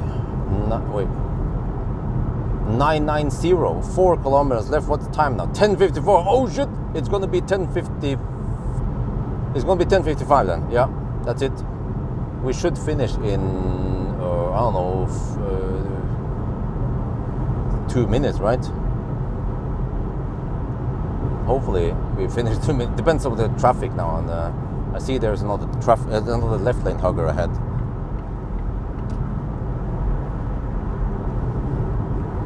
Need to try to get in front of it.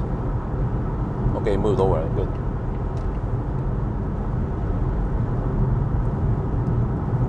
.991. Oh, interesting. There is no clock in the instrument cluster. Consumption is 330, but we have to correct for 0.6% under-reporting.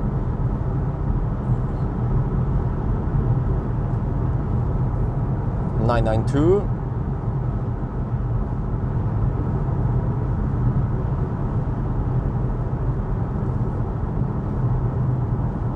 Oh shit, I had to get ready for the countdown.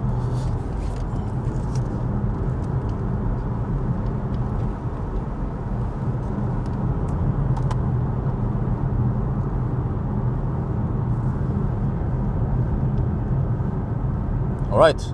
The final countdown now. 993. Wait, 9991, 9992, 9993, 9994, 9995, 9996, 997, 998, 999. 1000 time 10:56. Oh shit, it's overexposed. 10:56. So that means 10:55 then. Oh, 10:55. What's the consumption? 330 watt-hour per kilometer. Oh yeah, so it's 1 hour and 20 minutes faster than the previous XC40 all-wheel drive. Oh yeah.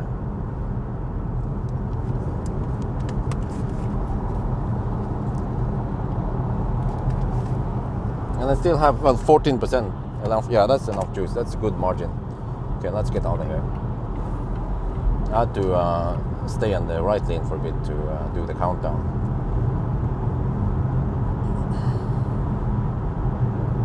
Yeah, so you see, it even beat the previous front-wheel drive, whatever, and that was not that cold even. So in summer, I would expect it to be at least 10-15 minutes faster. Probably maybe we can squeeze it down to 10.5 hours.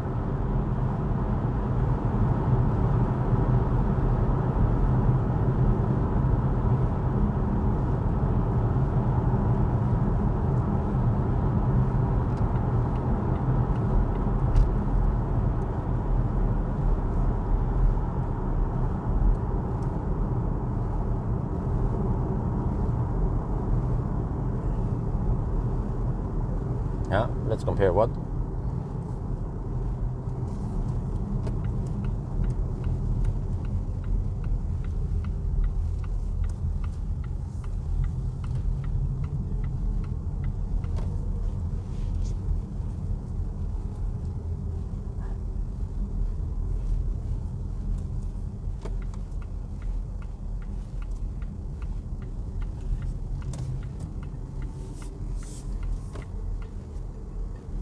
The allow max speed. Okay. Taking less energy. Yeah, of course, if I would drive like a slow poke, yeah, it will take less energy, but you will arrive slower. But that's not the point here. The point is to go with. You saw that we were cruising more or less the same speed as the other ones. Maybe I went a little bit faster, but you know, I didn't hammer past cars. You know, I didn't go 160, 180 kilometers per hour, but I also didn't drive like a grandma. You know, so it's yeah.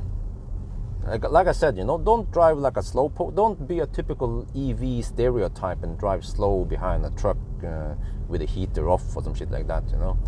Some people, they even fold the mirrors. Yeah, I've seen that shit, man.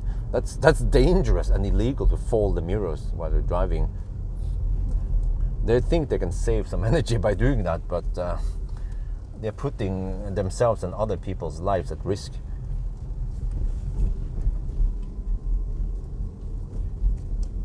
Like, even for me, even when I drive a piece of shit Leaf, I don't do that shit, you know. Just take a charging stop. There are so many chargers around here anyway. If this was 2013, yeah, then maybe you could do shit stunts like that. But as long as you have a modern car, especially if you have a freaking Volvo that charges at 200 kilowatt on a good day, then no need to be stingy on the energy. Just enjoy the car, enjoy the comfort.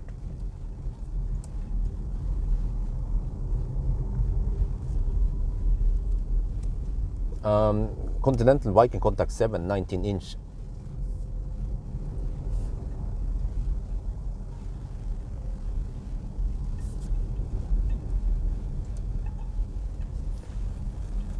Okay, let me see. Wait, the snow hasn't arrived. According to the weather forecast, it's supposed to snow.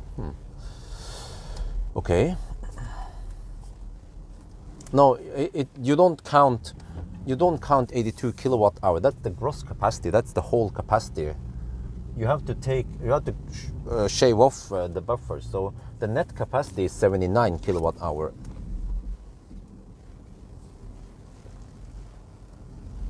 And the consumption was not 330 because that was not corrected for 6.6% error.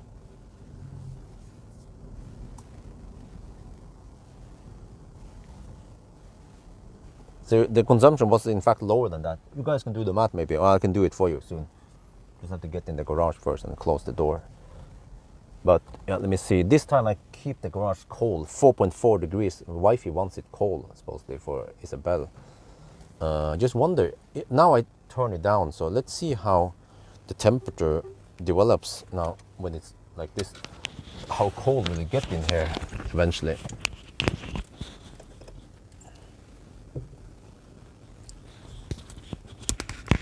But I think, let me see, quick math.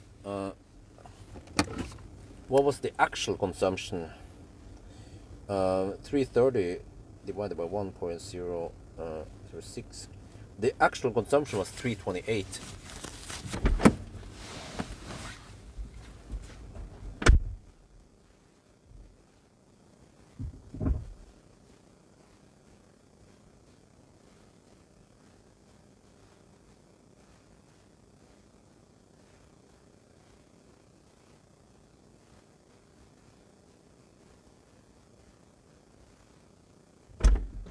Okay, now I set the camera.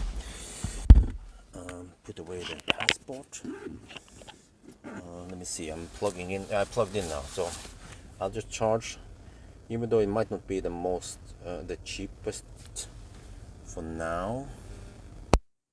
I don't need to live stream.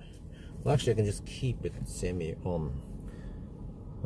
Maybe I should just finish the test with this car. So maybe I should do range test tomorrow instead. I have to check. Wait, come on. Oh, I have to pull into that. and I want to open this. No,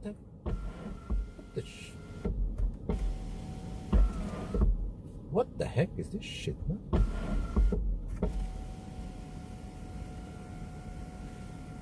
Just want to open the... Okay, there. Let's see. Yeah, 14. Let me check the price here. Is it that expensive? 118 euro. No, it's fine. It's fairly flat. Yeah, I could wait until tonight, but in case I'm not, I'm not going anywhere today. I could wait, but the difference in price is not that big.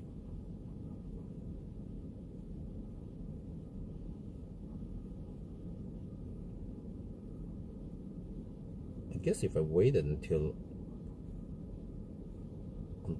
midnight, I would probably get cheaper charging.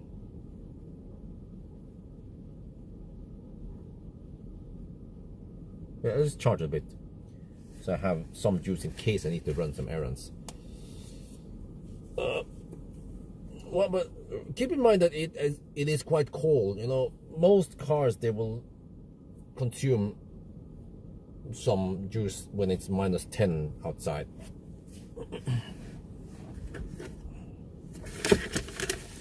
But yeah, I mean, but the car is thirsty, I'm not gonna lie. Okay, let me pack some stuff. And what should I say? I need to do a summary, right? Like I always do. So let's see. Let me pack with a microphone at least. We're charging at 8. I'm getting 8 kilowatt into the battery with the heater on. Roughly 2. Well, yeah, if I would hammer that speed, yeah, but you know, yeah, but you guys saw that on some of the legs when I went in the 120 zone and I had headwind, then the consumption was 380 something, and I don't even know how much the losses are. So in that case, you have only 200 kilometer range.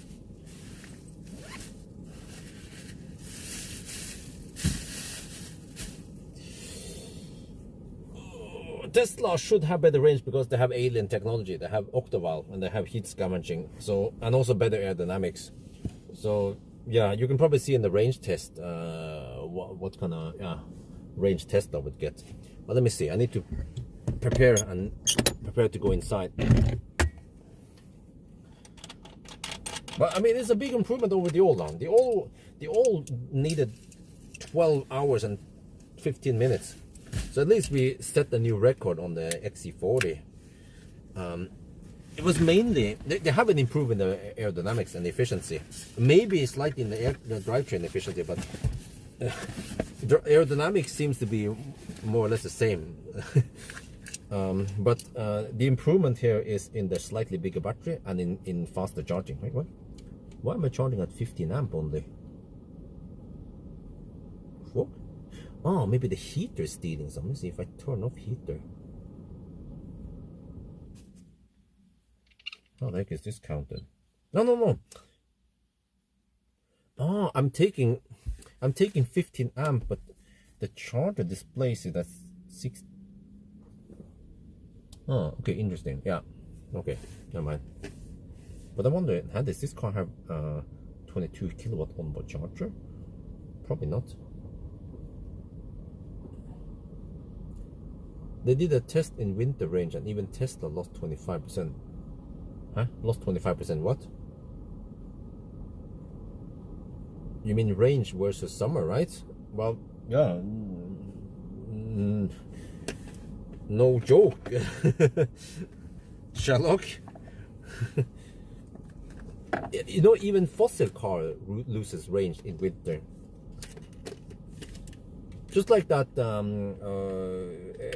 e-power I tested.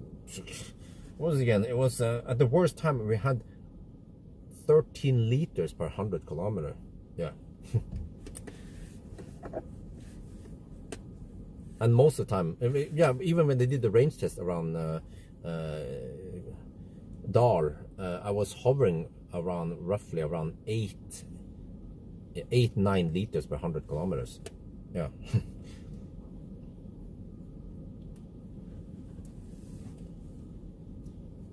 with heating off. Nope, but I'm not sure if that's interesting, because I didn't get any crazy high views. I think I have to go check, see if it's interesting. But with heating off, it would be just to test if we have how much the heater is running on, right? Yeah, I could do that, of course, but it depends if people are interested or not. Okay, I think I have a good angle there. That looks even better. Okay, so this is probably the best angle.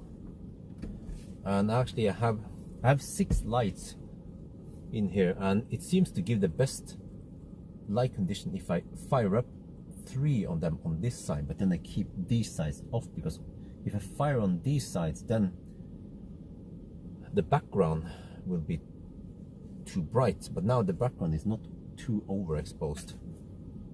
Yeah. So okay, let me look at the list then.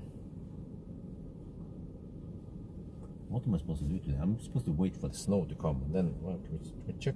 We're gonna get some snow here soon. Or what's gonna happen?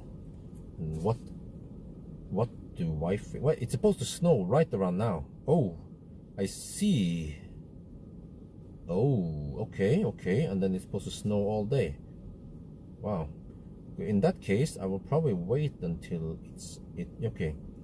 After around 6 or 7, yeah, after 6, the snow calms down. It snows a little bit, but that's fine.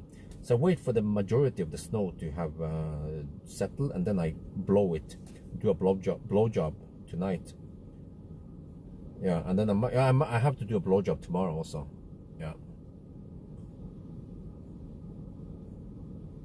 And then also on Thursday, supposedly. Wow, there'll be more. Wow. Yeah, well, I get at least I get to use the snowblower for whatever it's worth. I get the return on investment. Okay, let me check here. 11 hours and 55 minutes. 10:55. Which cars did we beat then? It was winter also. Are second-hand EVs popular in Norway? Yes, absolutely.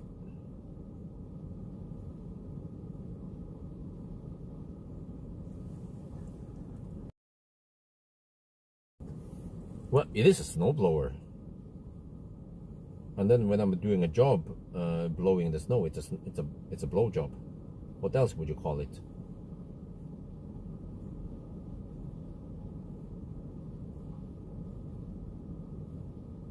Okay, let me see. 10:55. That's Hongxi, but those are done in summer. We have EQB. We have Aria. E-Force was done in winter-ish, but none of these are really. Kona was done in winter, but they are not that cold, really. Yeah, so it's a good result. Well, I want to check something here. The old result with the XC40, that was done, it was wet, but not that cold. And, oh, the consumption was 326. Today was 328. Well, okay. So that could be an indication that the efficiency hasn't really improved. This car could do Oslo, Hamar, Oslo in single charge. Yeah. Okay, anyway, let me right, we're back home in the nice garage. So yeah, how did this car do it? Was it an improvement? Yes, absolutely. But if you look at the table here, so the old car was a lot slower, and it was mainly slow. I remember it was slow because it cold gated, and the charging curve was not that impressive. And also, yeah, the new battery here is 4 kWh bigger. So this car did it better because it had more energy and it charges faster, but it didn't have any improvement in the efficiency. It seems like the efficiency is more or less the same. Okay, maybe the drivetrain has slightly better efficiency than before, but we don't really feel it because the brick takes so much energy. as you guys have seen in this challenge. So if Volvo would improve something here, they should improve the aerodynamics rather than brute forcing it and add 4 extra kilowatt hour. And then, but on the other hand, maybe that's not the big problem, because maybe the Volvo drivers, they don't hammer it. But I'm not sure about that, because okay, maybe Volvo EV drivers don't hammer it, because in general I don't see many Volvo XC40 going too schnell. But when I drive through Sweden, I see lots of Volvos there. I don't know why the Swedes, they love Volvos. Maybe because they're cheap, or maybe because they are patriots and they want to buy their own products.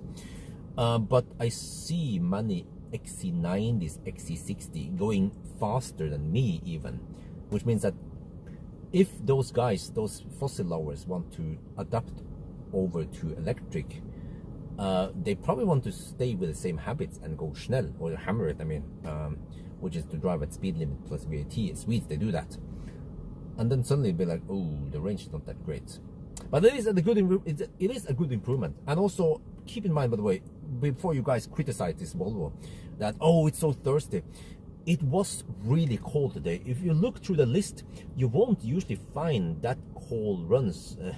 You know, most other runs, they were done in nicer temperature. And if I would have this car longer, or if I would reborrow it during spring or summer, and it would be 20 degrees outside, I will get way lower consumption, even if I would drive the exact same speed I did today, mainly because the aerodynamics here affects the consumption quite a lot. So yeah, it is a nice car. It's quick, it's comfortable, the sound system is good, the seats are really good, despite that they are not leather seats, they are this fabric stuff. So space might not be the best, but you guys probably knew this. But this test was mainly to see if I could beat the old record, and I did. So finally we can erase the old record. I will just put it in the old result, and then this is the one that counts, and it is on par with the other cars. And I would expect that in summer, when it's warmer, I can probably do this in at least 10.5 hours, maybe even better, but probably not below 10 hours, but at least in the low 10 hours, along with other cars like the MEB cars, let's say Volkswagen ID3 or Skoda Enyaq or those cars. So then we are on par with the others. So then it doesn't become a disadvantage to buy the Volvo anymore. Yeah. Anyway, I think that's going to be it for now. I hope you guys enjoyed this video. As always, thank you for watching, and talk to you later. First take, baby. Yeah. Well, I just say things so natural that I don't have to take like several takes just to nail down what I'm supposed to say. I didn't even know what I was supposed to say. I just said what felt natural, and now I'm done. And I have to document how far I drove. 998. Well, that's one. Okay, let's see.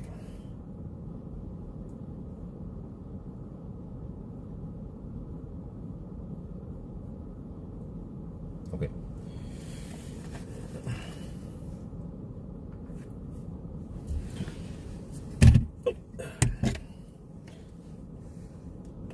Well, I didn't have minus 19 degrees.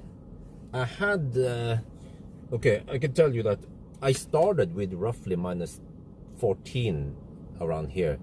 And then past Oslo, it was also quite cold, minus 14. And then the lowest temperature I saw was minus 16, but it was just briefly at Sulli in that dump. And then it went up to minus 14 again. And then it stayed around minus 9 for a long time. And then around Varberg it was minus 5. And then the highest temperature I saw was +1, +2 degrees, just for a little bit, around Hollandsåsen. Then I turned around, and then, but on the way back, it wasn't that cold anymore. So, yeah, I'd say that average temperature might have been something like -7, maybe. Yeah, -7, -8. It's always hard to figure out exactly what the average is, you know, over this trip, but it was roughly there. So it's a cold run, and this car is affected by it. If it was a Tesla, it wouldn't be that much affected by it. It would be great if I actually own, or if I can borrow a Model 3 with heat pump, and I can test it in different temperatures. But I think I've already done that. You will see that the Model 3 is not that much affected by cold weather. It's very consistent, the consumption and the range. And that's good. Yeah.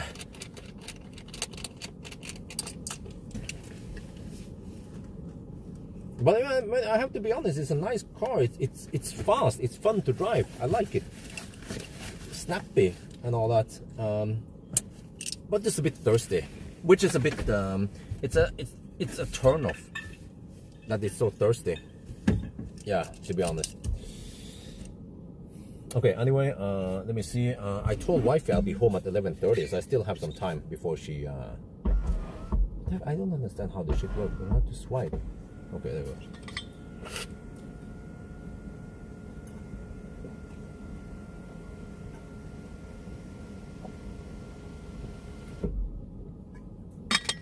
Highland, yeah, maybe.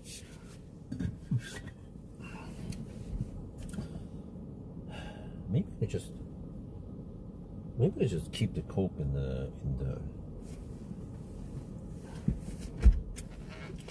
here. No, I'll bring it inside. Okay, this is bullshit. Yeah, but I can keep some of the snacks here. Yeah, that's why. Okay. Yep. I'll just leave all the rest here. I'll charge for a bit. I have 14% now, in case I need to go somewhere. Yeah. Yeah, Volvo's there always been thirsty. Okay, anyway, I'm pretty much done for today. I'll go inside and do my shits, and we'll see. And okay, I can do a quick one. Let me see. I can decide what to do. If I look at the weather.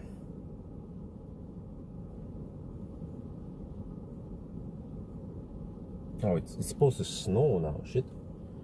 Oh, it's tomorrow. It's also snow. Wait a minute. If it's snowing through the night, then I don't want to do any challenge. That's the worst thing. Snow is coming. Oh, wait. Huh? What? The fuck? No, it's gonna snow through the night. No. No challenge today. No challenge tomorrow. Nope, it's snowing too much. So I will rest today and tomorrow. I will rest because it's snowing. Yeah. I'll just chew away the videos.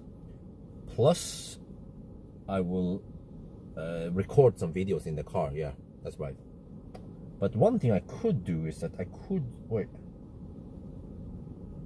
No, I should do the charging test of the e-Golf after 1,000 kilometer challenge. It shouldn't take... Wait. Or I could... Yeah.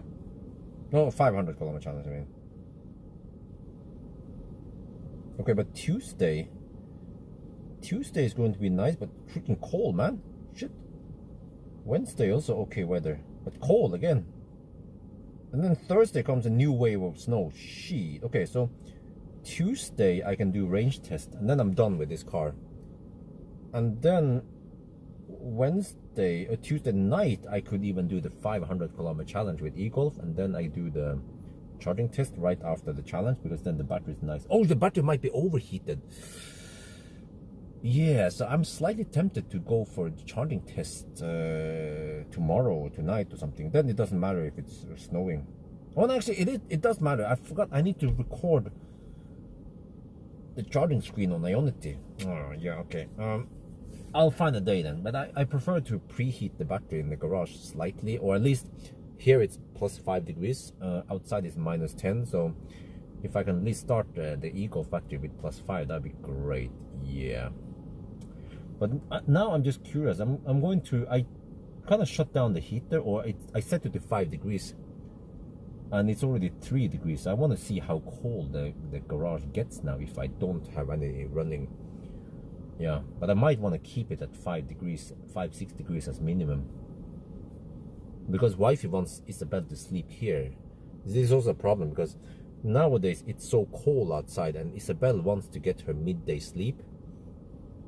And if it's minus 10 outside, plus wind, then that might be a bit too cold for her. But in here, at least, if it's 6 degrees, then that's fine. And we also have the camera, the baby monitor, so we can see what's going on with sound. Yeah, but then wifey didn't want the garage to be at 15 degrees like I had in the past. I had 15 to 20 degrees here. I did it nice and warm because I needed to dry off everything. It's kind of dry now, but I think the whole garage was quite what do you call it, saturated with moisture. Yeah, but I think now it's so cold that the dehumidifiers, they don't work, so that's a small bummer. Yeah, I'll figure out something. Maybe I'll keep it at 8 degrees, because at 8 degrees I think then the dehumidifiers are working, but they're working really slow. Yeah.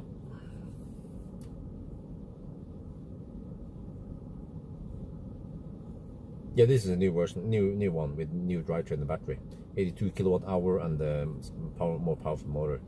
But also one day I want to try an acceleration test, but then I don't know if people care about it. I might get 5K views on it, so that's a bit discouraging, man. If I put the time and money and time into making the video and then I get ultra low views, and I was like, why do I even bother, right?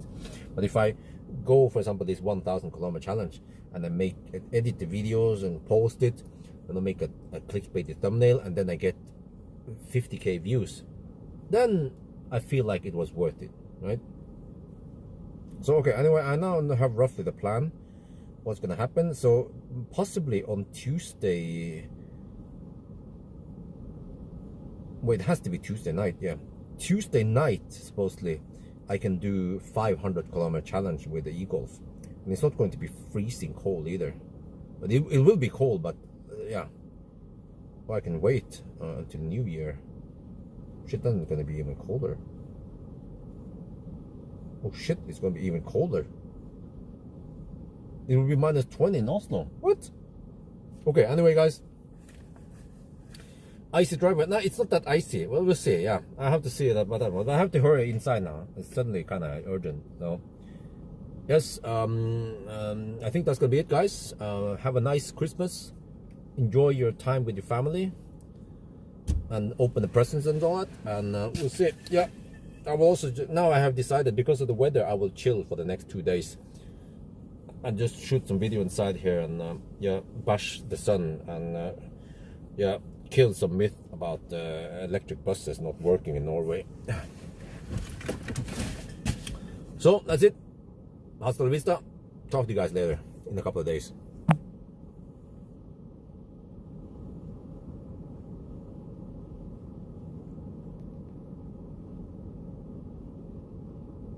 And of course, Merry Christmas. Yeah, don't forget it, man. Merry Christmas and a Happy New Year, in case I don't see you guys. But I might do some hammering before New Year anyway with the e-Golfs. So, bye-bye.